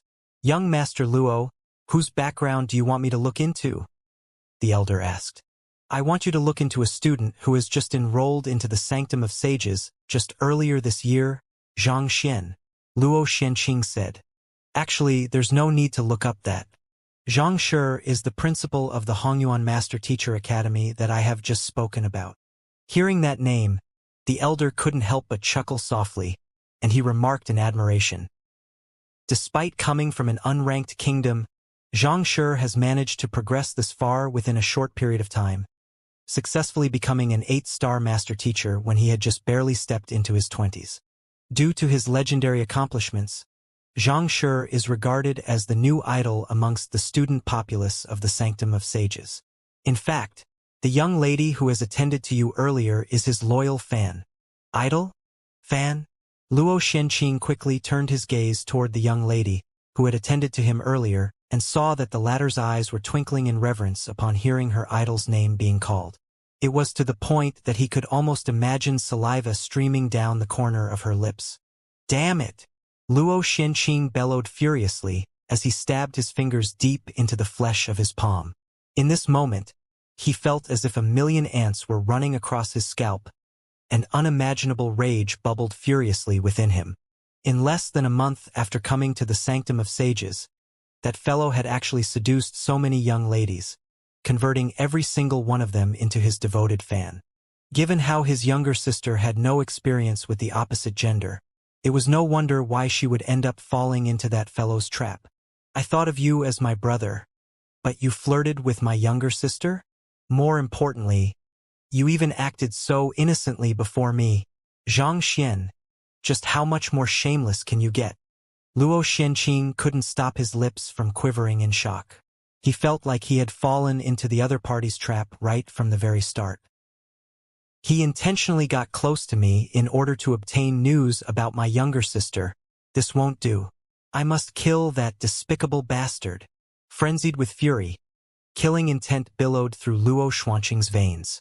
Previously, he was still a little hesitant at the notion of killing his younger sister's lover, but now that he knew who that man was and the despicable means that man resorted to, he couldn't suppress his fury any longer. All along, you are the person whom my younger sister likes, and yet you feigned ignorant whenever I brought up the topic, acting as if you were an outsider to the matter. To think that I actually thought of someone like you as my brother, this must be the greatest stain of my life. More importantly, I even foolishly told you everything I knew.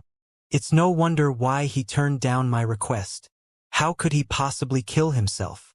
The more Luo Xianqing thought about this matter, the more infuriated he became. If his emotions could materialize, the area around him would be swiftly overwhelmed by a raging inferno and burned down to cinders. This isn't good. Hurry up and get Elder Gu over. Tell him that the King of Destruction is going to destroy the Hall of Integrity. Seeing that the young man's strength was on the verge of bursting forth, the elder's face immediately paled in fright, and he hurriedly turned his head around to instruct the female attendant. As a managerial elder, his cultivation was only at St. 7 Dan, a long way off from matching up to Luo Xianqing. If they were to go head-to-head with one another, there was no way he would be a match for the other party. Sensing the dangerous aura shrouding around the young man before him, he couldn't help but recall the various, incredible accomplishments of the young man before him. At this point, there was little doubt that the young man was going to do something very soon. "Yes, Elder," the attendant hurriedly nodded. But just as she was about to turn around and leave, Luo Xianqing suddenly appeared right before her eyes. With reddened eyes, he roared, "Tell me, why do you revere that Zhang Xian so much? Is he stronger than me? Is he more good-looking than me?" In terms of strength, he was a Saint 8 Dan expert, whereas Zhang Xian was only at Grand Dominion Realm pinnacle. In terms of looks, that fellow was no different from a fighter 1 Dan to his Saint 9 Dan. He just couldn't understand why others would idolize that fellow instead of him. Why? Feeling the immense pressure that Luo Xianqing was emanating, the young lady's face paled in fright, and she began to bawl uncontrollably. "Let go of her," the elder bellowed angrily. It was only in this moment that Luo Xianqing finally regained his rationality, but even that was insufficient to quench the indignance that he felt inside. To show a look of reverence when speaking of Zhang Xian, only to be scared into tears when facing him. Why? The elder could guess what Luo Xianqing was thinking of just by the look on his face, and he suddenly felt completely speechless. Just by that terrifying look on your face, it would take a miracle for any girl to like you. Take a look at Zhang Xian. Even before the most frightening lightning tribulation, he was still able to stand firmly with a composed smile on his face, diving into it fearlessly and eventually send it fleeing even. Now, take a look at yourself. How can you ever begin to compare with him? Forget it. I'll kill that fellow right now. Knowing that he wouldn't be able to get an answer out of the female attendant's mouth, Luo Xianqing spat coldly as he dashed straight for Jian Qingqing's residence. Now that he had found out that Zhang Xian was the culprit who had seduced his younger sister, there was no reason for him to hesitate anymore. There would be more than enough time for him to think the matter through after smashing that fellow's head into the ground. It didn't take long before he was standing right above Jian Qingqing's residence, and he bellowed loudly, "Luo Xianqing is here to pay a visit to Elder Jian." His deep voice reverberated deafeningly throughout the entire residence, reminiscent of the rumbling of thunder. "Luo Xianqing, what are you up to this time around?"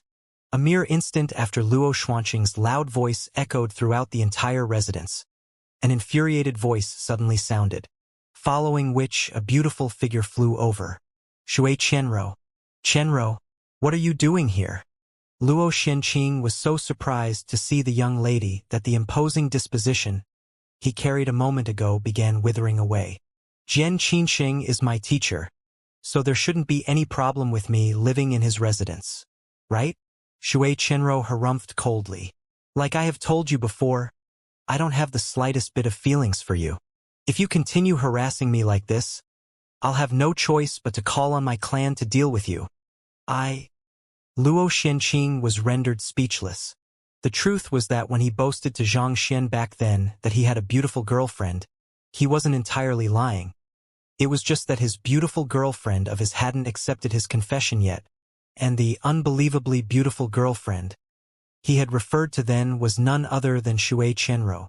Luo Xianqing was intending to say that he wasn't here for Shui Qianrou but Zhang Xian, but the latter's words triggered the intense feelings of indignance within him once more, and he exclaimed, "Just what kind of man do you like?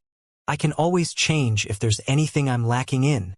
Given the outstanding and dashing man he was, why didn't the other party like him? He simply couldn't understand it. "What kind of man do I like?" Shui Qianrou harumphed coldly. "The man that I like must possess unparalleled talent in swordsmanship. He must possess utmost discerning eyes that are capable of seeing through and complementing all of my flaws, and more importantly, he must be able to impart to me profound swordsmanship." "Impart to you profound swordsmanship? It can't be that." Luo Xianqing suddenly widened his eyes as he shook his head in disbelief, hoping that everything was just his imagination. "That's right. I like men who are like Zhang Xian. As for you," Shui Qianrou waved her hands disdainfully, "you should just give it a rest. You bastard." Luo Xuanqing's rage finally reached the peak and exploded.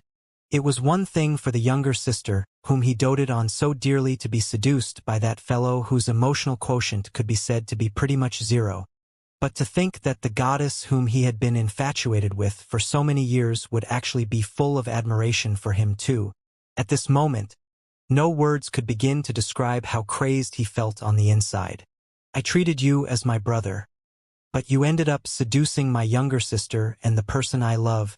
Unforgivable. Zhang Xian, you better scram out here right now." Unable to hold it back any longer, Luo Xianqing roared in fury. Seeing how the other party's words were getting more and more overboard, daring to threaten Zhang Shi even, Shui Qianrou finally snapped, "Luo Xianqing, Zhang Shi has already left for the Zhang clan together with my teacher. If you continue causing trouble around here, don't blame me for activating the sword formation. What the heck is wrong with you? I have already made everything clear to you. Why are you still going on a rampage over here? Previously, you claimed that as long as I were to meet someone I like, you would give up and back away quietly. I should have already made it very clear to you that I like Zhang Shi. So why are you still causing such a huge commotion here, even threatening to beat him up? Do you really think I dare not activate the formation on you? If you were to continue causing trouble here shamelessly, I don't mind teaching you a lesson." After receiving Zhang Xian's pointers, Shui Qianrou had become more highly regarded by Jian Qinxing, such that she was even imparted with the method to control the formation inscribed into the residence. "He has already left? Humph. I'll just have to chase him back then." Making a quick calculation, Luo Xianqing realized that it was indeed very likely that Zhang Xian had already left. Thus, he immediately flitted off in the direction of the Zhang clan without any hesitation. That madman? Not expecting Luo Xianqing to come over in the middle of the night to cause such a huge uproar, only to leave before finishing his piece, Shui Qianrou was rendered speechless. She would have to be an utter fool to fall for a person that lacking in maturity. In the end, Zhang Shi was the only one who could really be thought of as perfect. Well, he would have been even more perfect if his words could have been any nicer. But again, geniuses tended to have extremely individualistic personalities, and she was perfectly fine with his personality too. Oblivious to Shui Qianrou's fangirling, Luo Xianqing dashed straight for 3 days and 3 nights, till the last droplet of Jinqi within his body had been depleted. But even so, he was still unable to find any traces of Zhang Xian and the others. Before long, he was completely sapped of his strength and had no choice but to come to a halt, and in the next instant, a mouthful of fresh blood spurted from his mouth. He had been too overwhelmed with rage earlier that he was completely oblivious to his current physical state, but as soon as he came to a halt, he felt a feeling of weakness swiftly consuming his entire body, placing him on the verge of fainting. Even as a Saint 8 Dan expert, he was still incapable of maintaining flight at full speed for 3 days straight without any rest. Not to mention, the consecutive shocks he had sustained earlier had caused his Jinqi flow to descend into severe disarray. If not for the strong cultivation foundation that he had built up over the years, his cultivation could have very well gone berserk. From the looks of it, it seems like there's no way I'll be able to catch up with them anymore. Seated by the edge of a cliff, Luo Xianqing panted heavily as he thought with gritted teeth. Jian Qinsheng and Zhang Xian had left on an aerial Saint Beast. As fast as he may be, if he couldn't see any traces of them after chasing them for so long, it didn't seem too plausible that he would be able to catch up with them anymore. But not only did that fellow dupe him, he even seduced his younger sister and his goddess. It would be hard to quell the burning rage within his heart if he couldn't at least give the other party a beating he would never forget. Should I contact my clan and have them liaise with the Zhang clan to deal with that fellow? A thought suddenly popped up in Luo Xuanqing's head. As long as he told his clan that the person whom his younger sister liked had gone to the Zhang clan, they would surely be able to make ample preparations to trap and eliminate that fellow. With the two most powerful sage clans moving in unison to deal with him, there was no way Zhang Xian would be able to get away. But somehow, the thought of Zhang Xian dying made the usually decisive him hesitate a little somehow. But the first elder has also instructed me to get close and avoid any conflicts with him. Furthermore, he's the direct disciple of Yang Shi too. Luo Xianqing was in a dilemma. It was imperative for him to accomplish the missions assigned to him by the clan, and the first elder did give him two clear missions. One was to get on close terms with Zhang Xian, and the other one was to kill the man his younger sister liked. But now that the two of them turned out to be the same person, was he to get close to him or should he kill him? At the same time, he suddenly felt that it might have been a little too rash of him to conclude that Zhang Xian was the person whom his younger sister liked. While it was true that the latter was from the Hongyuan Master Teacher Academy too, it could have just been a coincidence. All of these thoughts swarmed Luo Xuanqing's mind at once, leaving him feeling deeply lost all of a sudden. At this moment, his eyebrows suddenly shot up.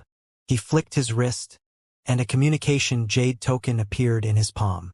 Tapping his finger on it lightly, there was a light who, before an incomparably beautiful and seemingly flawless figure appeared before his sight. "Sis, aren't you grounded by the clan? How did you manage to contact me?" Luo Xianqing widened his eyes upon seeing the other party, and he asked in agitation. The person who was at the other end of the communication jade token was no other than his younger sister, the little princess of the Luo clan. "The clan might have grounded me, but sending out a message is nothing too difficult to me," the young lady replied. After assimilating the dimension silencer, her comprehension of space could be said to have reached a level comparable to their founder. If she wanted to, she could easily decipher the seal which the first elder and the others had set up without alerting them. "That's a relief. I happen to have something I need to verify with you." Heaving a sigh of relief, Luo Xianqing was just about to begin speaking when the young lady before him anxiously waved her hands and interjected. "Brother, I need you to hear me out first. Even back when we were still young, you have always been very doting of me, looking out for me at every corner and secretly getting me what I want, and I am really grateful for that. There is one thing which I really need your help, and I hope that you can offer me your strength." Luo Xianqing could roughly fathom what his younger sister was about to say, but facing her pleading and desperate eyes, he hesitated for a brief moment before eventually nodding in agreement. "As long as it's within my means, I'll do my best to help you." For his younger sister, he would even tread up a mountain of blades or dive into a sea of flames for her if he needed to. Hearing those words, relief visibly flickered across the young lady's face. "As you know, I already have someone that I like. Our clan has already dispatched some men to the place where I have been to, and there's no doubt that they will attempt to kill him. I hope that you can protect him. Please, don't allow any harm to come to him." "You want me to protect him?" Luo Xuanqing's eyes widened in astonishment. "That's right." The young lady nodded. "He's only an ordinary cultivator. He shouldn't lose his life just because I like him. This isn't fair for him." She turned her gaze toward Luo Xianqing, and with an expectant and pleading look in her eyes, she said, "Brother, you know that I have never pleaded anyone for anything, but just this once, I'm pleading with you. Please protect him." Luo Xuanqing's clenched fists trembled uncontrollably. He wanted to tell her that he had already promised the clan to kill that fellow, but in the end, he still held himself back at the very last moment. In the end, he still couldn't bear to see his younger sister unhappy. He took in several deep breaths before nodding in resignation. I'll protect him. I knew that you are the best. I'll be entrusting him to you then. A beautiful smile reminiscent of a flower bloomed on the young lady's lips. No matter what, please look after him and don't allow anyone to hurt him. I'll have to go now. Even though I'm able to send messages out, the others might notice that something is amiss if I do so too frequently, and that could cause unnecessary complications. As she said those words, the young lady's silhouette began to flicker, and it seemed as if her image would dissipate at any moment soon. Wait a moment. You told me to protect the person that you liked, but you haven't told me what his name is and where he is at the moment. Even though he had a good idea whom the person was, he still wanted to verify it with his younger sister. His name's Xianxia, and he's currently in Qingyuan Empire. The young lady's voice drifted across with a tone filled with saudade and fondness before gradually dissipating along with her silhouette. As I expected. Hearing his younger sister's confirmation, Luo Xuanqing's face turned frighteningly livid. Xianxia. Even Luo Xianqing himself was unable to clearly discern his current emotions, whether it rage or indignance that he was feeling. But these emotions swarmed relentlessly to his mind and to his heart, leaving him feeling as if he would explode from them. Achoo! Amidst the sky, Xianxia was seated on the back of a saint beast when he suddenly sneezed. Rubbing his nose, a confused look appeared on his face. Is someone thinking of me again? Being too outstanding sure is troublesome. Hi! He had been sneezing ever since he left the Sanctum of Sages. The person who was thinking of him sure was persistent. That's why I should maintain a low profile at all times. Otherwise, if Luo Ruoxin realizes that so many people like me, she won't be happy, Xianxia thought with a nod. And to be honest, he had indeed been much more low profile ever since he entered the Sanctum of Sages. The only time he had been high profile was when he challenged the Tower of Master Teachers. Otherwise, how could the cultivation technique forest and even the entire inner sanctum still be intact? He had already been actively trying to play it cool. It sure is tiring maintaining a low profile, Xianxia thought as he rubbed his glabella. If not for his wish to maintain a low profile, he would have simply taken vicious upper body out. At the very least, he would not have just stopped with challenging a mere Tower of Master Teachers and breaking a couple of records. Do you know how difficult it was to suppress myself? However, this worked out fine as well. It was aligned with his humble personality anyway. Having spent a year as a cultivator, he understood the deep importance of maintaining a low profile. If he had gone around boasting about his strength and trump cards like his clone did, he probably would have already died. After a brief moment of thought, he flicked his wrist, whipped out a token, and began assessing it closely. It was the Sanctum Head token that he had received from Sage Kuei. The first layer of the seal on it had unraveled back when he received his 8-star Master Teacher emblem after clearing the Tower of Master Teachers. However, he had not had the time to examine it closely back then.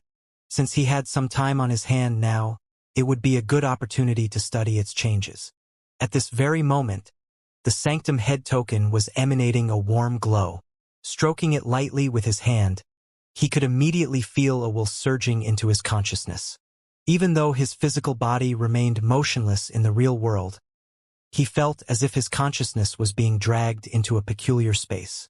The next thing he knew, Sage Kuei was standing right before him with a faint smile on his lips. You sure became an 8-star Master Teacher fast. The rate at which you are growing has far surpassed my imagination. A hint of approval could be heard in Sage Kuei's voice. How far have you cultivated your divine eyes of the 9th netherworld to? Let me take a look. Regarding that, to be honest, I haven't started cultivating that optic art yet, Xianxia replied awkwardly.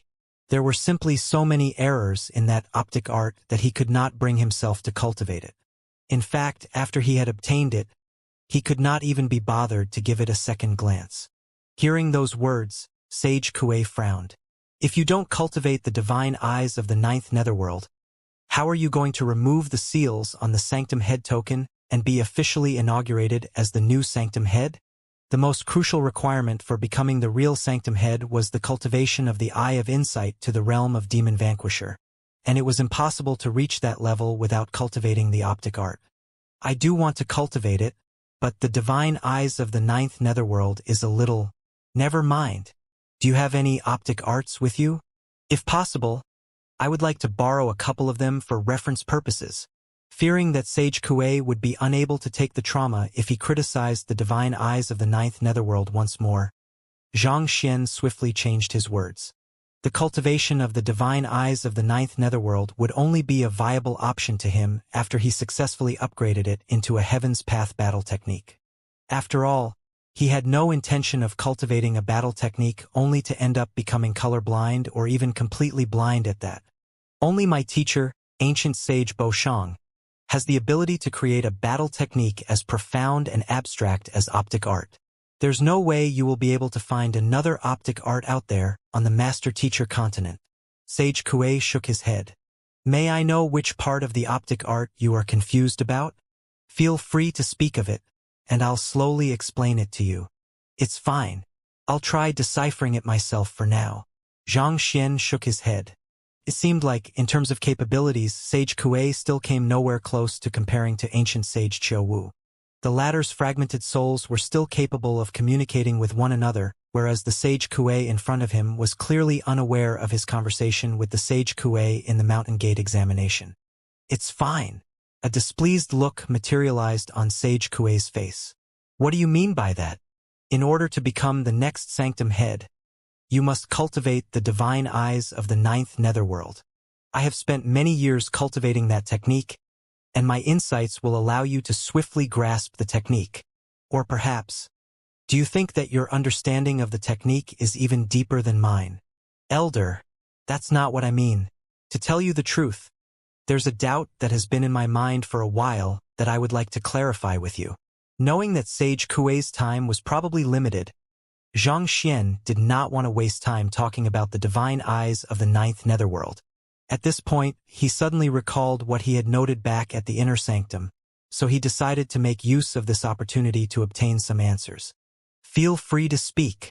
Hearing that Xianxia had a question to ask him, Sage Kuei flicked his hand behind his back grandly and assumed the image of a powerful expert.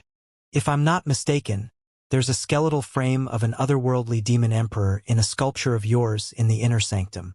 I'm curious to know how you managed to suppress its aura to the point where it's almost indiscernible.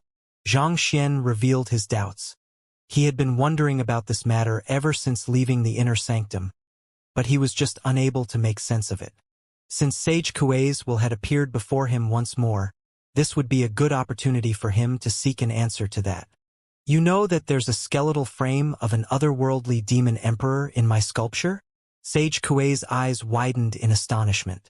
In an instant, the image of a powerful expert that he had just built up shattered, and disbelief could clearly be seen on his face. Indeed, if I'm not mistaken, the otherworldly demon emperor was an ancient figure in your era known as Vicious. Xianxia elaborated. Considering that Sage Kuei was Kong Shi's grand student, he should have heard of Vicious. You know of Vicious? Sage Kuei's cheeks began twitching. How did you manage to seal his upper body in your sculpture without any hint of his aura leaking out? Xianxia asked once more. This? Sage Kuei was stunned. Hearing the affirmative tone behind the young man's voice, Sage Kuei hesitated for a brief moment before sighing deeply. Since you have already seen through this much, I guess there's no harm in telling you the truth. You're right, the skeletal frame that is sealed in that sculpture in the inner sanctum indeed belongs to Vicious. Many years ago, when I first found it, a will had already developed within it. In order to prevent its resurrection, I could only make use of Kong Shi's strength to suppress it. Kong Shi's strength? Yes. The inner sanctum is located in the very center of the formations of the 5 halls, and by using Kong Shi's personal handwriting and the fortune harnessed in this very land, I was able to suppress it thoroughly, to the point where it's rendered completely helpless to retaliate, Sage Kuei explained. Hearing that, Xianxia swiftly went through the relative position of the inner sanctum to the 5 halls, and indeed, the inner sanctum was located at the very center of their formations.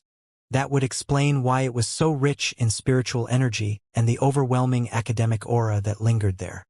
Back then, when Vicious fought against Kong Shi, His strength had already reached a level surpassing all ancient sages on the master-teacher continent. At his peak, he was an entity whom none of us could match. In order to prevent his resurrection, I could only make use of all resources I had at my disposal to suppress him.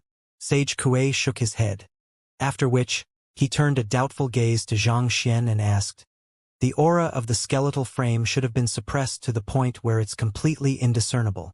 How did you manage to notice it when your eye of insight is only at the third realm?" There had been several generations of sanctum heads prior to him, and their mastery of the eye of insight had far exceeded his, but even so, they had been unable to notice the presence of the skeletal frame. Yet, the young man before him had actually noticed that something was in the sculpture and was even able to discern what it was clearly. How in the world did he manage to do it? "I only managed to notice it by coincidence," Xianxia replied perfunctorily, not bothering to explain. "Regardless of how you noticed it, listen to my advice and don't even try to touch it. Even Saint Nine Dan cultivators might not necessarily have the strength to stand against it." Seeing that Xianxia was unwilling to talk too much about the matter, Sage Kuei did not probe. Nevertheless, he still felt compelled to issue a warning. "What if I have the confidence to tame the skeletal frame and prevent it from doing harm? Would it be fine if I take it out?" Xianxia asked. Given that he possessed the Book of Heaven's Path, not to mention that Vicious Head was under his control, he was very certain that he would be able to take down Vicious Upper Body too. However, he was just unsure if there was any way that he could retrieve the upper body without resulting in any adverse consequences for the inner sanctum. "You want to tame Vicious skeletal frame?" Hearing those words, Sage Kuei was clearly startled for a moment before he shook his head. "It's good that you intend to contribute to mankind, but I can tell you for certain that it's impossible. Even Kong sure failed to do it back then. So do you think that you'll really be able to do it?" It was no wonder why Sage Kuei didn't believe Xianxia was able to do it. If even Kong Shi was unable to accomplish that deed, there was little hope that anyone in the master-teacher continent would be able to do so. Just the fact that Vicious was able to trap Kong Shi back then was more than enough to show how powerful he was. Considering how Xianxia's cultivation was only at a mere Grand Dominion realm pinnacle, it wouldn't make any difference no matter what kind of incredible means he had up his sleeves. "You don't believe me?" Noting Sage Kuei's expression, Xianxia chuckled lightly and said, "Follow me." After saying those words, he retracted his consciousness back to his physical body and went into his myriad anthive nest. Then he grabbed the token tightly once more. Boom! A massive head appeared within the myriad anthive nest. It floated quietly in midair, emanating a frightening aura. "Master," Vicious greeted. "See this?" Sage Kuei's will flickered wildly, nearly dissipating on the spot. Having once suppressed Vicious, he could identify the latter's will and body with ease. Even though the massive head was a celestial designer artifact, the will and life within it was indubitably Vicious. To think that the legendary Vicious who had Kong Shi trapped for 3 whole months in the ancient era would actually end up serving a young lad as his master. "I have successfully tamed his heart, finger, and head, and I'm in the midst of collecting his other parts. Since his skeletal body with you, is there any way I can retrieve it safely? I think this would also be much safer in the long run as well," Xianxia said. Naturally, the best-case scenario was for him to retrieve the skeletal frame without causing the collapse of the inner sanctum. In the very depths of his heart, he didn't like causing destruction at all. Wherever it could be avoided, it should be avoided. Besides, once he became the sanctum head, the inner sanctum could be said to be under him as well, and destroying his own home base didn't seem like a very good idea. This can't be happening. Sage Kuei was still overwhelmed by the sheer shock of what he had seen, and his body flickered in and out of existence. "He's already right before your eyes, and I believe you can tell for yourself whether he's really vicious or not." Seeing Sage Kuei's excessive reaction towards such a trivial matter, Xianxia couldn't help but shake his head in disapproval.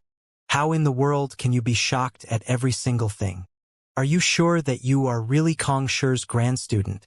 Somehow, it feels like you are a countryside bumpkin who hasn't seen the larger world outside yet. No matter how formidable Vicious was when he was alive, He had been divided into many pieces after his death, and every individual part wasn't particularly powerful. As such, it shouldn't come as much of a shock that he managed to tame them. It took some time before Sage Kuei finally recovered from his shock. With a bitter smile, he said, "Since you are capable of taming him, I guess there should be no harm handing the skeletal frame over to you. However, the seal to decipher it is rather complicated, so it might be quite troublesome on your part. Please enlighten me." Hearing that there was a method to retrieve vicious upper body without causing any destruction, Xianxia hurriedly clasped his fist. "I sealed the skeletal frame using a spatial secret art so as to fuse it entirely with my sculpture. If you wish to separate the both of them, you must destroy it and—" In the midst of his words, Sage Kuei's will flickered once more, and before he could finish his words, he had already vanished from the spot with a light hue, as if an extinguished candle flame. It seemed like the shock he had received had far exceeded his tolerance limit, causing him to dissipate on the spot. Xianxia was frenzied. Just what in the heck was wrong with these ancestors? How in the world could each of them be so unreliable? Kong Shi disappeared in the midst of his words. Ancient sage Qiu Wu did so too. And now, even this fellow was doing it too. Was it some kind of tradition for them to do that? Or was this just a twisted sense of humor they had back in their era? Forget it. Even though Xianxia felt deeply stifled, he knew that there was no point for him to lose temper now, especially since Sage Kuei was already gone. Thus, he could only rub his glabella and turn his eyes back to the sanctum head token. After the removal of the first seal, it had visibly become more smooth and radiant, and ripples of powerful energy could be seen flowing on its surface, reflecting the massive might that it wielded. Is this a Saint Pinnacle artifact? Xianxia's eyes lit up in excitement as he stroked its surface with his fingers lightly. He wasn't too sure just what tier the item was, but he was certain that it was far stronger than the Lingshu sword in his possession. If the two of them were to clash with one another, it was almost certain that the one to shatter would be his Lingshu sword. Just from that in itself, it could be seen that the token was definitely a Saint Pinnacle artifact at the very minimum. But perhaps it was due to the presence of the seal. Despite its high tier, there wasn't the slightest hint of spirit infused into the token. Its only unique property seemed to be its resilient exterior and its peculiarly sharp tip. Nevertheless, it could still display exceptional might when utilized in the right situation. Even a Saint 8 Dan cultivator could be easily cornered by the prowess of a Saint Pinnacle artifact. As long as he were to use it well, he might be able to slay even the Netherworld Azure Dragon beast. As expected of the personal artifact of the Sanctum Head, it was indeed no ordinary treasure. I wonder what kind of changes would happen to the token once I unseal the second layer of seal. The changes in the token after the unsealing of its first seal was already quite a huge surprise in itself. So Xianxia couldn't help but wonder what would happen once the second seal was unsealed too. While Xianxia was chatting with Sage Kuei and examining the Sanctum Head token closely, in the premier hall of the Sanctum of Sages, where generations of Sanctum Heads and Deputy Sanctum Heads resided, brilliant rays of light began bursting forth in close intervals, and the flurried chimes of a bell could be heard booming across the entire area. "What's happening?" Xianxia, Elder Gu, and the others hurriedly rushed over to the grand hall as they exclaimed in astonishment. As a representation of the authority of the Sanctum of Sages, no one would ever dare to fool around here. Just what in the world could have happened to induce such a huge commotion? "It's coming from the sculptures of the preceding Sanctum Heads," an elder exclaimed. Everyone hurriedly turned their sights over and saw the many sculptures of the many generations of Sanctum Heads shaking non-stop. The deafening bell chimes were echoing from them. The trembling of the sculptures should be a representation of their shock? But what could have happened to leave them in such a state? Elder Gu muttered in astonishment. Every single generation of Sanctum Head was a top-notch expert, possessing experience and eye of discernment that far surpassed any other cultivator in the master-teacher continent. It was unimaginable just what kind of major incident could have happened to have placed them in such a state. This was inconceivable. Could this mean the Sanctum Head token has surfaced? A thought suddenly came to Xianxia's mind, and he muttered softly with a pale face. The Sanctum Head token has surfaced? Do you mean that the Sanctum of Sages is about to usher in another true Sanctum Head? The many elders gathered in the area hurriedly turned their sights to Xianxia. Only a true Sanctum Head candidate would have the right to wield and control the Sanctum Head token. If that artifact had surfaced once more, it would spell that the real Sanctum Head was on the rise as well. That's right. That person should have received Sage Kuei's approval and successfully removed one of the seals on it. Otherwise, it shouldn't be possible for such a huge commotion to occur. Xianxia nodded. But in order to become the Sanctum Head, one must possess the Eye of Insight. Just who could that person be? The faces of the crowd reddened in agitation. Each time a real Sanctum Head appeared, the overall prowess of the Sanctum of Sages would surge forth, as if entering an era of swift development.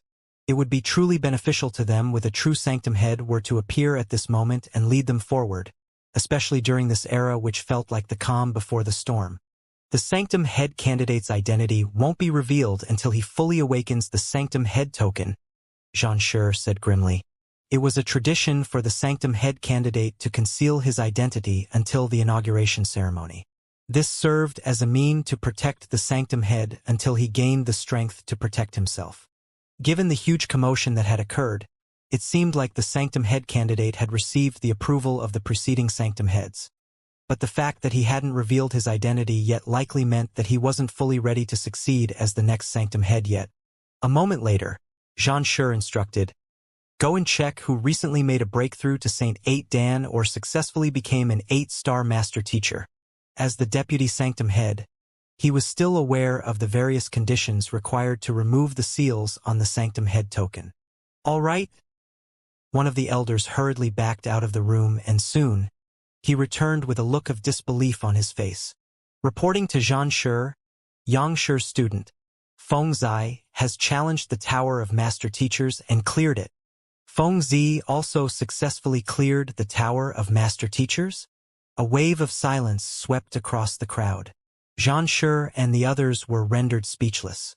In the several dozen millenniums since the creation of the Tower of Master Teachers, there had only been 3 people who had managed to clear the trial. Just what in the world had happened recently? There had been 2 consecutive challengers, and both of them had actually cleared it. How long did he take? One of the elders could not resist asking. Zhang Xian had used roughly 15 minutes, so how long did Fengzi take to clear it? Almost an entire day. The elder who had gone out to investigate earlier replied. A day. His record might be beneath that of Xianxia, but it's definitely an outstanding achievement. Considering how the wills of the Sanctum Heads began reacting right after he became an 8-star master teacher. Could he possibly be the Sanctum Head candidate? Xianxia deduced. I think it's very likely. The other elders swiftly nodded in agreement. Even though Xianxia had cleared the Tower of Master Teachers very quickly, there was no peculiar phenomenon occurring right after he cleared it. On the other hand, just moments after Fengzi became an 8-star master teacher, the wills of the Sanctum Heads began trembling in shock. Could it be that he had received Sage Kuei's recognition and become the only current candidate to the position of the Sanctum Head? But considering how Fengzi is Yangxi's direct disciple, it's only a matter of time before he returns to the Master Teacher Pavilion headquarters. Why would Sage Kuei choose him as a Sanctum Head candidate? I have no idea either. However, Sage Kuei's wisdom is not something that the likes of us can fathom, and perhaps, he might have seen something far beyond what we can see. To be honest, if a Sanctum Head does appear in this generation, I would think that the likelihood of Xianxia being him is higher. According to the rumors I have heard, he's Fengzi's senior, and on the whole, the capability and the potential that he has displayed far surpasses that of the other students. One of the requirements to becoming a Sanctum Head candidate is the possession of the Eye of Insight. No matter how talented Xianxia may be, even if he's on par with the little princess of the Luo clan, as long as he doesn't possess the Eye of Insight, all would be for naught. That's true. Frowns emerged on the elders' faces as they heatedly discussed the issue with one another. Both Zhang Xian and Fengzi were possible Sanctum Head candidates. It was still impossible for them to confirm which of the two it would be, but most of them were leaning toward Fengzi. I think there's at least a 90% chance that it's Fengzi. Xianxia would likely be the one to succeed Yangxi's position in the future, so there wouldn't be a problem for Fengzi to take on the role of our sanctum head. In the first place, the elders were all working on speculation, so even after a lengthy discussion, they were still unable to come to a conclusion. Eventually, Xianxia stepped forward and said, "All right, there's no point debating this anymore. We have narrowed the potential sanctum head candidate to just 2 people, and that's good progress. For the time being, make sure that none of what we have discussed today gets leaked. Also, none of you are to show any disrespect to the 2 of them, and make sure to satisfy every one of their requests wherever possible." The elders nodded. Understood. The Zhang clan was located a far distance away from the Sanctum of Sages. Even when riding on Jian Qinxing's tamed aerial beast, it would still take nearly an entire month to get there. With too much free time on his hands, after he was done examining the Sanctum head token, Zhang Xian began reinforcing his cultivation. It took him 3 days to fully reinforce his Grand Dominion Realm Pinnacle cultivation, and after that, he spent a couple more days retempering his physical body and primordial spirit. Afterward, he suddenly found himself at a complete loss over what he should do. Eventually, he ended up spending most of his time discussing swordsmanship with Jian Qinxing, and the latter benefited greatly from his unique and sharp insights regarding swordsmanship. With that leisurely atmosphere, 20 days passed in a flash. We should be reaching the Zhang clan in around 2 days' time. Studying the meandering mountain range and long rivers beneath them, Jian Qinxing swiftly deduced their location, and he could not help but tremble in agitation. Just 2 more days, and he would be able to cleanse himself of the humiliation that he had suffered so far. He would be able to trample that haughty and boastful Xingming sword saint beneath his feet. Just the thought of it was sufficient to leave surges of exhilaration coursing through his body. If we barge in on the Zhang clan's clan assembly and challenge them on such a grand occasion, wouldn't it be in breach of the master teacher's value of propriety? Zhang Xian asked Jian Qinxing. As much as he wanted to teach the Zhang clan a lesson, he was also well aware of his identity as a master teacher. He had to pay careful heed to his standing and act within the scope of what was deemed appropriate by society. To tell you the truth, I'm not the one who initiated this challenge. On the contrary, they were the ones who invited me over to challenge them. The Zhang clan's clan assembly is more than just an occasion for the members of the Zhang clan to gather and discuss major affairs. More than that, it's also used as a platform for the Zhang clan to reinforce their prestige and influence as the #1 sage clan in the master teacher continent. Jian Qinxing harumphed coldly. The Zhang clan would usually send out invitations to others to attend their clan assembly. The motive was simple: to display the overwhelming might of the Zhang clan to the rest of the world. If it had been in the past, Jian Qinxing would have surely become nothing more than a stepping stone to further the Zhang clan's reputation. But now that he had Zhang Xian, a one-of-a-kind genius who had successfully grasped 2 sword quintessences, on his side, no matter how powerful the younger generation cultivators of the Zhang clan were, who could possibly be a match for him? Do they send out invitations to all major powers? Zhang Xian asked doubtfully. I'm not too sure either, but that does seem to be the case. For every clan assembly that they've hosted so far, they invited many people from all walks of life to participate. There were demonic tunists, apothecaries, blacksmiths, beast tamers. Most occupation guilds received a couple of invitations, and they dispatched their most outstanding juniors to attend. While the pretext was to have them observe the clan assembly, in truth, it was to allow those of the younger generation to spar with one another and further their experiences. Even though Jian Qinxing did not like the Zhang clan, he still could not help but remark, even though it's clear that they were utilizing the clan assembly as a platform to boast of their prowess, they are indeed a force to be reckoned with. There are simply too few in the younger generation who are able to match their counterparts in the Zhang clan. Most occupation guilds received a couple of invitations? At this point, Zhang Xian could not help but recall what he had heard from Bai Hongyin back then. Back then, when the young prodigy was born, it seemed like they had invited quite a few renowned figures from the various occupations, and her teacher happened to be one of them. The previous Zhang clan's clan assembly happened 20 years ago. during the young prodigy's full-month celebration. Back then, the few students of mine were all defeated by a single person. Recalling the situation back then, a bitter look appeared on Jian Qingqing's face. Just the direct disciple of the Xingming Sword Saint had been enough to render all of his students completely helpless, and that incident had truly shredded his dignity into many pieces. That matter had been on his mind throughout the years, bubbling furiously inside of him without any avenues to release it. If not for meeting Zhang Xian, there was a good chance that he would never have been able to exact vengeance in his entire lifetime. The young prodigy's full-month celebration.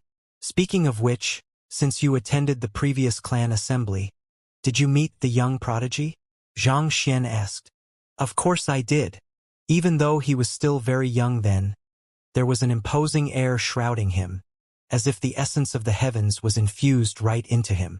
Just a glance at him left me trembling at my core, feeling deeply ashamed of my form. Recalling that sight from 20 years ago, Jian Qingqing could not help but fall into deep thought. Really, I just can't understand why the Xing Sword Saint would be blessed with such luck. Not only does he possess amazing aptitude in swordsmanship, he also sure has a way with giving birth. I can tell you that never in my life have I seen a child as talented as that boy. A child who's just barely a month old. Just what kind of talent could he possibly have? Isn't that a little too exaggerated? Zhang Xian's complexion did not look too good. If that child was really as outstanding as Jian Qingqing made him out to be, his name would have resounded throughout the master-teacher continent by now. How could he not have appeared publicly even once? Exaggerated. Jian Qingqing shook his head. It's no exaggeration at all. Oh, what I'm saying really comes from the bottom of my heart. If you don't trust me, let me ask you this. Have you ever heard of connate sainthood? Jian Qingqing asked. Connate sainthood? Zhang Xian frowned, unsure of what that term was referring to. It refers to a person born intrinsically with saint realm cultivation, Jian Qingqing said. Born with saint realm cultivation? How could that be? Zhang Xian narrowed his eyes in astonishment. It had taken him a great deal of effort in order to cultivate to sainthood. Just the fact that it had taken him more than 6 months to do so said a lot about the matter. And yet, there actually existed individuals in the world who were born with saint realm cultivation. Surely not even the heavens would be so biased toward an individual. At the very least, there was not a person whom he knew who was a connate saint, and this included Luo Ruoxin as well. Indeed, I couldn't believe it the first time I saw it either. But the truth is as such, Jian Qingqing remarked deeply. At this point, he could not help but recall something, and he remarked, it might seem weird to say this, especially since the young prodigy was only a month old when I saw him, but I must say that there's really some degree of resemblance between you and him. There's some degree of resemblance between me and the young prodigy? Zhang Xian was startled for a moment before he shook his head bitterly. How could that be? He had already checked it with Zhang Juxiao's blood essence, and it had already been proven that he was not a member of the Zhang clan. Besides, if he really was the young prodigy of the Zhang clan, how could he have ended up as an orphan in the Tianxian kingdom without a single person looking for him at all? Furthermore, the fact that the young prodigy was a connate saint further disproved that hypothesis. Zhang Xian could still remember that he had only been at Fighter 3 Danjinshi realm when he first transcended to the master-teacher continent, so how could he possibly be the young prodigy? Well, the young prodigy might have been a person blessed by the heavens. But so what? He would make sure that anyone who dared vie with him for Luo Ruoxin would end up crawling around the floor, searching for his shattered teeth. I'm not saying that you are from the Zhang clan, just that the look in your eyes really resembles that of the young boy I saw back then. But of course, considering how long it has been since then, I think my memory could be failing me too. Jian Qingqing shook his head and chuckled softly. Considering the talent that the young prodigy harnessed, he would surely be put under the tightest guard of the Zhang clan and put through the strictest of education. There was no way that he would have been allowed to roam outside and become an itinerant cultivator. Unless the Zhang clan had their heads kicked by a donkey, there was no way that they would allow such a thing to happen. While Jian Qingsheng was chatting with Zhang Xian on the back of the aerial Saint Beast, a figure was swiftly flitting toward the cloud-shrouded Zhang clan, and it did not take long for him to arrive at its doorstep. The figure handed a name scroll over and clasped his fist. Xianxia's butler, Hu Yiwei, requests an audience with the head of the Zhang clan. It was none other than the man who competed with Sun Chong for the position of Xianxia's butler, the left guardian of the poison hall, Hu Yiwei. In this instant, he looked completely exhausted, and even his aura seemed to be a little unstable. After leaving the Sanctum of Sages, he did not rush off to look for Xianxia but headed for the Zhang clan. Looking back, he had been flying for roughly an entire month now. "Please give me a moment." Hearing that the visitor was Hu Yiwei, one of the guards hurriedly rushed in, and not too long later, he returned and ushered Hu Yiwei in. "Elder, this way please." "Yes." Hu Yiwei followed the guard into the courtyard, and after a few twists and turns, he finally arrived at a rather spacious room. In the room, a middle-aged man sat on the main seat, and there was a fatigued look on his face. Upon seeing Hu Yiwei, the middle-aged man stretched his hand forward and said, "Brother Hu, it has been long since we last met. Please, take a seat." Paying respects to the Xing Sword Saint, not daring to carelessly take a seat even at the other party's invitation, Hu Yiwei respectfully clasped his fist and bowed down. He was a 9-star poison master who was capable of causing devastating damage with a wave of his hand, but before the middle-aged man, he dared not pull his weight. Putting aside swordsmanship just in terms of fighting prowess, he was far from a match against the middle-aged man standing before him. "There's no need to stand on ceremony." The middle-aged man waved his hand. "I'm here to ask about my master's whereabouts. Half a year ago, when I parted with him, he said that he was heading for the Zhang clan." Hu Yiwei lifted his head and asked, "May I know if he's here at the moment?" "Xianxia is indeed here, but he's currently in seclusion. I'm afraid that this wouldn't be a good time to contact him," the middle-aged man replied. "Seclusion." Hearing those words, a hint of anxiety flashed across Hu Yiwei's face. It seemed like he had something to say, but he had no idea how he should bring it up. "What's wrong? Feel free to speak your mind." Seeing through Hu Yiwei's thoughts, the middle-aged man frowned. Hu Yiwei hesitated for a moment before gritting his teeth with determination and revealing, "It's like this. Just a while ago, I found a talented young man who is in his early 20s, and while I'm not too sure about it, I seem to have vaguely sensed the presence of the innate fetal poison that I planted 20 years ago." "The innate fetal poison that you have planted?" Hearing those words, the middle-aged man immediately stood up from sheer agitation, and his body trembled non-stop. Seemingly unable to believe what he had just heard, he anxiously asked, "Are you certain about it?"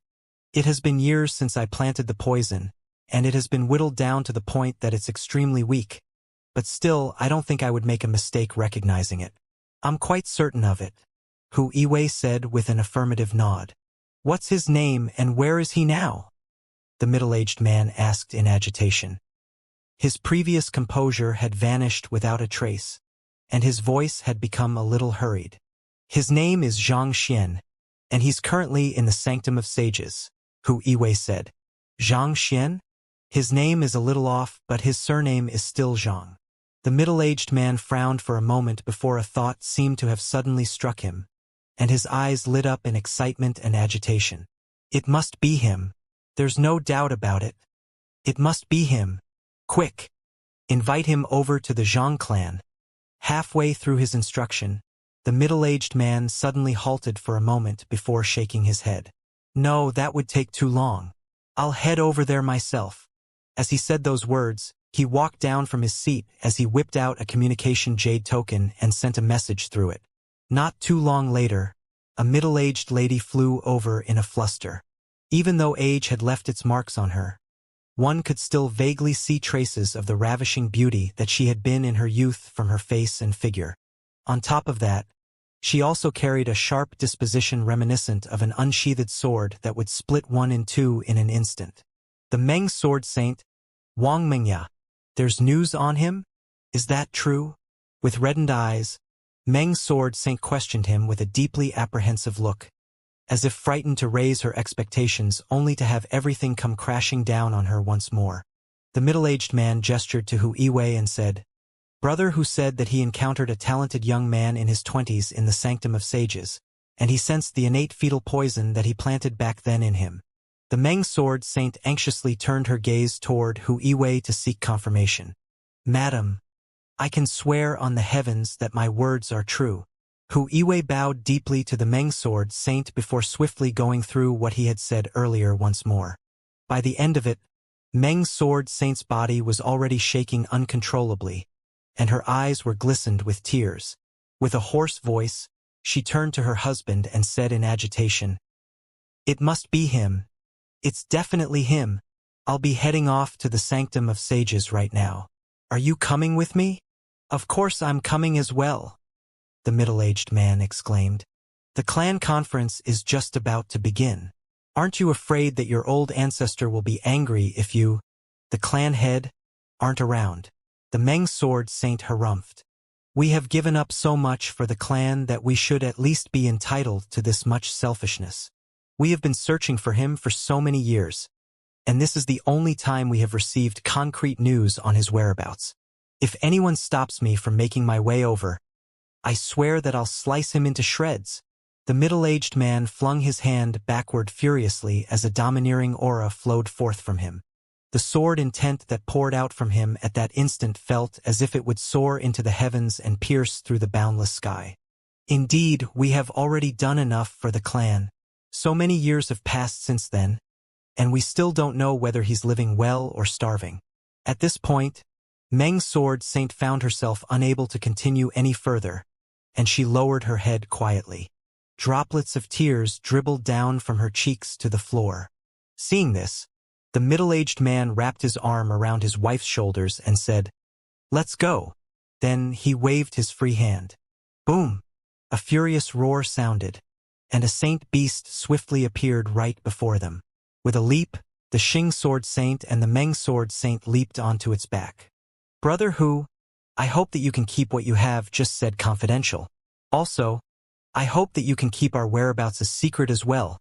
Standing on top of the aerial beast, the middle-aged man clasped his fist. "Xing Sword Saint, please rest assured. I won't speak a single word of this matter before others." Hu Yiwei nodded.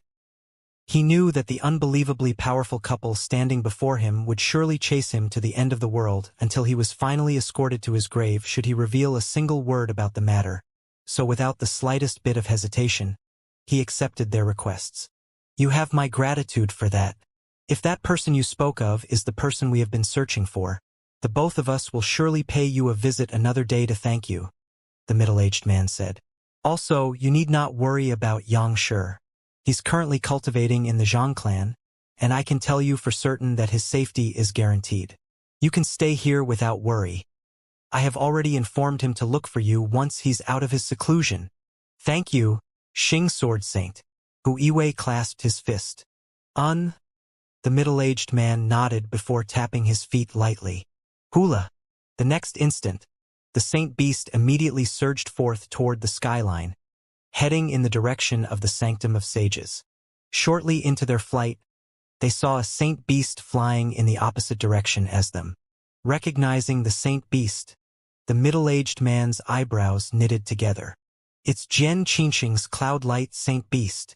Jian Qinxing, that obstinate fellow? Let's take a detour around him.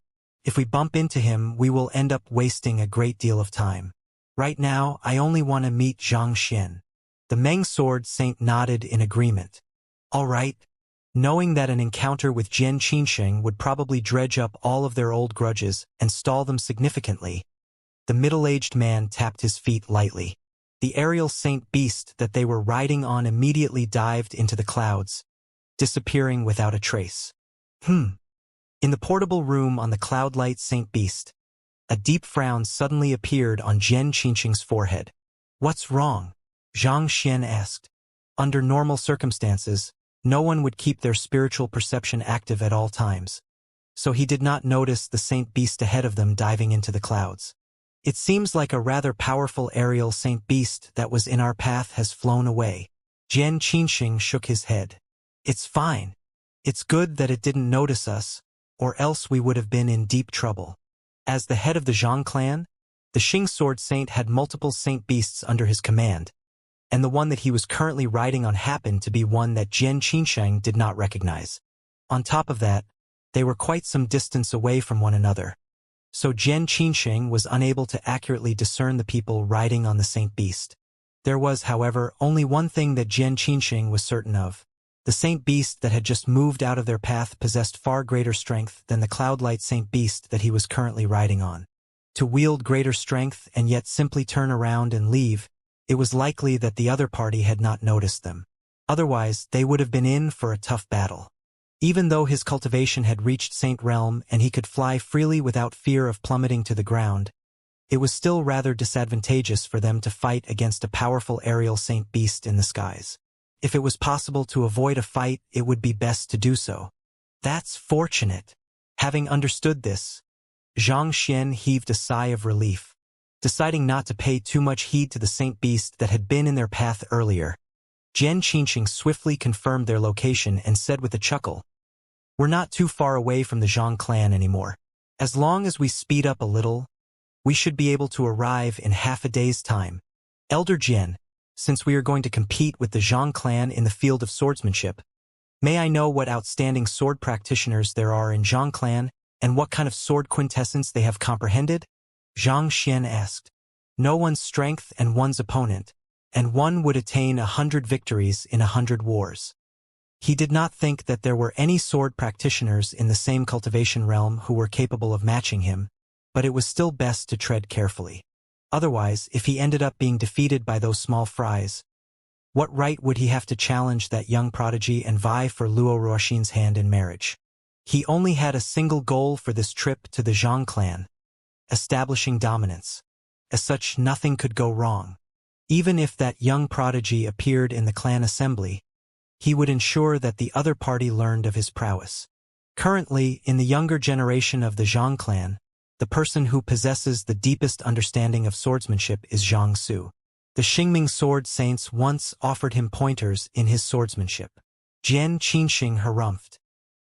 "He's also the fellow who came to my residence before, wanting to access my library, only to be chased away by me." Zhang Su. Xianxia pondered for a moment before nodding.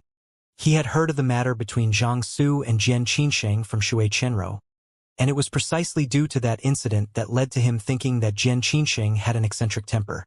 From the looks of it now, it was rather clear that it was not on a whim that Jian Qinsheng chased Zhang Su away. Given the deep grudge between him and the head of the Zhang clan, it was only natural that he would not be too fond of the offspring of the Zhang clan. That's right. In total, sword quintessences can be divided into 5 main classifications. The old sword maestro's devastating offensive swordsmanship and ancestor Liu Shui's impregnable defensive swordsmanship correspond to strength and defense respectively. Other than that, there are also dexterity, speed, and void. Jian Qinsheng explained grimly. Void. Hearing a foreign term, Xianxia could not help being confused. He could roughly comprehend what dexterity and speed entailed, but what would void be? To be honest, I don't have a clear grasp of what void is at the moment either. In the present day and age, it could be said to be somewhat like a legend among sword practitioners. Rumor has it that Kong Shi reached this level back then, and with just a casual swing of his blade, even if his swing wasn't fast, was lacking in strength, and was riddled with loopholes, his slash would still, by some inexplicable phenomenon, be able to overcome his opponent's move with ease. Jian Qinsheng explained. Only that which is truly non-existent can be considered as void. If my guess fails me not, in order to comprehend a void quintessence, one must fuse the other 4 quintessences together.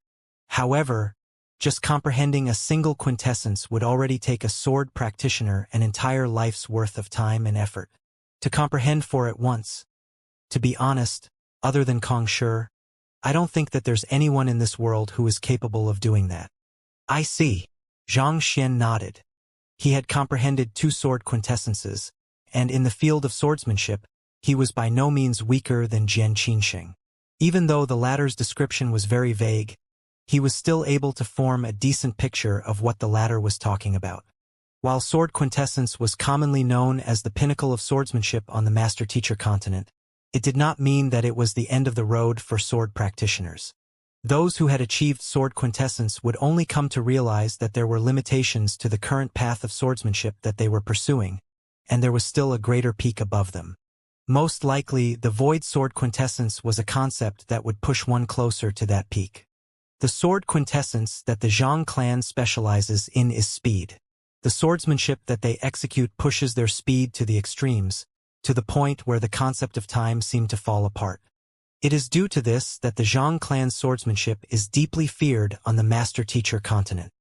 Speed. Zhang Xian's face turned grim. The Zhang clan's unique bloodline was capable of controlling the flow of time. He had experienced that for himself, and without a doubt, it was an incredible ability. Most likely, the speed sword quintessence that they comprehended had something to do with their unique bloodline. As the saying goes of all martial arts in the world, there is no might that cannot be overcome. Only true speed stands undefeated. Speed would always be one of the crucial factors that determined the outcome of a battle. For example, as powerful as Zhang Xian's sea-severing sword was, it required lengthy preparation before it was ready for execution. If his opponent moved fast enough, it was possible to his opponent to interrupt him in the midst of his preparation. Indeed, the speed of their swordsmanship tears down the very boundaries of time, such that even the flowing water swordsmanship wouldn't be able to hold its grounds too long against it before being breached. On top of that, any attempts to launch a counterattack would only be rendered futile by their absolute speed. This is also the reason my students suffered a tragic loss the last time around. Jian Qinxing shook his head. Even though he knew where the foundation of the Zhang clan's swordsmanship lay, he simply was not able to find a sure-proof way to break it.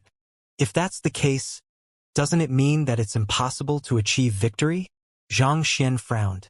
If even you are completely helpless against the Zhang clan swordsmanship, even if I'm slightly stronger than you, it should be impossible for me to win against them too, right?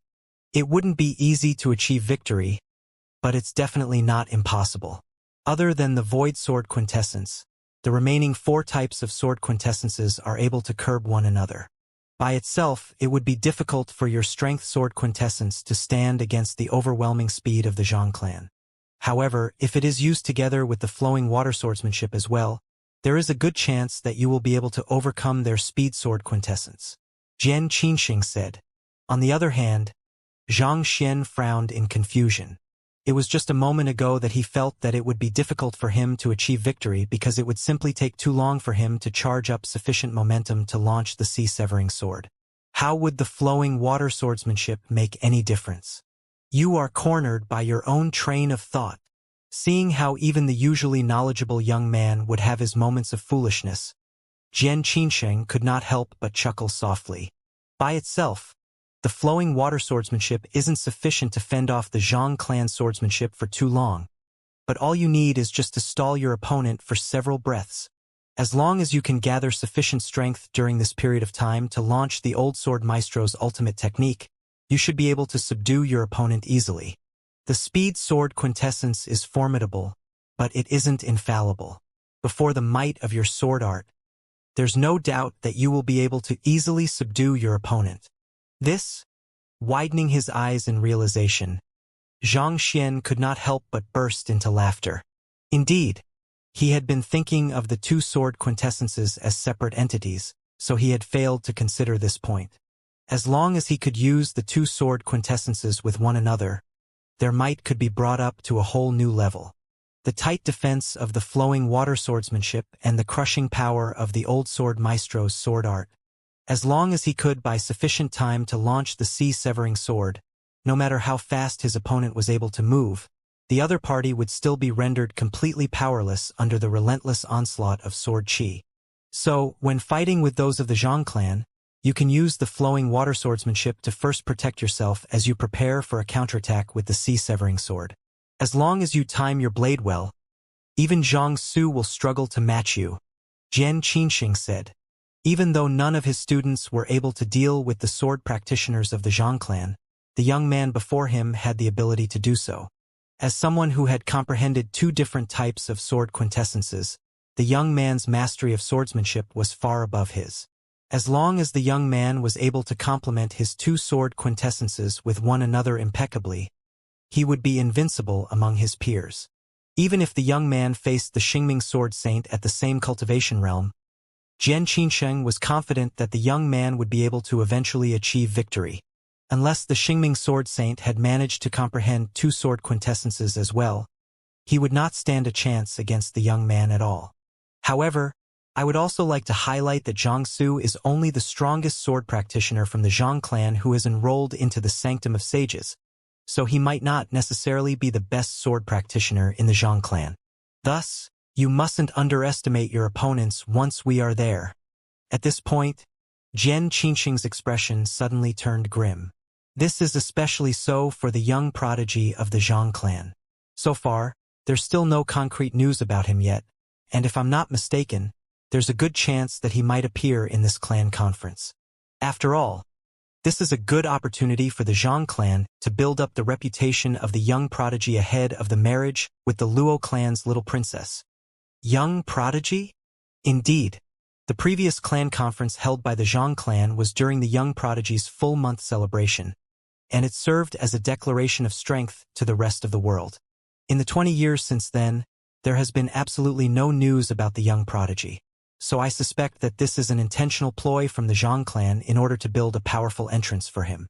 As long as the young prodigy is able to display overwhelming strength during this clan conference, the prestige of the Zhang clan will be brought to an entirely different level, Jian Qinsheng said.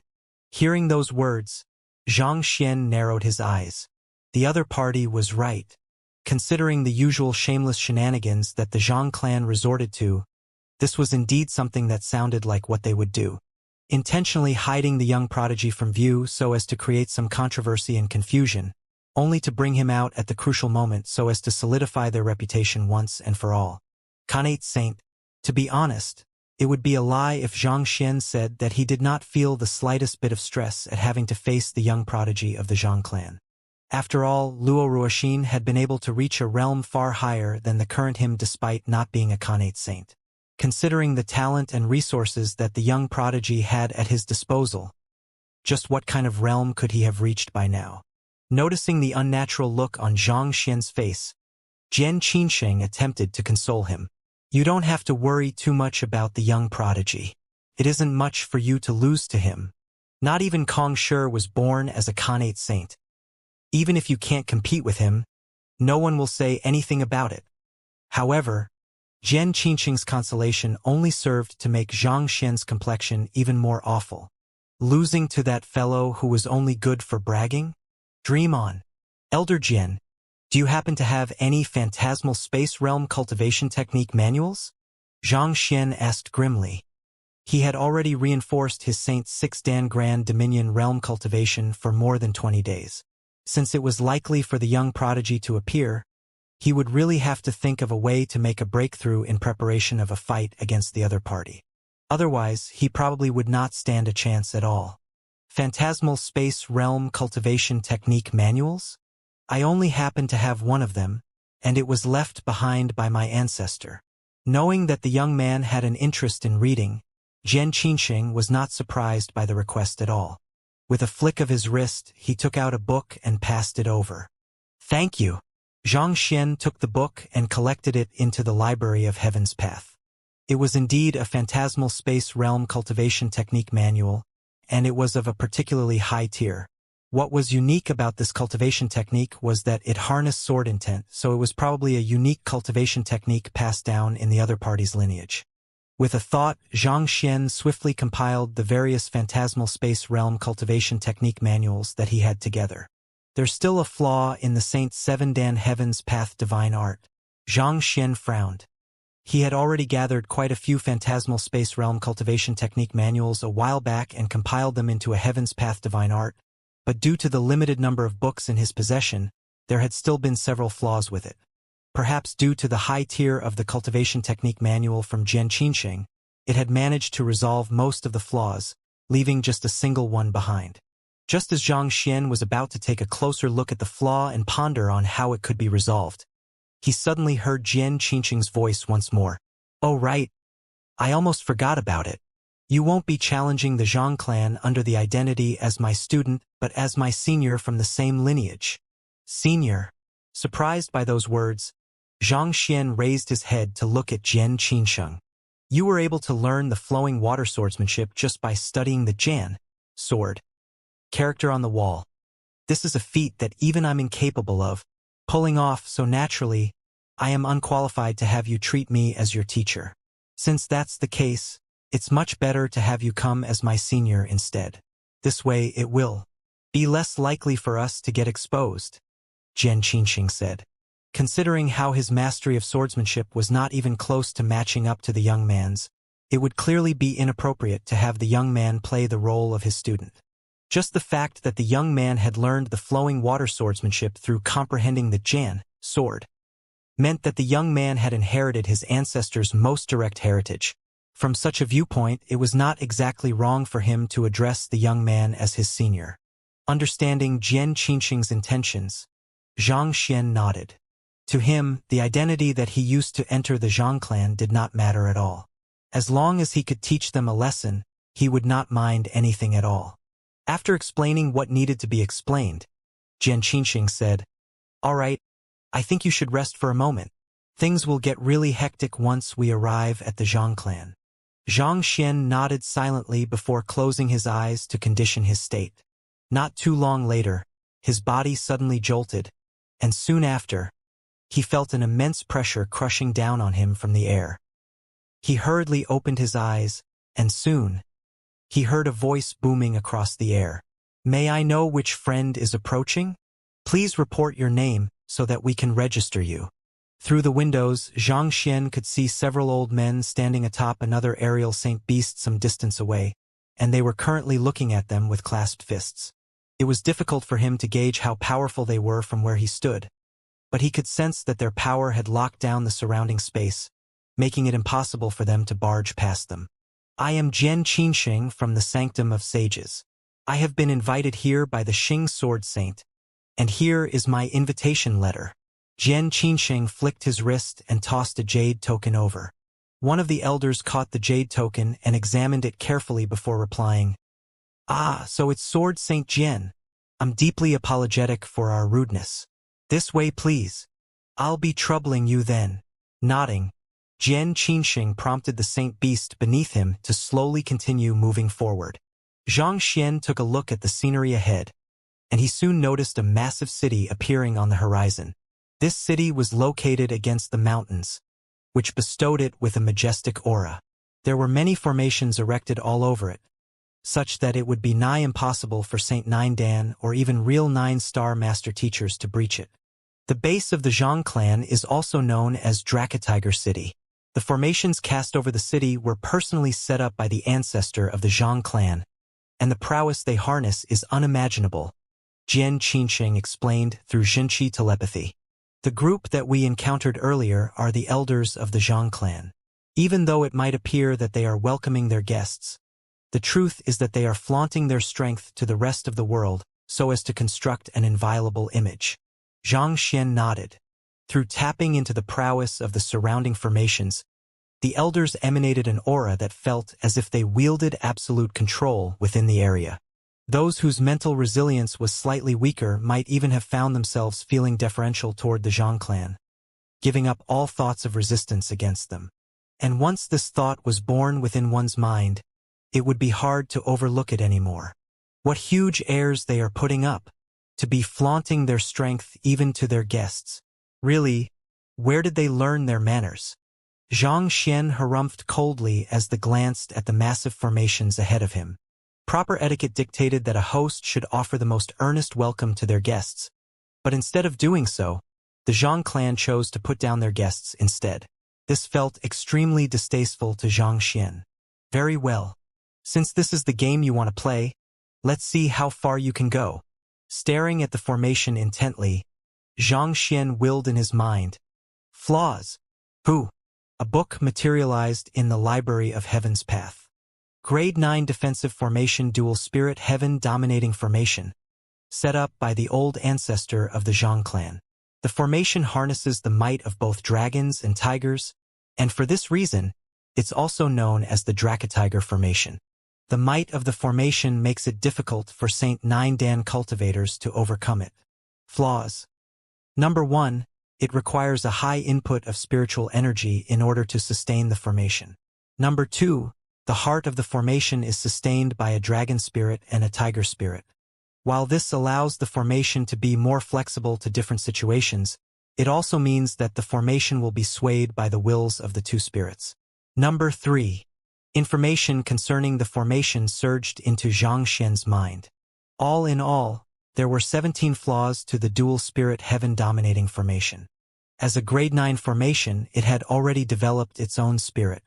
As time went by, the spirit would gradually grow stronger and stronger, and it would instinctively remove or mitigate any perceived flaws that it noticed. As a result of that, even if one knew the flaws of the formation, it still would not be easy to exploit them. This formation can be considered one of the stronger ones even among grade 9 formations, Xianxia grimly remarked in his heart. The formation turned out to be far stronger than he had expected. While he had not seen the blueprint of any Guard 9 formations yet, the might and transformations harnessed within the formation before him had already far surpassed his imagination. I'll have to study it carefully first. Just as Xianxia was about to take a closer look at the dual spirit heaven-dominating formation, the elder who had spoken to them earlier suddenly flew over and clasped his fist. Esteemed guests, please hand over your storage rings. Please rest assured that we'll seal them right before you, so as to ensure that we won't inspect or take anything from them, and we'll return them to you when you leave. You want us to hand over our storage rings? Xianxia frowned. Several of his secrets were concealed within his storage ring, and he brought it wherever he went. Yet, to have to hand it over just to enter the Zhang clan, was this not a little too domineering? The elder nodded. Indeed, this is a rule in the Zhang clan. If you wish to step across the Dracatiger formation, you'll have to hand over your storage rings. Don't worry, the Zhang clan has everything you need. You will be able to use our items easily once you familiarize yourself with them, so there's no need to worry. Noticing the awful look on Xianxia's face, Jian Qinsheng took out his storage ring and passed it over to the elder as he explained the matter telepathically to him. This isn't a rule imposed just by the Zhang clan. Most major blessed lands have such restrictions as well. Outsiders are expected to take off their storage ring, and in more extreme cases, they might be prohibited from bringing their weapons along. He had been to the Zhang clan before, so he was well aware of the rules. Many other major organizations, such as the Master Teacher Pavilion headquarters, enforced similar rules too. Firstly, it was a symbol of respect to the host. Secondly, it was to avoid possible menace from getting into the base. Many years ago, there had been a master teacher who had been blackmailed by the otherworldly demonic tribe to bring a storage ring filled with a massive army of otherworldly demons into one of the strongholds of humanity. That incident had resulted in huge losses for that stronghold, and they had almost completely been wiped out. Considering that the Zhang clan was the #1 sage clan of the Master Teacher continent, they were definitely one of the major targets that the otherworldly demonic tribe would want to bring down. Even if they were confident in their strength, it would still be best for them to maintain a high level of wariness. Watching as the elder took the ring from Jian Qinsheng and sealed it without peeking into what was inside, Xianxia asked with a frown, "What if I refuse to hand over my storage rings?" Stored in his ring was Vicious Head, the Qiuwu Palace, and many other secrets. He could not afford to let any one of these secrets get exposed. Even though the elder had said that he would only seal the storage ring, there was still a good chance that something might go wrong should he leave the storage ring with the other party. Furthermore, considering that the purpose of his visit was to challenge the Zhang clan, there was no guarantee that the latter would not attempt to peek into his storage ring after a falling out, and that could place him in grave danger. As unlikely as those scenarios were, Xianxia still felt that the Zhang clan was too shameless to be trusted. It's fine if you don't want to leave behind your storage ring. As long as you can clear our formation trial, you'll be permitted to bring your possessions into the Zhang clan. The elder replied nonchalantly, not showing the slightest hint of anger at Xianxia's rude question. It appeared that there were quite a few guests before him who had refused to leave behind their storage rings too, and the elder was accustomed to dealing with such problems. Formation trial? Xianxia asked doubtfully. The Zhang clan has a defensive formation which is able to detect and fend off both cultivators and spatial artifacts. If anyone attempts to barge through the formation with a storage ring in possession, they will find themselves completely suppressed by the formation, even if they are a Saint 9 Dan cultivator. Formation trial simply means walking through the formation with a spatial artifact in your possession, Xianxia said.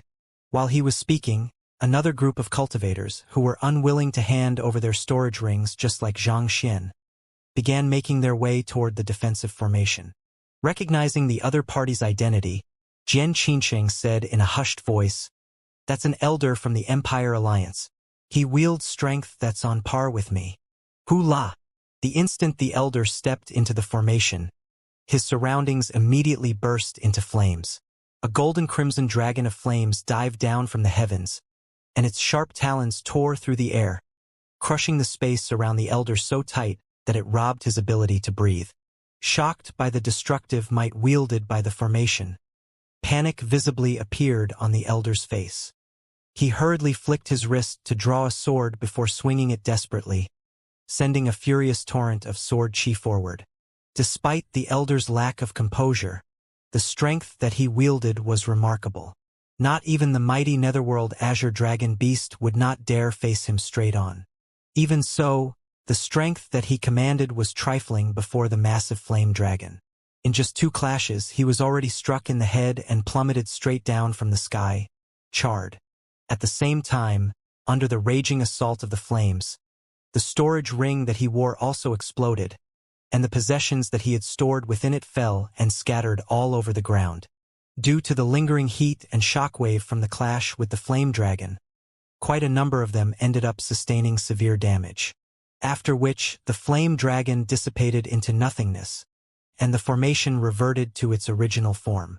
One of the Zhang clan elders walked over to the Empire Alliance elder with an impassive look on his face. "Now that you don't have a storage ring anymore, feel free to enter."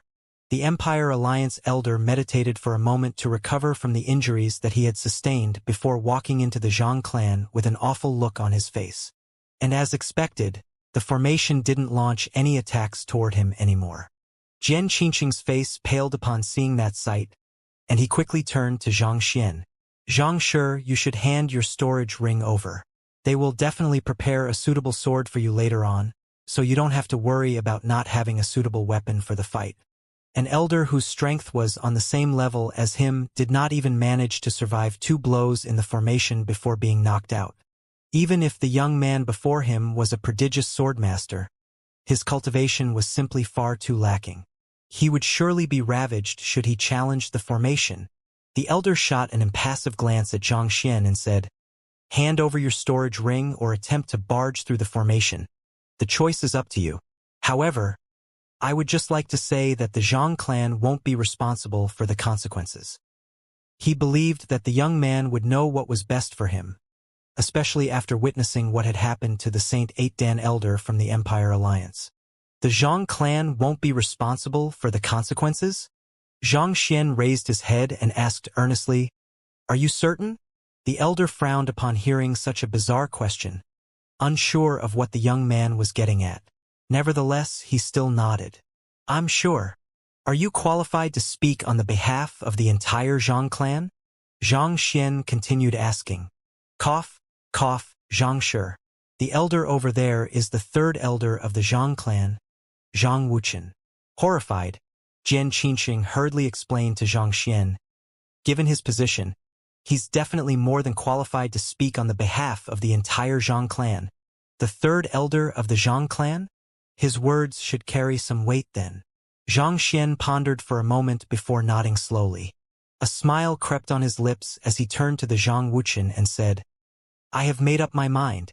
Since you have said that the Zhang clan won't be responsible for the consequences, I shall challenge the formation trial." In the Zhang clan, the ranking of the elders was decided by their strength, and the seniority of their positions was proportionate to the authority that they wielded. Considering that the elder before him was the 3rd elder of the Zhang clan, he certainly had the authority to speak on behalf of the entire clan. "You are going to challenge the formation trial?" Xianxia's face paled.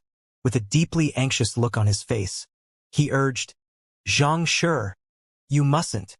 In this very moment, Jian Qinxing felt as if the world had gone insane. It was just a moment ago that you saw a Saint 8 Dan expert attempting to barge through the formation, only to be roasted crispy on the surface and succulent on the inside, ready to be plated and served. Despite that, you still made the decision to challenge the formation trial too. Is it really worth going that far for a storage ring? Furthermore, it's not as if it isn't going to be given back to you. This is just a temporary deposit, and the same rules apply to everyone as well. There is really no need for you to cause trouble right now. We aren't even in the Zhang clan yet. You'll only die tragically at this rate. Be my guest. The third elder, Zhang Wuchen, didn't expect that the young man before him would be so insolent. He nonchalantly gestured for the young man to go ahead while standing idly on the spot. Nodding, Zhang Xian began making his way over to the formation. Zhang Shi. Jian Qinsheng rushed forward to stop Zhang Xian. It's all right. I'm just giving it a try. Knowing that Jian Qinsheng was worried about him, Zhang Xian assured him with a bright smile. Jian Qinsheng stared at Zhang Xian for a moment, and through the determined look in the young man's eyes, he could tell that the young man had already made up his mind. Thus, he could only sigh deeply and take a step back. Be careful.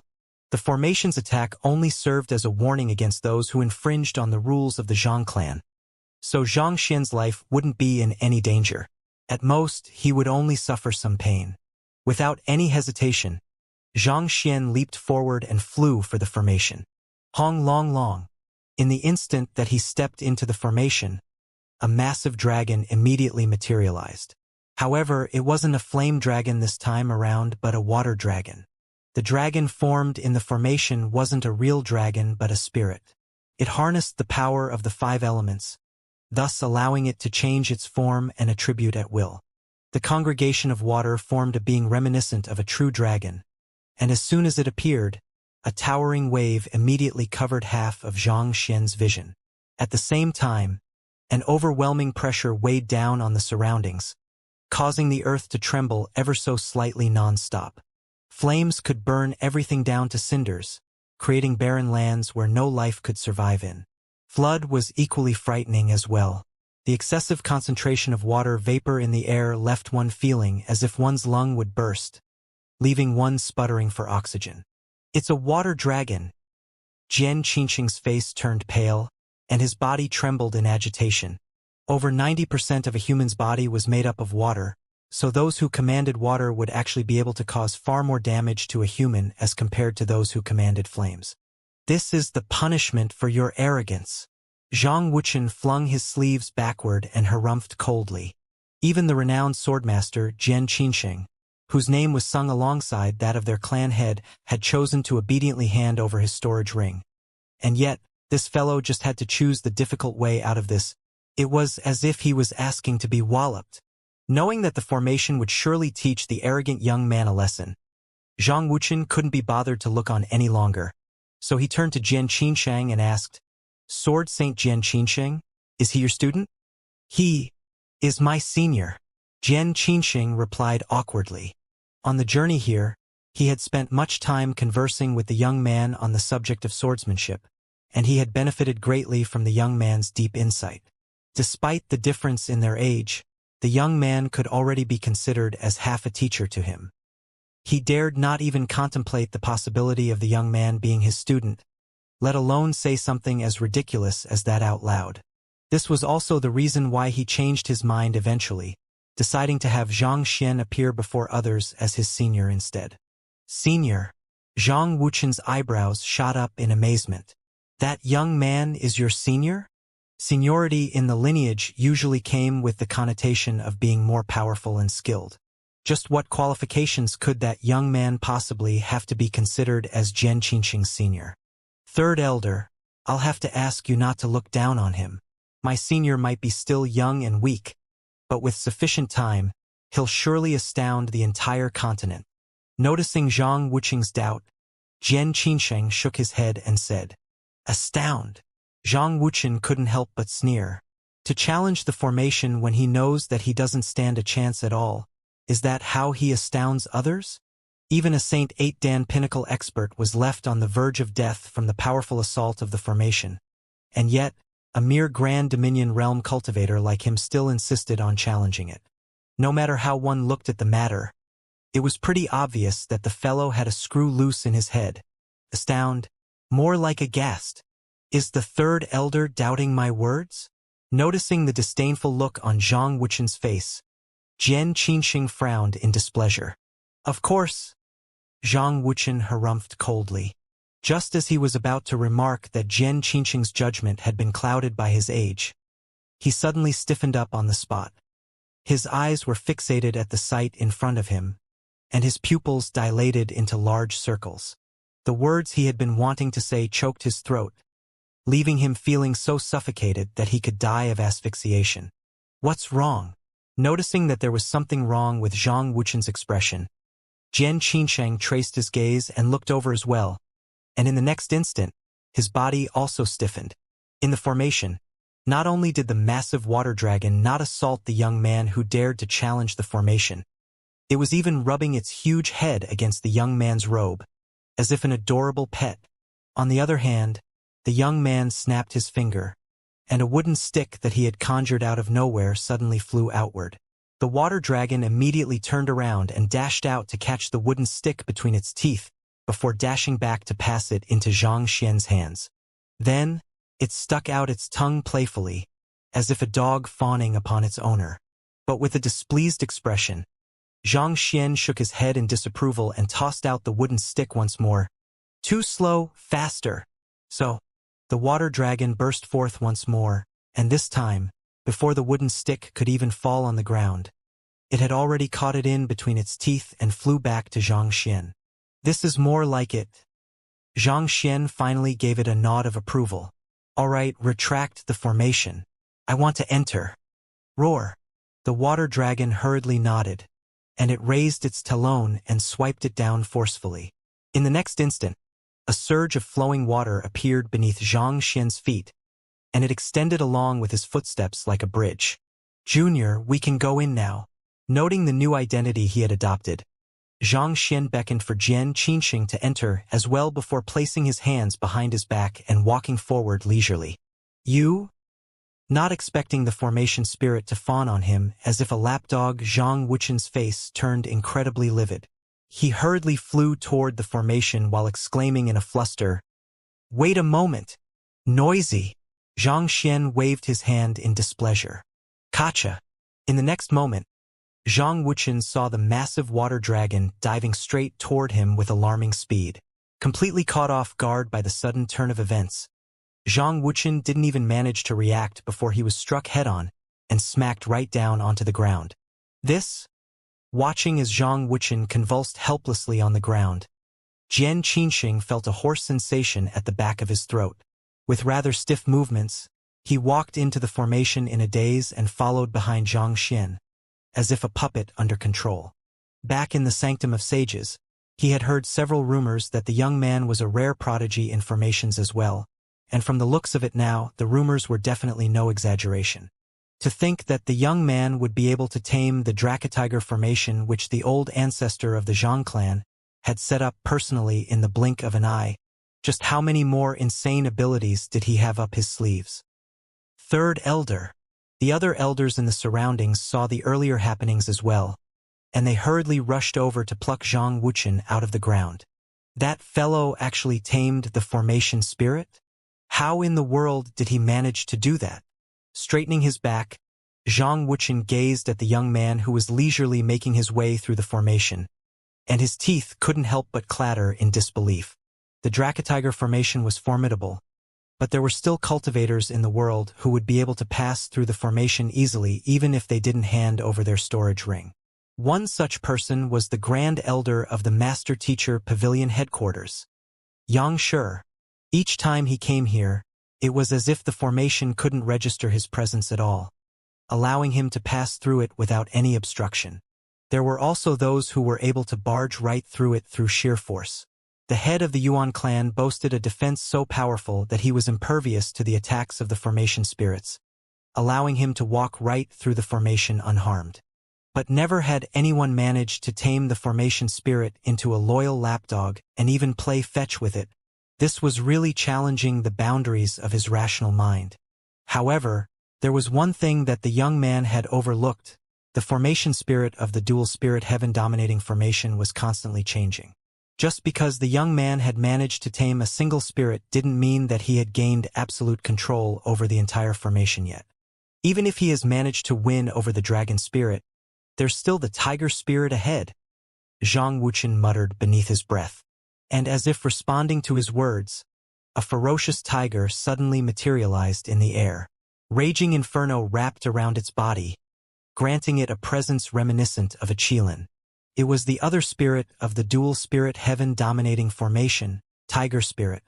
It was formidable that the young man had managed to tame the dragon spirit, but the tiger spirit was the stronger of the two, and it was known for not conforming to authority as well. Zhang Wuchen was deeply interested to see just what the young man would do in the face of such a situation. Roar! The moment the tiger spirit materialized in the air, it immediately let loose a ferocious howl and tore its claws down upon Zhang Xian. The overwhelming strength behind the tiger spirit's attack caused the structure of the surrounding space to collapse.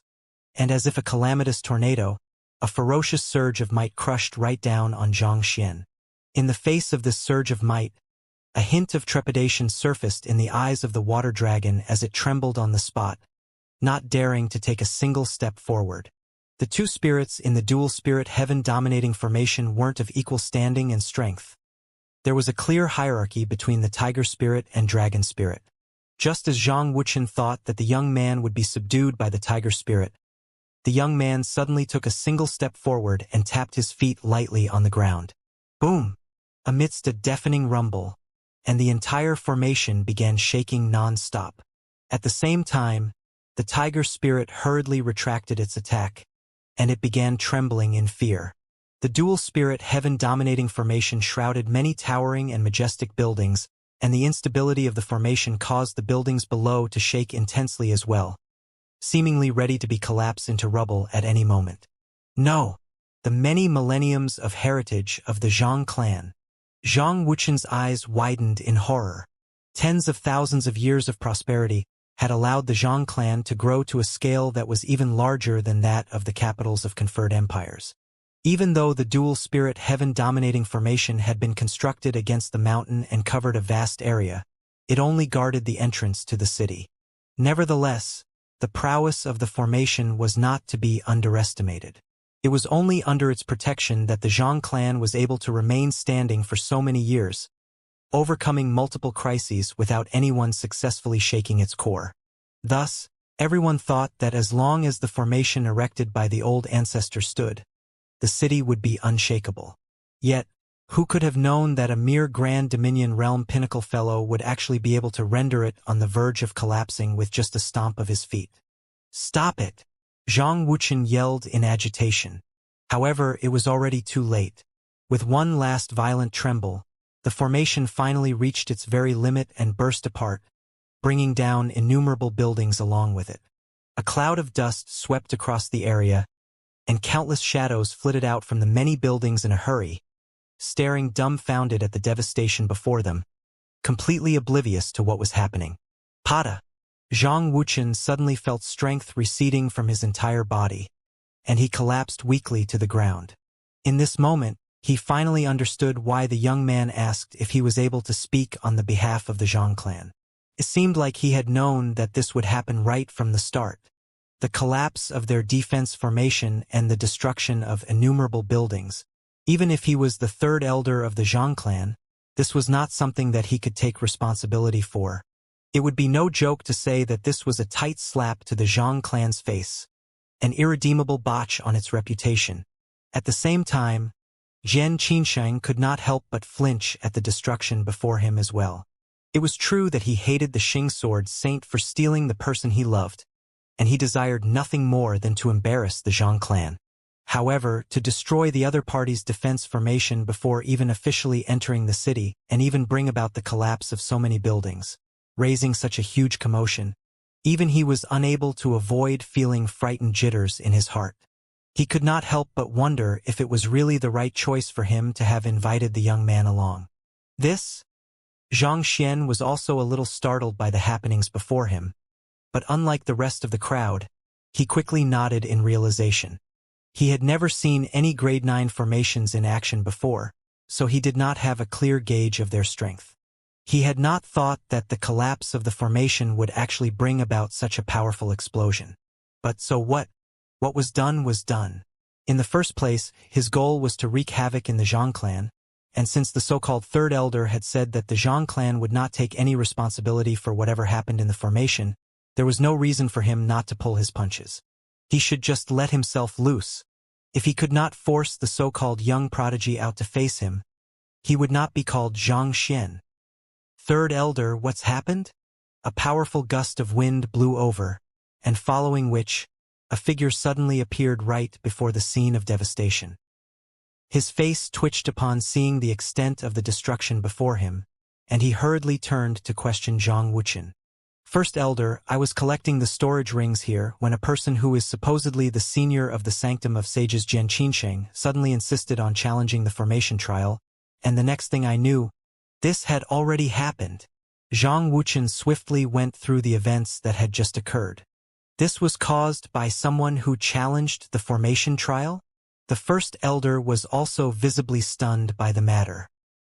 He quickly turned his sights over to Xianxia, only to see the young man looking back at him with a nonchalant expression. There was not the slightest hint of nervousness or fear that would usually be on the face of one who had done wrong. A frown emerged on his forehead as he asked, "May I know who you are?" "I am Xianxia, Jian Qinsheng Sr. I came to the Zhang clan this time around to test the Zhang clan's famed swordsmanship," Xianxia replied calmly. Xianxia. The First Elder muttered the name beneath his breath before waving his hand lightly. He turned to another elder and said, "Wuxian, bring Xianxia and Sword Saint Jian Qinsheng to our guest rooms to rest." "What? But First Elder." Hearing the First Elder instructing Zhang Wuxian to bring the culprit behind the destruction to their guest rooms, completely paying no heed to the collapsed formation and buildings, Zhang Wuxian could not help but panic. "Enough! Since our esteemed guest has cleared the formation trial in accordance to the rules, regardless of the outcome, we'll have to accept it," the First Elder lectured. The First Elder had an impassive expression on his face that made it extremely difficult to read his mood, so it was hard to figure out whether he had truly chosen to let this matter go or was simply suppressing his rage. Zhang Wuxian clenched his fists tightly for a moment before eventually relenting with a nod. Yes. As indignant as he felt, there was nothing he could do either. In the Zhang clan, the word of the First Elder was the law.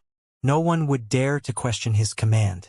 On top of that, the clan head had needed to leave a while ago on urgent business, so the one who truly called the shots in the Zhang clan at the moment was the First Elder. "First Elder, it'll take us several months in order to reconstruct the destroyed formation." One of the elders could not help but ask, "In the meantime, what do we do about the storage rings of the guests?" The formation was used in order to determine whether the guests had brought any spatial artifacts along with them. Now that it had been destroyed, it would be hard for them to check the guests who arrive subsequently. What should they do? All those who have traveled far and wide to come to the Zhang clan are our esteemed guests. The collection of the storage ring is more of a formality from our old ancestor rather than a safety concern. And all this while, I have thought that it was rather inappropriate to treat our guests so rudely. Because it has been part of our tradition for so many years, I didn't want to abruptly bring up this matter and cause contention within the clan. However, since our young friend over here has helped us destroy it, this could be a blessing in disguise. There's no need to rebuild the formation. Please return the storage rings that all of you have collected so far to the guests," the First Elder said with a smile. "Return the storage rings?" But, not expecting the First Elder to make such a call, the Elder's face warped in horror. Considering how many outsiders there were visiting the Zhang clan, would they not be in deep trouble if even one of them bore malicious intentions toward them? There's no need to worry, since our Zhang clan is famed as the #1 sage clan in the Master-Teacher continent. I believe that no one will overstep their boundaries here either. The First Elder flung his sleeves majestically, revealing deep confidence and pride. Yes, I understand. Feeling the powerful aura that the First Elder was emanating, The elder hesitated for a moment before eventually nodding. As expected of the first elder of the Zhang clan, he does have the magnanimity of a large clan. Xianxia nodded. He had thought that he would be criticized for his actions, but it seemed like the other party had no intentions of doing so. Not only that, he even made use of this opportunity to implement such a change. Through doing so, not only would he be able to preserve the reputation of the Zhang clan as the #1 sage clan on the Master-Teacher continent, at the same time, the world would also be awed by his magnanimity. This was truly 2 birds in a stone. On top of that, it would also reinforce the strong image of the Zhang clan, thus instilling deference in others. Seems like the Zhang clan isn't all that bad. The young prodigy of the Zhang clan could learn a thing or two from his elders, Zhang Xian remarked internally. The young prodigy of the Zhang clan was engaged to Luo Ruoxin, but not once had he appeared before Luo Ruoxin or done anything for her at all. This had reinforced the reprehensible image of the young prodigy in Zhang Xian's mind, which also led him to feel that the Zhang clan was a den of despicable individuals. After all, they allowed the young prodigy to act as he pleased, showing completely no regard for others at all. However, after seeing how the first elder dealt with the situation, he suddenly felt that his perception might have been mistaken. Perhaps the Zhang clan was not completely irredeemable. Maybe the young prodigy was just an exception. The elder whom the first elder had instructed earlier, Zhang Wuzhen, walked up to Zhang Xian and Jian Qinsheng and said, "This way, please." 7th elder Zhang Wuzhen. "Thank you." Nodding, Jian Qinsheng quickly followed behind the other party, and Zhang Xian followed suit. After the 3 of them left, Zhang Wuchen walked over to the first elder and asked doubtfully, "The formation is a symbol of the Zhang clan's many years of history. Are you really going to let it go? Just like that? What else are you going to do? Are you going to teach him a lesson?" The first elder shot a glance over. Zhang Wuchen's face flushed crimson upon hearing those words. As a clan of master teachers, our Zhang clan must pay careful attention to rules and propriety. If we don't even follow our own rules, how can we expect others to follow them? Since Zhang Xian was able to overcome our formation with his own ability, we have no choice but to let it go. No, not only should we let it go, I also want you to make this matter known to every single member of our Zhang clan so that they can learn from it, the first elder said. Make this matter known to every member of our Zhang clan? Zhang Wuchen was taken aback for a moment before his eyes narrowed in realization.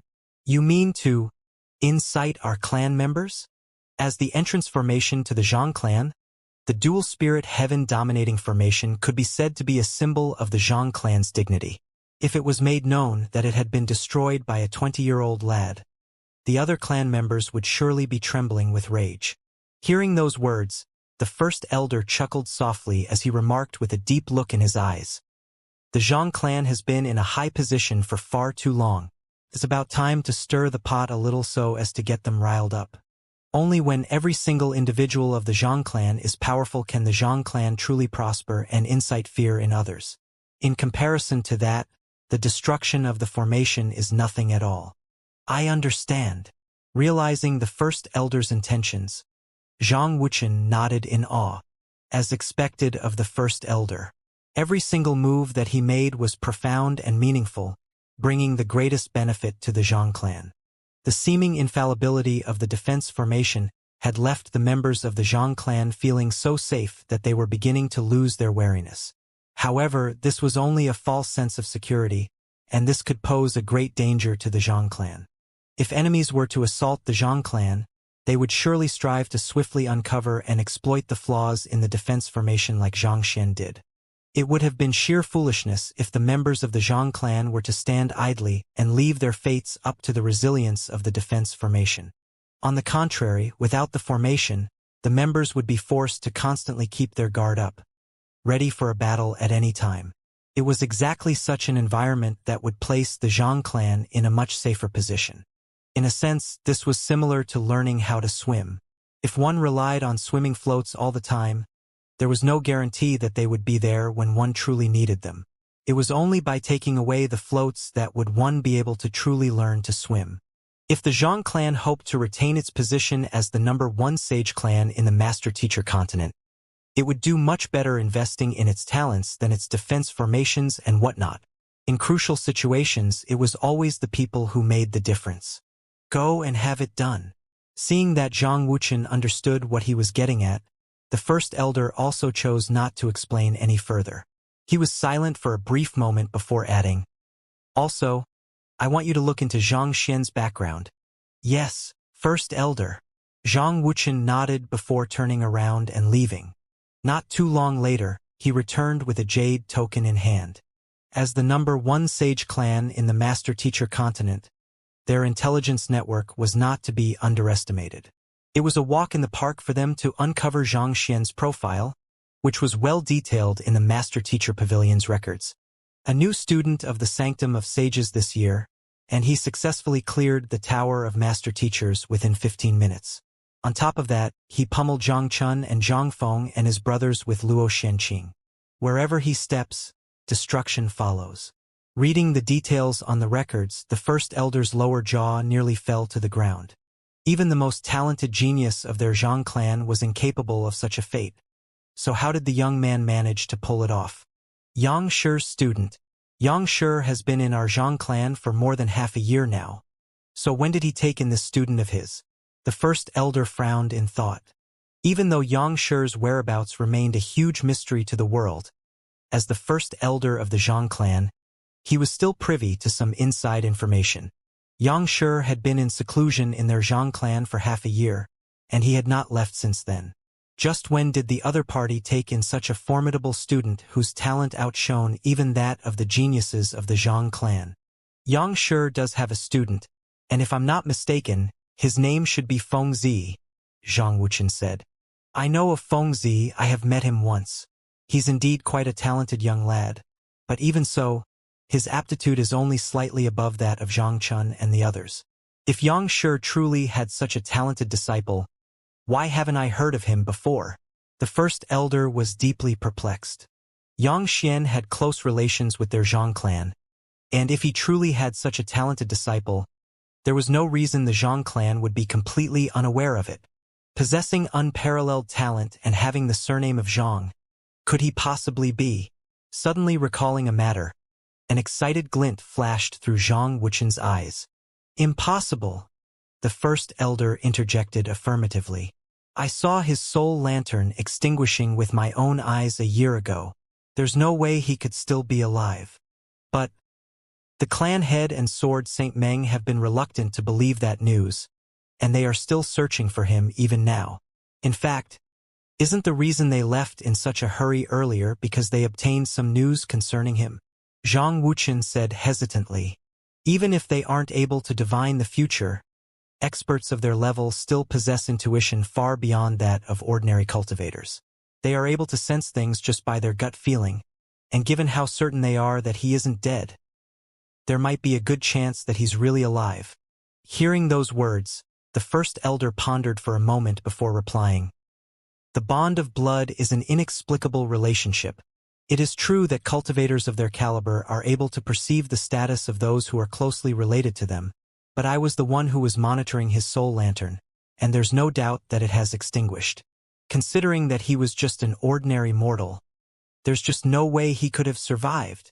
At which point, the first elder released a deep sigh filled with lamentation, and he stared at the sky above, deep in thought. A moment later, he muttered quietly, I guess there's no harm trying. Turning his gaze back to Zhang Wuchen, he continued. Check where Zhang Xian is from and whether he has any family members or not. Understood. Zhang Wuchen clasped his fist politely before leaving. This time, he was gone for a while longer. It took roughly 4 hours before he finally returned. Reporting to the first elder, Zhang Shi comes from a remote kingdom in the Qingyuan Empire, where not a single master teacher exists. Furthermore, according to the records of the master teacher pavilion, it appears that he's an orphan without any kin, and he happens to be 20 this year. Remote kingdom? Ancient domains? Could it be? The first elder widened his eyes in astonishment, not daring to believe what he had just heard. But that shouldn't be possible. He shook his head vehemently as he paced around the room. A moment later, he suddenly turned his gaze toward Zhang Wuchen and instructed, Wuxian, I want you to find a way to get Xianxia into the blood reservoir and see if there's any resonance. The blood reservoir is a place where the offspring of the Zhang clan are able to awaken their bloodline, but you should also know the circumstances surrounding that person. Even if he isn't dead, it's impossible for any resonance to occur between him and the blood reservoir, Zhang Wuxian said in incomprehension. I know that, but he's not a person whom we can gauge by normal standards. He's the most talented person our clan has seen in the past several dozen millenniums. His very presence in the blood reservoir should be able to trigger some kind of phenomenon. As long as there's the slightest reaction, we should be able to confirm his identity, the first elder replied. I see. Consider it done. Zhang Wuxian nodded.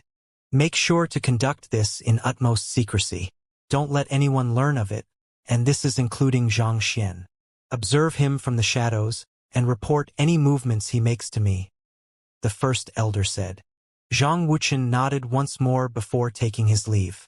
The first elder watched intently as Zhang Wuxian's figure disappeared into the distance.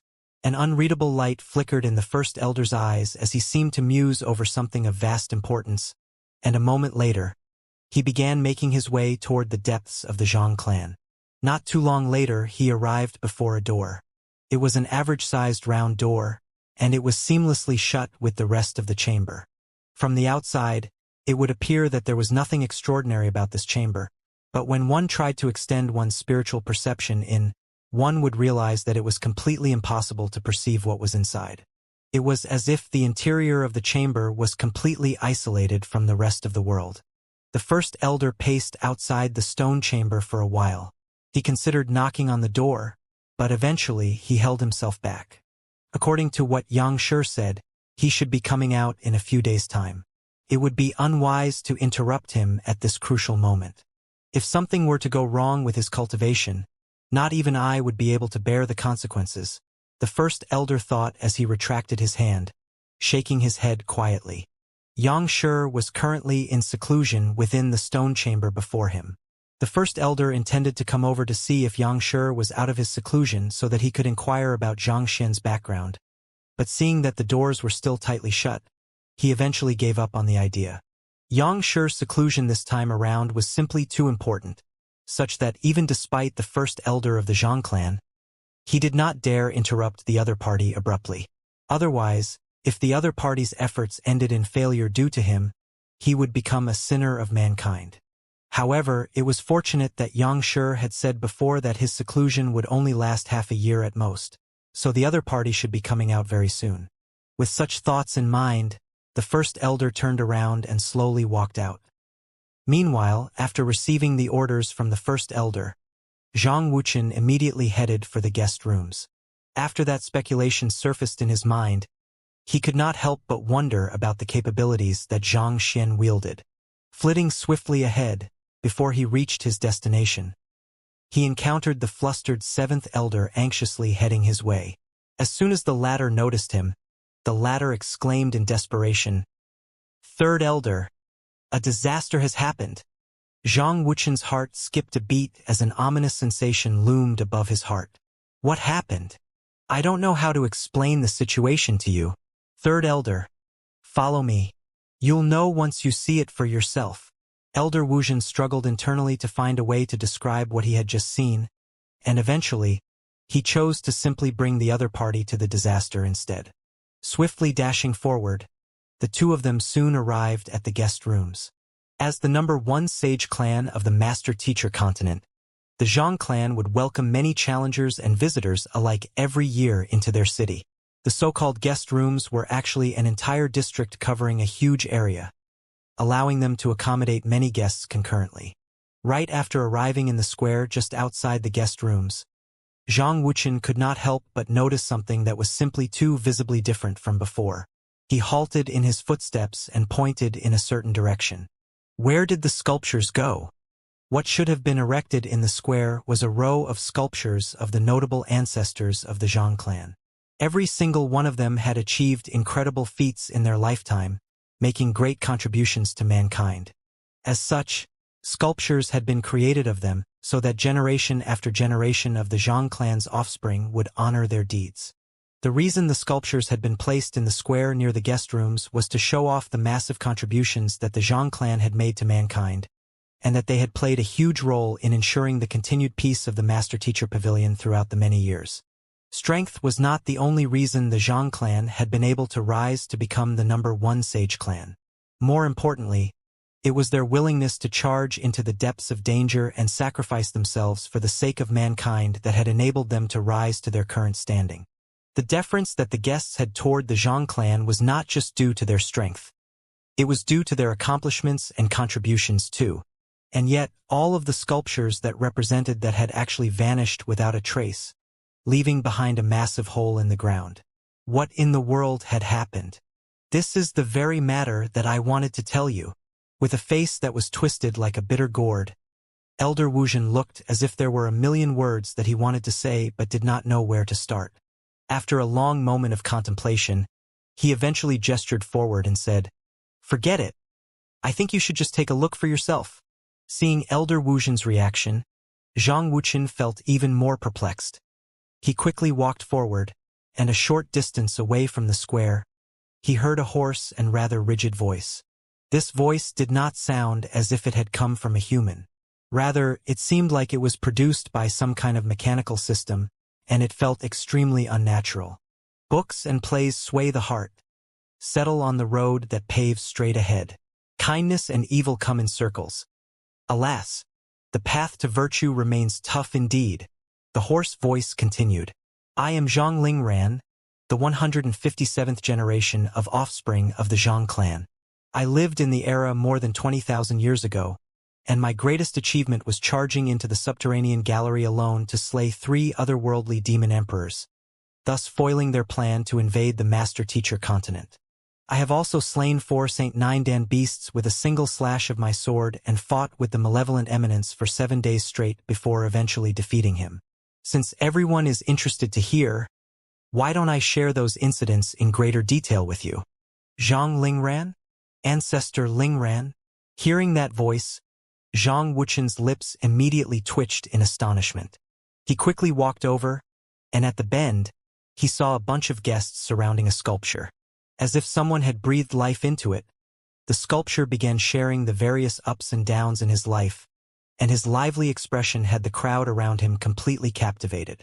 From time to time, thunderous applause would echo from them. Zhang Wuqian's eyebrows leaped around the place, and he nearly fell to the ground.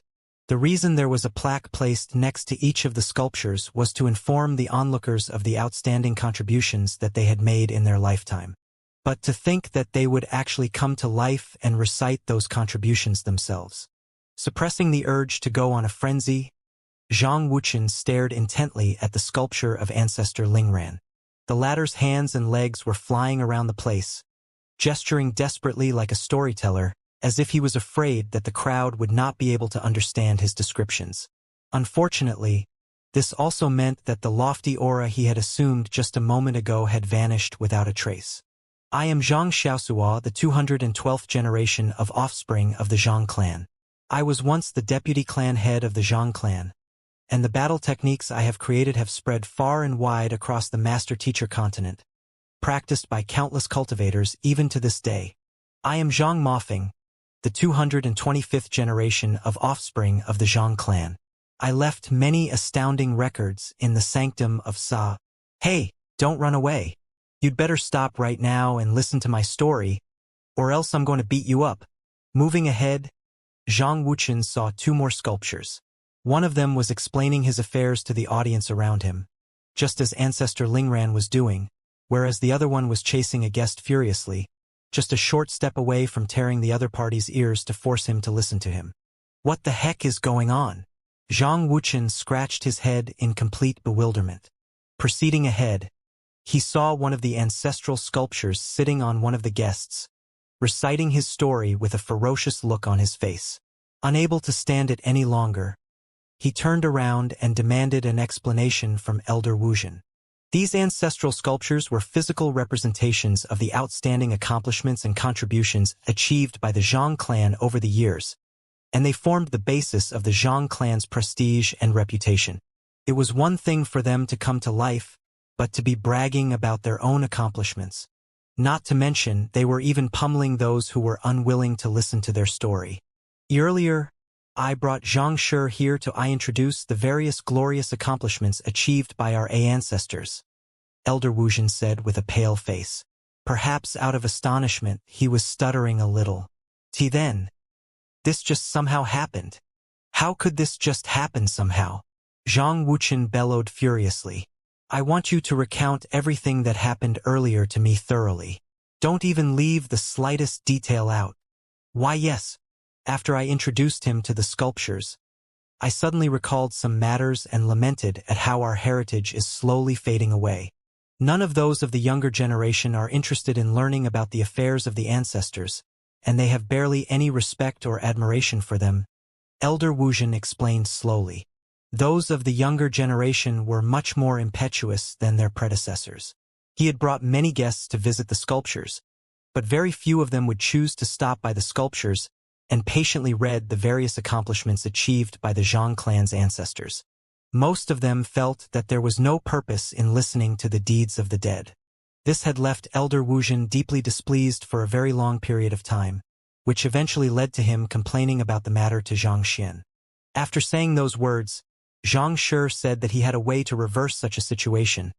So, he began touching each of the sculptures in order to enchant them, Elder Wuxian said with a deeply stifled face. Looking back, it seemed like he was the trigger behind this incident. If not for his lamentation, the other party would not have made such a move. Truly was a calamity. After those sculptures were enchanted, they had begun stopping the guests to explain their deeds to them. And what was worse was that the guests were forced to listen. The entire area had descended into chaos.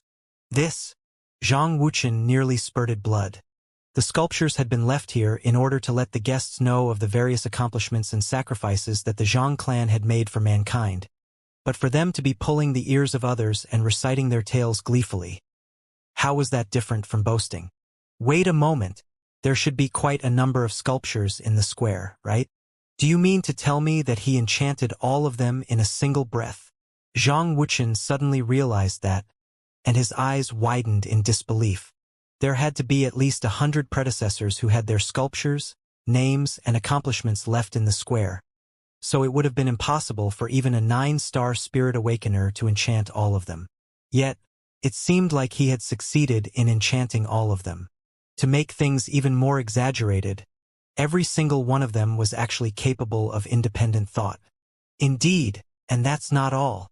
Elder Wuxian suddenly recalled a certain matter, and a shudder ran through his body. That's not all. Zhang Wuxian felt as if his mind was going to explode from the sheer scale of trouble this was. He quickly followed behind Elder Wuxian to a certain area, and the latter suddenly stopped and gestured in front. Regarding that, it's right ahead. I simply don't dare to comment too lightly on this matter, so you should take a look for yourself. With eyes filled with doubt, Zhang Wuxian walked forward, and shortly after passing by a bend, before he could even scan his surroundings, a deep and heavy voice suddenly sounded in the air. Greetings, I am Kong Shi. Put on. Zhang Wuxian fell onto the floor. As a clan of master teachers on top of their ancestors, it was natural that they would also pay respects to Kong Shi as well. Earlier, Zhang Wuxian had been so shocked to see all of the sculptures coming to life that he had not even contemplated this possibility. Or rather, such a thing was simply too ridiculous for him to believe to be true. So, the sheer horror he felt upon hearing that voice nearly jolted his primordial spirit into dissipation. He anxiously turned his head, and his heart nearly stopped. He saw Kong Shi's sculpture standing before a group of guests, introducing himself warm-heartedly. Zhang Wuxian felt hoarseness at the back of his throat, and he widened his eyes in shock as he asked, "He enchanted Kong Shi's sculpture as well?" In this very instant, he saw the entire world spinning around him.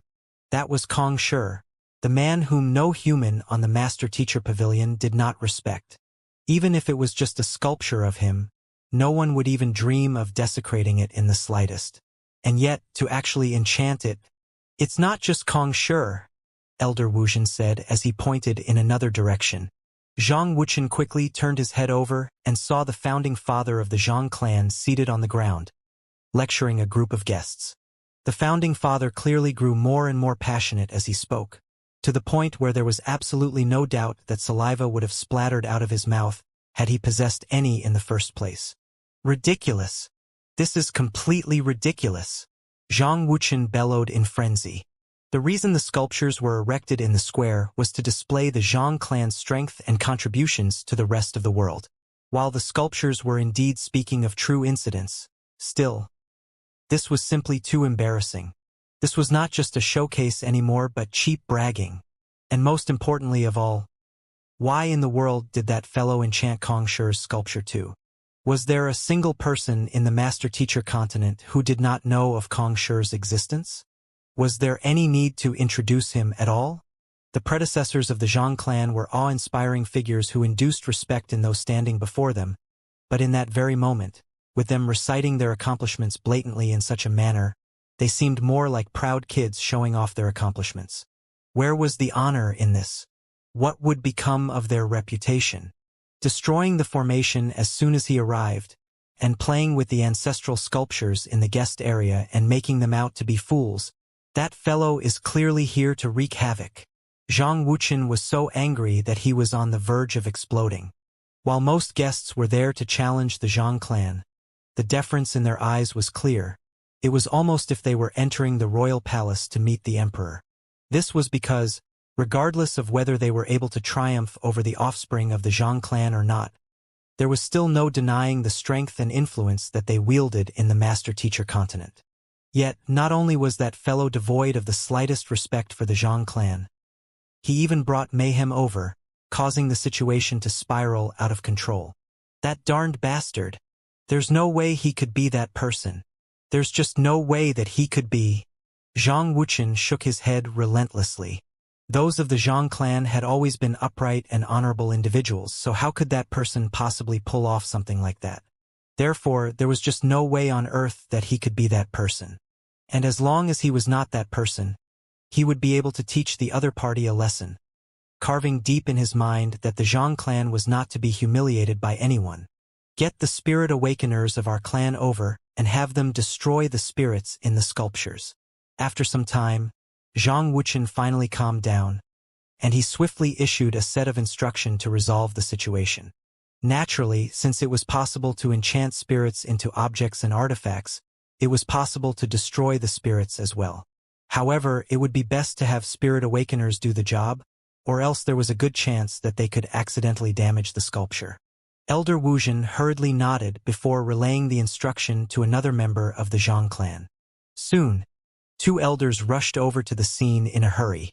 3rd elder, 7th elder. The 2 elders greeted. Elder Wu and Elder Mo will be troubling you on this matter. Zhang Wuchen clasped his fist. The reason the geniuses of the Zhang clan were skilled in most of the major occupations was because they had recruited plenty of experts from each of those occupations. Both Elder Wu and Elder Mo were 9-star Spirit Awakeners, and they were famed figures even in the Spirit Awakener Guild headquarters. Don't worry, 3rd Elder. This is no major issue. Elder Wu chuckled as he stroked his beard leisurely, emanating an air of confidence. I'll have the spirits in the sculptures destroyed right now and have the sculptures returned to where they should be. The 3rd elder nodded. Even though he was extremely assured by the prowess of the 2 elders, he still felt that he should oversee the situation by the side. After all, these sculptures had been passed down through the generations by the predecessors. There was simply no replacement for them. Let's deal with this one first. Elder Wu took a look around the place before walking over to Zhang Lingren's sculpture. His primordial spirit dove out of his glabella and dived into the sculpture. Who? Zhang Lingren's sculpture immediately stopped speaking, and it froze motionlessly on the spot, as if the spirit within it had been completely destroyed. All right, it's done. Returning his primordial spirit to his body, Elder Wu chuckled softly. Spirit enchantment was an extremely delicate process, such that even 9-star Spirit Awakeners would have to proceed with it carefully, especially when dealing with important artifacts. However, if it was just destroying spirits, they could do it with ease.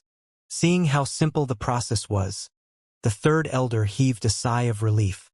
Since the sculptures of the predecessors would not be damaged in the process, it should be safe to leave them be. As long as the spirits were destroyed swiftly, the damage to Zhang clan's reputation would be kept to the bare minimum. "I'll be troubling the both of you with this matter then," the third elder said once more politely. "This is no trouble at all. There's no need to stand on ceremony. I'll have all of the spirits destroyed swiftly, too." Elder Wu waved his hand casually, and he began making his way over to the other enchanted sculptures. However, halfway through his motion, he suddenly caught sight of the frozen Elder Mo in his peripheral vision. Glancing over, he saw that the latter's eyes were widened in horror. Perplexed, he asked, "What's wrong?" "Your head," Elder Mo exclaimed anxiously. "My head?" Bewildered by that remark, Elder Wu swiftly scanned his body with his spiritual perception, and the next instant, his knees caved in, and he nearly collapsed to the ground. He found that innumerable cacti and flowers had sprouted on his head, and they were growing bigger and bigger by the moment at an ever-increasing rate. Coming to realize what was going on, Elder Mo exclaimed in agitation, "You didn't manage to destroy the spirit completely earlier. It managed to dive into your primordial spirit, and it's planning on vying with you for the control of your body." Previously, Elder Wu had sent his primordial spirit into the sculpture to destroy the spirit within it, and he thought that he had succeeded. Little did he know that not only was the spirit not destroyed, it had even made use of this opportunity to sneak a seed of itself into his primordial spirit to take root. Just that single moment of carelessness was more than sufficient to place Elder Wu in the precarious situation that he currently was in. Of course, with Elder Wu's strength, it would be impossible for the spirit, which was much weaker relatively to him, to successfully possess his body. Nevertheless, it was still embarrassing for him to walk around with a head covered with cacti and flowers. This would be more than enough to provide him with an entire lifetime worth of shame. Damn it! Coming to realize what had happened as well, Elder Wu's body trembled in fury. As if responding to his rage, the cacti on his head also quivered nonstop. He swiftly scanned his primordial spirit, and a moment later, he said, "This spirit has taken root in my Tianhai acupoint, so I won't be able to deal with it alone. I need you to help me destroy it, using your Qingjin's ethereal destruction art." "Very well," Elder Mo nodded. He walked up to Elder Wu, and taking in a deep breath, he sent a rapid wave of soul energy into the latter's Tianhai acupoint. Pada! With a sound reminiscent of a needle popping a balloon, it sounded like something had been destroyed. Elder Wu swiftly inspected his primordial spirit before heaving a sigh of relief. "Phew! It seems like it has been completely destroyed this time around." "Ah!" Before he could finish his words, he caught sight of a cactus sprouting on Elder Mo's head. Lush like a bright green hat, it covered the entirety of Elder Mo's head. "Why you?" Elder Mo was also shocked beyond words. All he had done was use his soul energy to vanquish the spirit. Fearing that the spirit would plague him, he had even made sure to retract his soul energy immediately upon contact. How in the world did he fall for the spirit's assault, too? What in the name of heavens is going on here? Elder Mo was really on the verge of tears. While other spirit awakeners were able to easily destroy any spirit just by suppressing it with their primordial spirit, they had actually ended up being possessed by it instead. As 9-star spirit awakeners, this was a situation that never should have happened to them. Yet, both of them had actually fallen for the same thing. Just who in the world was the culprit that had enchanted such an irksome and troublesome spirit? Just as the duo was completely crazed by the situation before them, not knowing what they should do, the cacti on their heads suddenly shuddered a little before voicing out a series of words that vaguely sounded like human speech. "I am Zhang Lingran. Is there anything I can help you with?" Elder Wu. Elder Mo. Zhang Wuchen. It took a very long time before Elder Mo finally managed to eliminate the cactus fully from his head. The two 9-star spirit awakeners stared at the many sculptures not too far away, and apprehension and fear inconspicuously flickered across their eyes. They had complete confidence in their spirit enchantment ability, but they had never met with something as bizarre as this before. There were many different spirit enchantment techniques in the world, so there were significant variations to the spirits that each spirit awakeners could create. Each of these variations had their own strengths and flaws, but when it came to the spirits in the sculptures before them, it was hard for even them to believe it, but it seemed like the spirits were completely flawless. No matter what kind of means they used against the spirit would be able to put up its guard against it and even retaliate. It was to the point where they almost felt utterly helpless before it. Is there any other way to resolve this issue? After waiting for almost an hour but having none of the spirits of the sculptures destroyed, Zhang Wuchen couldn't sit still anymore. Hearing those words, Elder Wu's face immediately flushed red in embarrassment. He awkwardly turned to Zhang Wuchen and clasped his fist. Third Elder, I'm afraid that the both of us aren't skilled enough to resolve this situation. Pardon me if I may ask, but in which Master Spirit Awakener's hands were these sculptures enchanted? They were enchanted by a sword practitioner from the Sanctum of Sages, Xianxia. Zhang Wuchen replied awkwardly. Xianxia. Elder Wu and Elder Mo traded glances, and they could see the confusion in each other's eyes. They did know a thing or two about the few extraordinarily talented spirit awakeners in the world, but never had they heard of this name before. Furthermore, a sword practitioner? What the heck was that? His spirit enchantment differs vastly from the style that we have learned, so I'm afraid that there's very little that we can do to help. If I may suggest, Third Elder, why don't you look for the person in question? Most likely, he's the only one who will be able to stop all of these sculptures. Elder Wu hesitated for a moment before saying, considering how even 9-star spirit awakeners like them were helpless before these sculptures, most likely, only the person in question would have the capability to stop the sculptures. Hearing those words, the Third Elder couldn't help but rub his glabella. To think that the lofty Zhang clan would be unable to resolve the problem brought about by a young lad. If it were to be made known to outsiders that they had to plead with the other party to resolve the situation, it would surely impair the Zhang clan's reputation. But from the current look of things, they would only be in a worse position if they were to allow the sculptures to continue messing around. Wuzhen, lead the way. Sighing deeply in resignation, Zhang Wuchen waved his hand and said, knowing how serious the matter was, Elder Wu hurriedly led the way forward. The Third Elder quickly followed too, and after a moment of hesitation, Elder Wu and Elder Mo decided to follow too. They were interested to see the man who was able to enchant a spirit so powerful that even was able to render them completely helpless against it. Zhang Shi and Jian Qinxing have come here to challenge the Zhang clan swordsmanship, so they are staying in the competitors' residences. Elder Wuzhen explained while making his way over. There were countless visitors who would come to the Zhang clan every single day. Some came to challenge the Zhang clan, whereas others came to pay a visit. In order to better differentiate between the types of visitors, the locations of their accommodations were divided by the intentions behind their visit. Considering how Jian Qinxing had a private grudge with their clan head, it went without saying that the place he resided in was the challenger's accommodation. There were also many other experts living in those accommodations, and their field of specialties ranged from swordsmanship, spearmanship, and saber arts to fist arts, palm arts, so on and so forth. You name it, there they would be. Of course, there were also plenty of occupational experts too. Quick! Let's go over and take a look. Someone is challenging Zhang Ziqing. Zhang Ziqing? You mean the talented young lady who's renowned as the #1 genius painter in the Zhang clan? Indeed. She started learning painting when she was just 3. By 7, she has reached infused intentions, breathtaking verisimilitude by 9, spirit wisdom by 12, suspended imagery by 15, and while she's only 18 this year, and she's already capable of painting at the level of evocative vividness. Even the head of the painting guild is filled with praises for her. He views her as the #1 genius in painting in the past several thousand years. Not only so, there are hardly any peers who could compete with her in zither and chess either.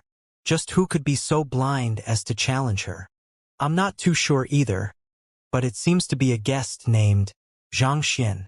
From what I heard, that fellow saw that there were several people vying for her paintings, so he walked up to take a closer look. It seemed like he said some awful-sounding words that caused Zhang Ziqing's rage to flurry, thus eventually leading to the challenge. Awful-sounding words? I'm not too sure about it either, but that fellow seemed to have said that her foundations in painting were pathetic, and he even offered to teach her. Given that Zhang Ziqing is the #1 genius of the Painter Guild, one of the famed prodigies of the Zhang clan, it's only natural that she would be enraged by those words. As Zhang Wuqian headed forward, he could hear the surrounding crowd discussing heatedly. Let's head over to take a look. They had come here to find Zhang Xian. But who could have thought that the young man would get himself embroiled in another mess before the matter regarding the sculptures could even be settled yet? Following the footsteps of the crowd, they soon found Zhang Xian standing in the midst of a square. Jian Qinsheng was standing by the side with his hand on his forehead, revealing a look of distress. The other star of the show, Zhang Ziqing, was glaring at Zhang Xian with a face reddened in fury, and her body was trembling non-stop. You wish to compete with me in the field of drawing? Zhang Xian's eyebrows shot up nonchalantly as he asked. What are the stakes? If there are no stakes, I have no interest in wasting my time with a nameless nobody. He had heard that there were many people vying for the work for this young lady, so he came here in hopes of seeing a work that could astound him. However, after taking a closer look, he couldn't help but shake his head in disappointment. It was indeed amazing that the young lady of her age was able to draw out a evocative vividness painting, but at the same time, it was precisely due to her young age and lack of experience that caused her conceptualization to be extremely immature, resulting in her expression of emotions being rather forced and awkward even. In a way, this was similar to how most beautiful poems from his previous world that were able to last through the ages were those that were crafted from the poet's own experiences and emotions. Only through personal experience would one really be able to create a work so vivid that others would be able to image and conceptualize, granting it great meaning and thus longevity through the ages. On the other hand, those who drew solely through imagination would risk their feelings and imagery being underdeveloped, and as a result, it was inevitable that their conceptualization would be slightly lacking. Had it been anyone else, given Zhang Xian's low-profile personality, he wouldn't even have bothered to waste his words. It was in view that the other party was a genius of the Zhang clan that he couldn't resist giving a few feedbacks. But who could have thought that the other party would suddenly rage at him like that? You? Zhang Ziqing stared at Zhang Xian so intensely that it almost felt like her eyes could kill. The young man before her was simply too maddening. It was one thing for him to say that her painting was a complete nonsense, but to claim that she was a nameless nobody on top of that. Know that I, Zhang Ziqing, am a famous figure even in the Painter Guild. I'm a person whom no one in the upper society didn't know of. Just who do you think you Zhang Xian are? To declare that you wouldn't compete with me without anything on the stake. Are you even qualified to be saying such words? Fine, I'll place a stake. This picture is known as the Winter Snow Treading Portrait. This is a masterpiece I have drawn last year in winter. As long as you can triumph over me, I can give it to you for free. As angry as Zhang Ziqing was, she could tell that the young man might really walk away if she were to refuse to make a bet. Thus, she flicked her wrist, and a scroll appeared in her hands. Unrolling it freely, a world of drifting snow and utmost coldness materialized before her eyes. It felt as if one would sink into that endless world of chill with just a single look.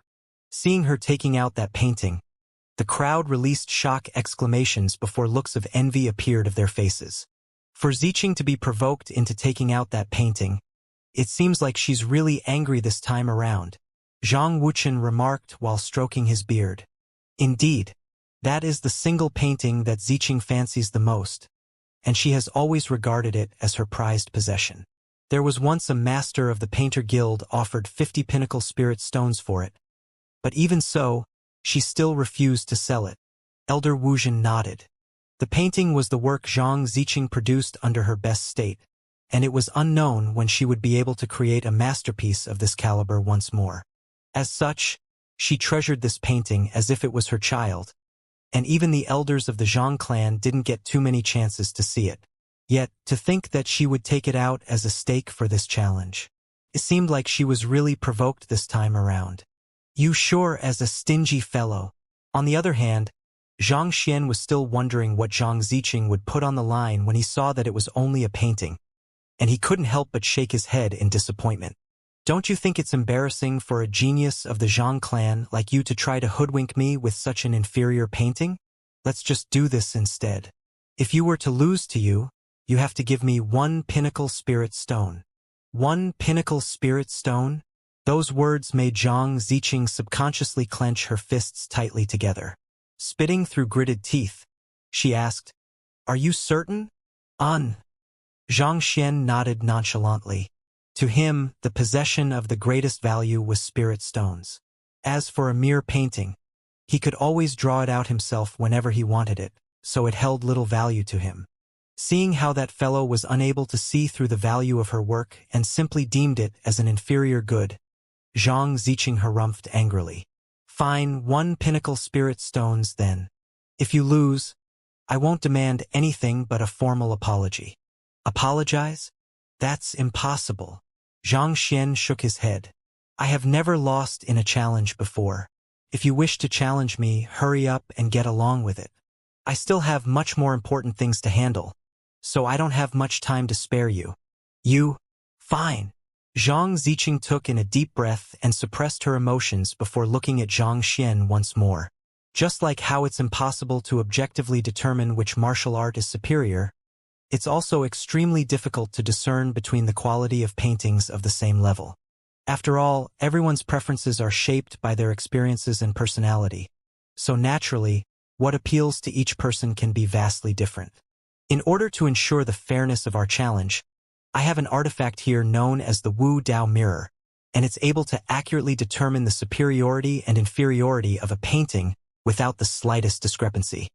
As she said those words, she whipped out a round copper mirror, and it immediately floated quietly in the air. Wu Dao Mirror? Xianxia was perplexed. Indeed, this is an artifact created by the founder of the Painter Guild, Founder Wu Dao. It's capable of discerning the true level of a painting accurately. Even though the artifact I have over here is just an imitation, it's still more than enough to discern paintings of our level. Seeing how the young man did not know this at all, Zhang Ziqing's displeasure and scorn visibly deepened. The Wu Dao Mirror was an artifact that had been created by the founder of the Painter Guild, and it was capable of discerning the level of any painting in the world. Of course, the original artifact was stored within the guild, so the one in Zhang Ziqing's possession was just an imitation created by an expert. Nevertheless, it was still more than capable of impeccably discerning paintings of the 8th level. "Can you allow me to take a closer look at the artifact?" Xianxia asked. "Here you go." Knowing that the other party would surely have to check the artifact in order to ensure the fairness of the assessment, Zhang Ziqing flicked her wrist, and the Wu Dao mirror flew over. Xianxia placed his finger on the mirror momentarily before pushing it back to Zhang Ziqing, saying, "All right, I'm done checking on it. Can we begin now?" A book materialized in the Library of Heaven's Path, and a swift glance through it allowed him to confirm the capability of the artifact in assessing the level of a painting. "You're already done examining the mirror?" Zhang Ziqing was taken aback. It was just a moment ago that the young man did not even know what the Wu Dao mirror was, and yet, after the briefest contact with the mirror, he had already pushed the mirror back to her, saying that he was done checking on it. "Are you kidding with me? This Wu Dao mirror you have over there was created by 9-star painter Zhiyang 300 years ago. It was forged out of the golden pearl ore, and there are 37 formation marks harnessing the power of painting conceptualization inscribed on the mirror. The spirit infused into the mirror embodies Elder Zhiyang's deep comprehension of paintings, so it will indeed be fair to use this artifact as the judge for this competition." Xianxia nodded. "Why you? How did you know?" Zhang Ziqing was astonished. This Wu Dao mirror had been stored in the Painter Guild ever since it was forged, and only upon hearing that the Zhang clan's clan conference was coming up and that there would be challengers did she apply with her teacher to take it out.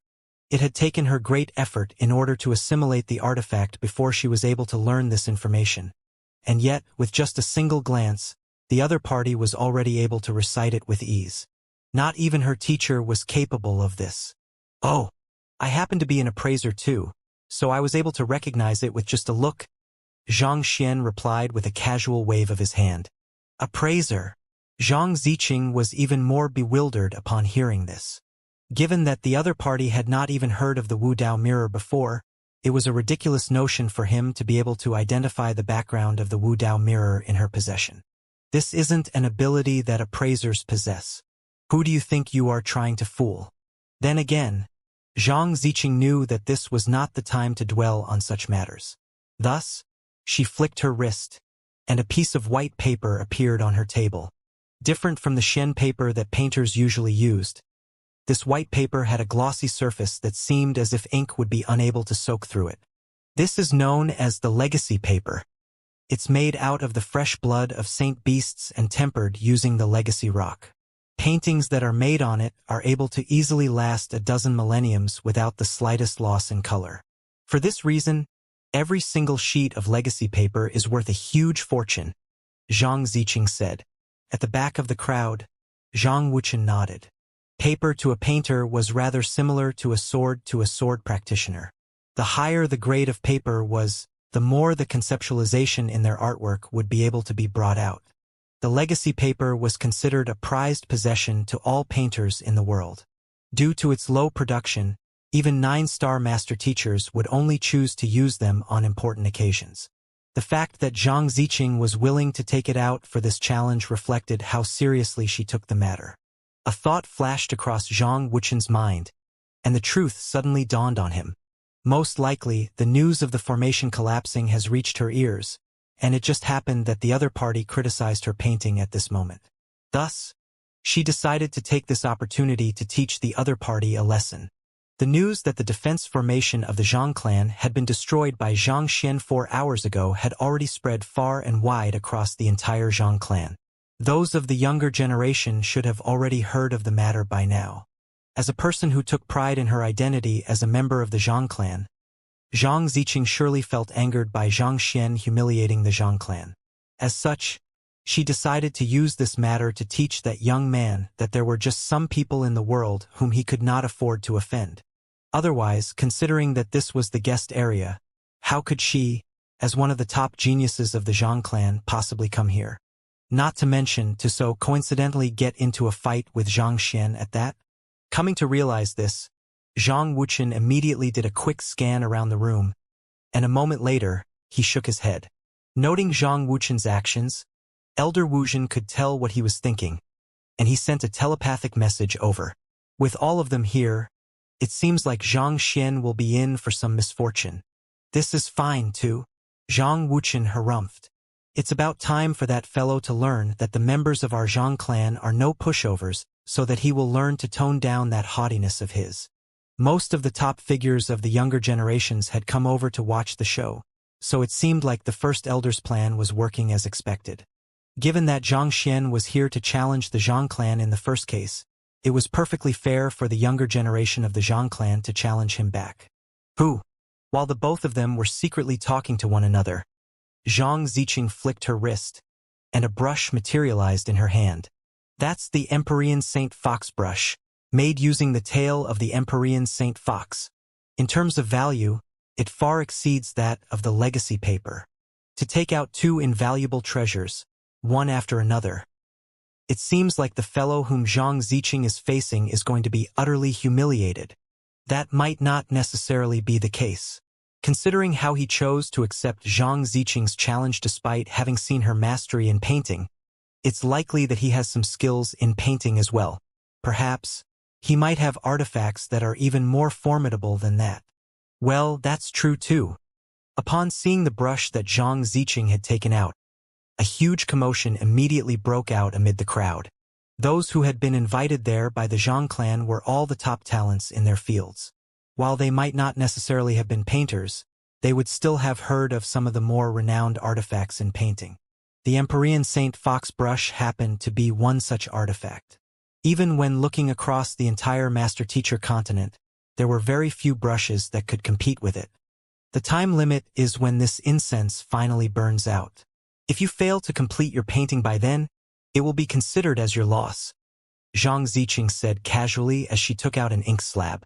As she dabbed her brush in the ink slab, she lightly flicked her finger, and the incense stick at the center of the courtyard immediately lit up, emanating a slight fragrance. Since this was a challenge between the two of them, it was a given that there should be a time limit. Otherwise, one party would be able to postpone the challenge indefinitely under the pretext that they had not finished their painting yet. Very well, Xianxia replied. Judging from the rate at which the incense was burning, it appeared that they had less than an hour to finish their painting. And to be honest, it was no easy task to create a satisfactory painting within an hour's time. Let's begin then. Seeing that the young man had agreed to it, Zhang Ziqing lightly tapped her brush on the legacy paper, and a beautiful stroke of ink flowed out from the tip. That is the snow earth painting technique. Legend has it that back then, while founder Wu Dao was observing the swallows in the air, he noted how their claws sunk deeply into the snow-laden earth, and inspired by that, he created the snow earth painting technique. Paintings that are produced using this painting technique tend to have deeper conceptualization, and even before the final artwork is completed, just the painting process itself is enough to grip the hearts of the viewers. This painting technique has been passed down through the years, but only a small handful of incredibly talented painters are able to learn it. Who could have thought that not only would Ziqing be able to learn it, she's even able to execute it so smoothly. Without a doubt, this duel is going to end in our victory. From the looks of it, unless that fellow is able to produce a painting of the 9th level, or else there's no way he would be able to achieve victory. A commotion broke out in the surroundings. The instant that the young genius of the Zhang clan made her move, the crowd was immediately captured. Be it her brush, paper, ink, painting technique, or even state of mind, there was simply no flaw that one could pick with her painting. It was so impeccable that even naysayers could only sigh in awe at that sight. Not bad. Xianxia also nodded in approval. As an 8-star painter himself, his eye of discernment far exceeded that of the crowd. Naturally, he was able to tell that the young lady before him would not be an easy opponent to deal with. In fact, her skills were even above that of the inceptive sage of the Painter Guild, whom he had faced back at the Sanctum of Sages. Even though there were plenty of incredible geniuses all over the master-teacher continent gathered in the Sanctum of Sages, the inceptive sages there did not necessarily represent the pinnacle of their corresponding occupation. For example, even though Zhang Feng was the inceptive sage of the Spirit Awakener Guild, wielding incredible spirit enchantment abilities, if he competed with the genius who had just entered the Spirit Awakener Guild headquarters, Wang Ying, he would still pale slightly in comparison. Otherwise, the elders of the Spirit Awakener Guild would not have had to lower themselves to seek Zhang Xian's help. The same applied here. Even though the inceptive sage of the Painter Guild in the Sanctum of Sages was a rare genius in painting, it was still rather clear that he paled in comparison to Zhang Ziqing. Voila! Zhang Ziqing's brush seemed to dance nimbly in the air, creating a sight that pleased one's eyes. Despite her relaxed movements, every single movement that she made was pinpoint accurate, impeccably controlled without the slightest deviation. Every single brush stroke that materialized on the piece of paper seemed to emanate an intoxicating radiance, drawing one deeper and deeper into the world that Zhang Ziqing was creating under her hand. Xianxia, she has already drawn so much. You should get started too, or else you might really lose the challenge. While Zhang Xian was still leisurely observing Zhang Ziqing, an anxious voice suddenly sounded next to him. Turning his head, he saw Jian Qinsheng clasping his forehead helplessly. There's no need to panic. Zhang Xian took a glance at the incense stick and saw that there was still plenty of time for him to work, so he waved his hand leisurely, paying no heed at all to Jian Qinsheng's concern. He was an efficient painter, capable of finishing a painting within just 10 to 20 breaths. There was no need for him to rush at all. On the other hand, Jian Qinsheng suddenly recalled that the young man before him had defeated the inceptive sage of the Painter Guild in the Tower of Master Teachers, so he decided not to say too much about the matter. It's good that you're confident. Cough cough, Xianxia. Is it fine if I discuss something with you meanwhile? Junior, feel free to speak your mind, Zhang Xian said. Jian Qinsheng pondered for a moment to sort out his words before speaking carefully. It's like this. You're currently a representative of the swordsmanship of our Sanctum of Sages, so if possible, can you not dabble too much in the other supporting occupations? To be honest, He was starting to regret bringing that fellow here. They should have been there to challenge the Zhang clan's swordsmanship, but before they could face any of the Zhang clan's sword practitioners, the young man had already torn down the other party's formation and enchanted all of their sculptures. And now, he was even challenging one of the Zhang clan's geniuses in painting. Formations, enchantment, painting, and appraising. At this rate, will anyone still remember that you are a sword practitioner? So, I'm begging you, can you pay some heed to your identity before doing anything else? You are currently my senior. Is it really fine for you to be showing off in the other occupations as well? I guess I have been acting a little carelessly ever since arriving in the Zhang clan. Hearing those words, Xianxia scratched his head in embarrassment. Pardon me. It seems like I have been lacking thought in my actions. He had been so focused on trying to put down the Zhang clan that he almost forgot the primary reason he was at the Zhang clan. He was supposed to challenge the top sword practitioners of the Zhang clan so as to cleanse Jian Qingqing's humiliation, and it was indeed inappropriate of him to allow his attention to wander to other stuff.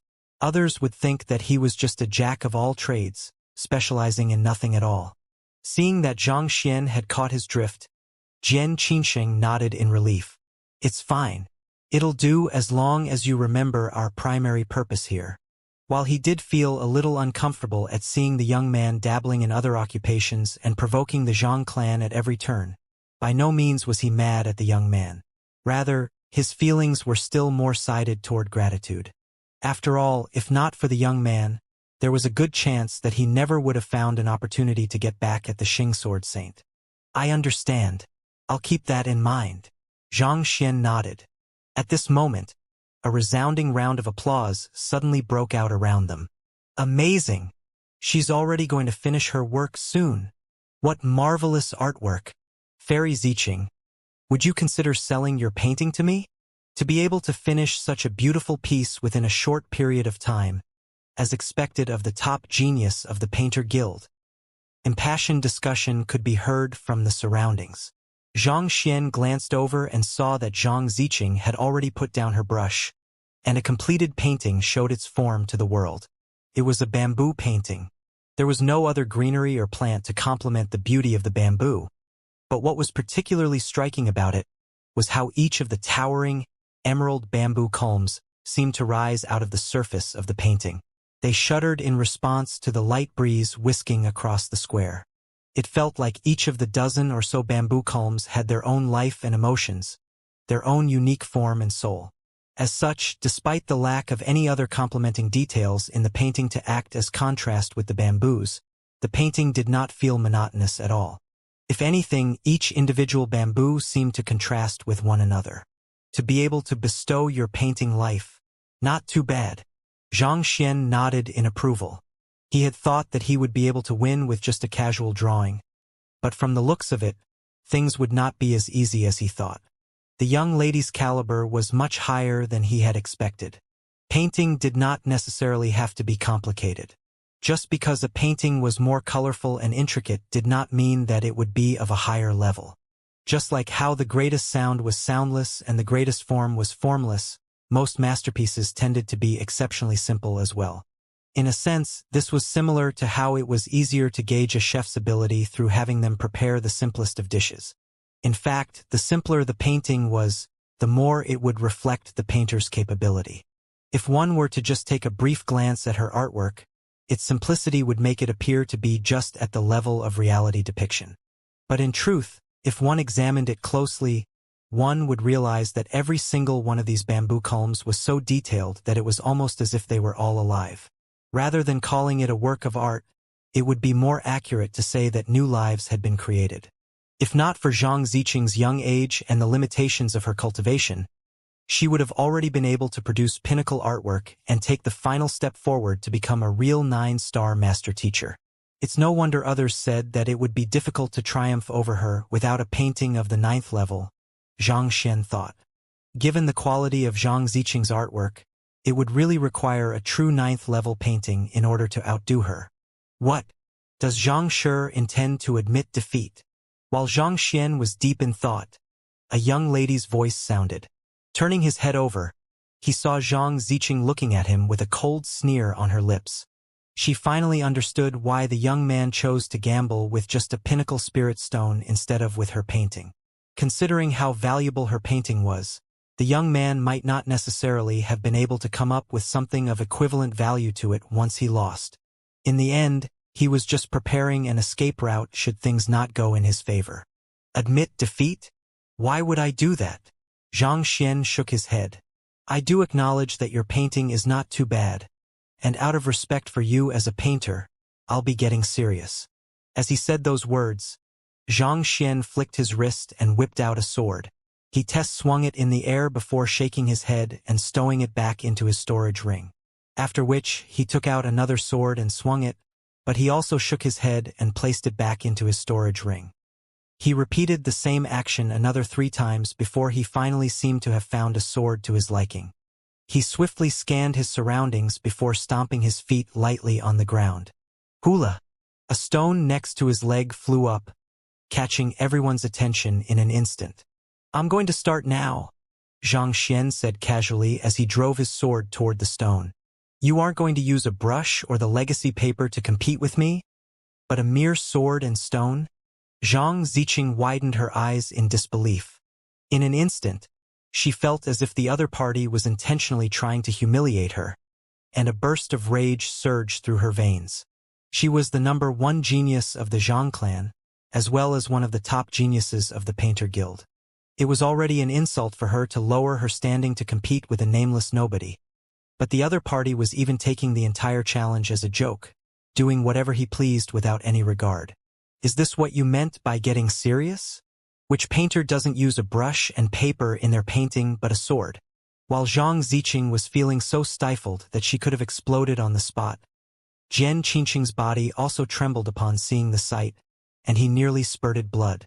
It was just a moment ago that he had told the other party that he had come here as a representative of the sanctum of sage swordsmanship when the next moment, he really used a sword to paint. The blade of a sword was sharp and cold, making it far more difficult to draw and paint using it compared to a brush. My intention was only to remind you of your own identity and responsibility so that you wouldn't lose sight of your goal due to these insignificant matters. I didn't ask you to make things difficult for yourself and put yourself at risk of losing a challenge. The young lady is equipped with the Empyrean St. Fox brush and legacy paper, and she has even executed the formidable snow earth painting technique. On the other hand, as if an ordinary sculptor, you chose to carve a stone instead. Do you really have to take the challenge so lightly? In this moment, despair was written all over Jian Qingqing's face. Without a doubt, it was their loss this time around. He could not even bear to bring himself to look on anymore. Could that fellow's brain possibly be rusty? Zhang Wuqian was also shocked to the point where he could not close his mouth. He had seen plenty of lunatics, but he had not seen one who was so mentally challenged before. To paint using a sword. Just what kind of lunacy was that young man up to this time around? Most likely, he feels that he's unable to surpass Ziqing, but at the same time, he doesn't want to embarrass himself, Elder Wuxian hypothesized. That could possibly be the case. After some thought, Zhang Wuqian was still unable to decipher Zhang Xian's intentions, so he could only nod in agreement. As the #1 painting genius of the Zhang clan, Zhang Ziqing's aptitude in painting far surpassed that of her peers, and her skills were on par with most veteran 8-star pinnacle painters. Even if the young man had successfully cleared the Tower of Master Teachers, the crowd still did not think that it was likely for him to emerge victorious. Since the young man was unable to win, the only way he would be able to save some of his pride was to mess up the entire challenge. This way, even if he lost, he could still shirk the responsibility to his brush and paper. Coming to realize the young man's motive, Zhang Wuqian shook his head as he shot the young man another glance, and once again, he found himself in a flabbergasted position. Wielding a sword in his hand, Zhang Xian's sword tip was more than a chi away from the stone. He swung his arms non-stop, covering the stone with a barrage of sword chi. But for some reason, all of the sword chi seemed to brush past the stone, not leaving the slightest mark on it. To the crowd, it appeared as if he was possessed by some kind of spirit. There was not a single person in the square who could comprehend what he was up to. Could that fellow possibly have gone mad? I think so, too. Otherwise, why the heck would he suddenly dance with his sword at this moment? The only expressions that could be seen on the crowd's faces were dumbstruck looks. Most of them were from privileged backgrounds, and they had been blessed with the opportunity to see all kinds of painting techniques from master painters. Some painters preferred a more refined painting method, some adopted a wilder painting technique, some were fond of a more flirtatious painting style, and some chose a more stable and dignified painting manner. With Zhang Ziqing, for example, every single one of her brush strokes was elegant, making it a pleasure to behold. On the other hand, the young man before him was dancing around wildly as if he was suffering from a stroke, and to make things worse, he was not leaving the slightest mark on the stone at all. Did he come here just to fool around? Even Zhang Ziqing could not help but rub her eyes, wondering if she was seeing things. It was just a moment ago that the young man had haughtily declared that he had never lost in any challenges before, and all of a sudden, he had suddenly become a madman prancing around the area? I'm done. While the crowd was still in a stunned state, the young man exhaled deeply and wiped off the sweat from his forehead before wearily flicking his sword back into his storage ring. Hula! The stone fell onto a table not too far away, just beside the bamboo painting that Zhang Ziqing had created. You're done, Zhang Ziqing exclaimed in astonishment. She subconsciously glanced at the incense stick that she had lit earlier, and it happened to extinguish at this very moment. The young man did manage to finish his work on time. But just what the heck was with that stone? I'm competing with you in the field of painting, not sculpting. Furthermore, even if we were competing in the field of sculpting, you have to at least leave some marks on the stone in order for it to even be considered a sculpture. Every single person here can testify that your sword hasn't touched the stone at all. So, what the heck are you up to? More importantly, all you did was randomly swing your sword for around 10 to 20 breaths? You didn't even do anything at all, so how did you get so tired that even your face has turned pale? Even if you want to act, at least do it in a more convincing situation than this. It's almost as if you are taking all of us for fools. Unable to stand it, Zhang Ziqing turned to Xianxia and said, Are you certain that this is the work you wish to challenge me with? If you aren't done yet, I don't mind giving you more time. Since she was competing with the young man, it would only be worthwhile for her if she defeated the young man when the young man was in his peak state. If the young man's condition had been a little off in the past hour, she did not mind giving him another chance to showcase his true capability. There's no need for that. I'm already done painting, Zhang Xian said with a chuckle. He gestured forward gentlemanly with his hand and said, We should get the Wu Dao mirror to check on our work now. Check. Seeing the smile on the young man's face, Zhang Ziqing's cheeks could not help but quiver in frenzy. All you did was carry a slab of stone over. Even though you did swing your sword wildly for roughly 20 breaths, you didn't leave the slightest mark on it. Do you honestly think your slab of stone is able to match my pinnacle 8th level painting? I really want to pry open your brain and see where you get your confidence from. Indeed, Zhang Xian nodded. Of course, if you admit defeat, we can simply skip the checking phase. Admit defeat? Zhang Ziqing nearly burst into laughter. You want me to admit defeat to a mere stone? You must be off your rocker. Have you not taken your medicine today? Indeed, you should have seen with your own eyes how much effort I put in to complete this masterpiece. I think it would be impossible for me to produce a second one like this within a short period of time, Zhang Xian said with an air of solemnity. He gazed into the distance, and the solitude of a man who stood at the top of the world could be seen reflected in his eyes. Effort. Masterpiece. The crowd nearly fell to the ground hearing those impetuous words. The young man did not even leave the slightest mark on the stone, such that not even the slightest dent or chip could be seen. If this could be considered a masterpiece, then even a dog could be considered a master painter. And the young man still had the cheek to say effort. Effort my ass. Seeing how fearless the young man was, Zhang Ziqing harumphed in displeasure. Are you sure you want to use the Wu Dao mirror? Of course, Zhang Xian exclaimed with a wave of his hand, assuming the disposition of a true expert.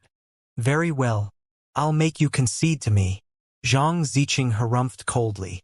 She waved her hand, and the Wu Dao mirror appeared once more. She stretched her finger forward and tapped the Wu Dao mirror lightly, and a brilliant ray of light immediately reflected from the mirror.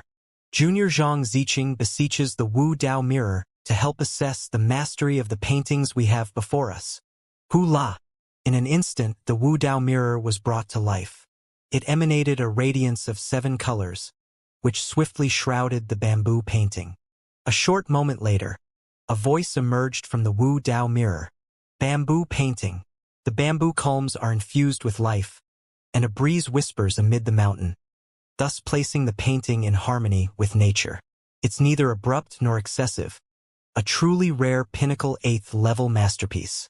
Upon hearing the judgment, Zhang Ziqing visibly heaved a sigh of relief, and a look of pride surfaced on her face.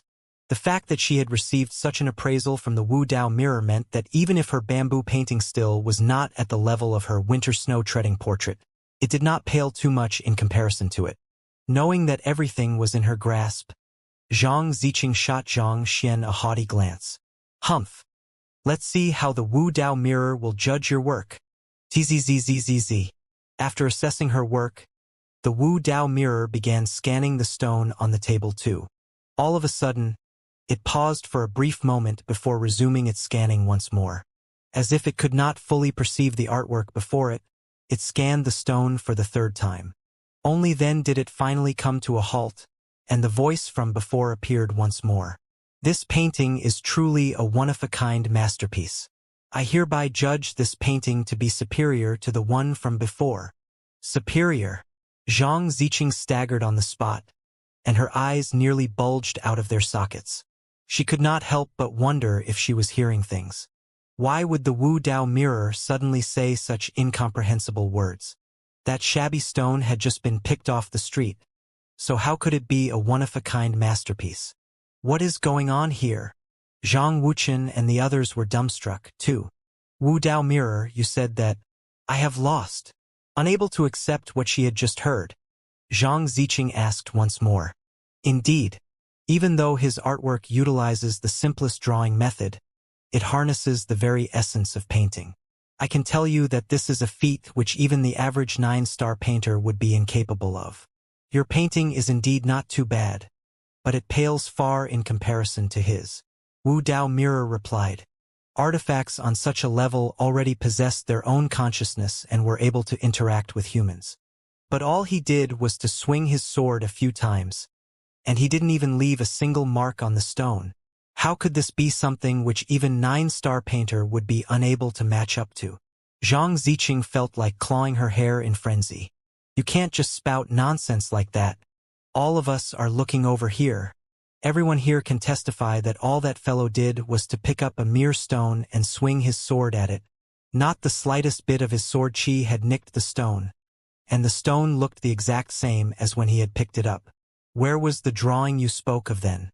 Come closer and examine it carefully. You will surely be able to notice its ingenuity. Noting Zhang Ziqing's incomprehension, the Wu Dao mirror simply left these words behind before falling silent. Its voice carried a dreamy tone to it, seemingly still deeply immersed in the beauty of the artwork it had just seen. Zhang Ziqing hesitated for a moment before walking over to the table. She lowered her gaze to examine the stone in closer detail. There was still some dirt stuck to the surface of the stone, but other than that, there was nothing particular to note about it. There's nothing here at all. Even after a close-up look, Zhang Ziqing was still unable to find any marks that could have been left behind by the earlier burst of sword chi, so she couldn't help but feel even more perplexed. Thus, she released her spiritual perception to take an even closer look at the stone. What that was not visible to the eye, perhaps, it would be visible to her spiritual perception. As soon as her spiritual perception wrapped itself around the stone, Zhang Ziqing's body visibly stiffened, and her body began trembling non-stop. To this, her lips quivered ceaselessly, fully displaying her disbelief at what she was seeing. What's wrong? Noticing the peculiarity with Zhang Ziqing, Zhang Wuqian and the others frowned as well. They extended their spiritual perception toward the stone too, and what they saw left them frozen on the spot. Indeed, this stone is an artwork which I drew out using my sword.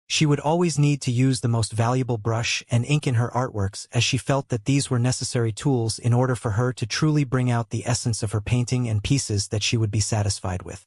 However, after watching the other party's creation, she realized that her line of thought might have been too shallow. Painting didn't necessitate the use of a brush. Look closely, and the entire world would be a brush and a canvas. There was no element which one couldn't incorporate into one's painting. So, this was a true prodigy's interpretation of painting, as well as the true essence of painting. The conception behind this river painting of yours is also of a much higher level than my bamboo painting. Zhang Ziqing shook her head and sighed deeply. As reluctant as she was to admit it, the young man was indeed far ahead of her in the field of painting. Even this river painting which he had created at a whim was far more profound than the bamboo painting which she carefully produced with all her might. Ah, you need not get so disheartened. I was able to deepen my understanding of painting significantly while drawing out the stone, and that's the only reason why I'm able to create a decent painting with just a blade of grass now, Xianxia explained. He hadn't drawn much after assimilating 8-star painter books, and the earlier drawing of the stone was the first time he had drawn seriously in a long while. This practical experience had granted him a much deeper insight into painting, thus bringing his mastery to a deeper level. And it was with this experience that he was able to surpass Zhang Ziqing with a work he painted at a whim. You managed to deepen your understanding of painting while drawing out the stone? Zhang Ziqing nearly keeled over. She had always prided herself on her unparalleled talent in painting, but it seemed like she was really no match against the young man before her. The gap between them was so huge that for the first time in her life, she felt a hint of despair and helplessness, as if she was in a race, facing a rival whom she would never be able to catch up with. All of a sudden, a young man amidst the crowd shouted out, "Fairy Ziqing, I remember that you once said that if any one of the younger generation surpasses you in the field of painting, regardless of whom the person is, you would marry him without any hesitation. Does that vow still holds now?" This? Zhang Ziqing was visibly stunned by that remark for a moment. She couldn't help but turn her gaze to Xianxia, and a frown slowly deepened itself on her forehead.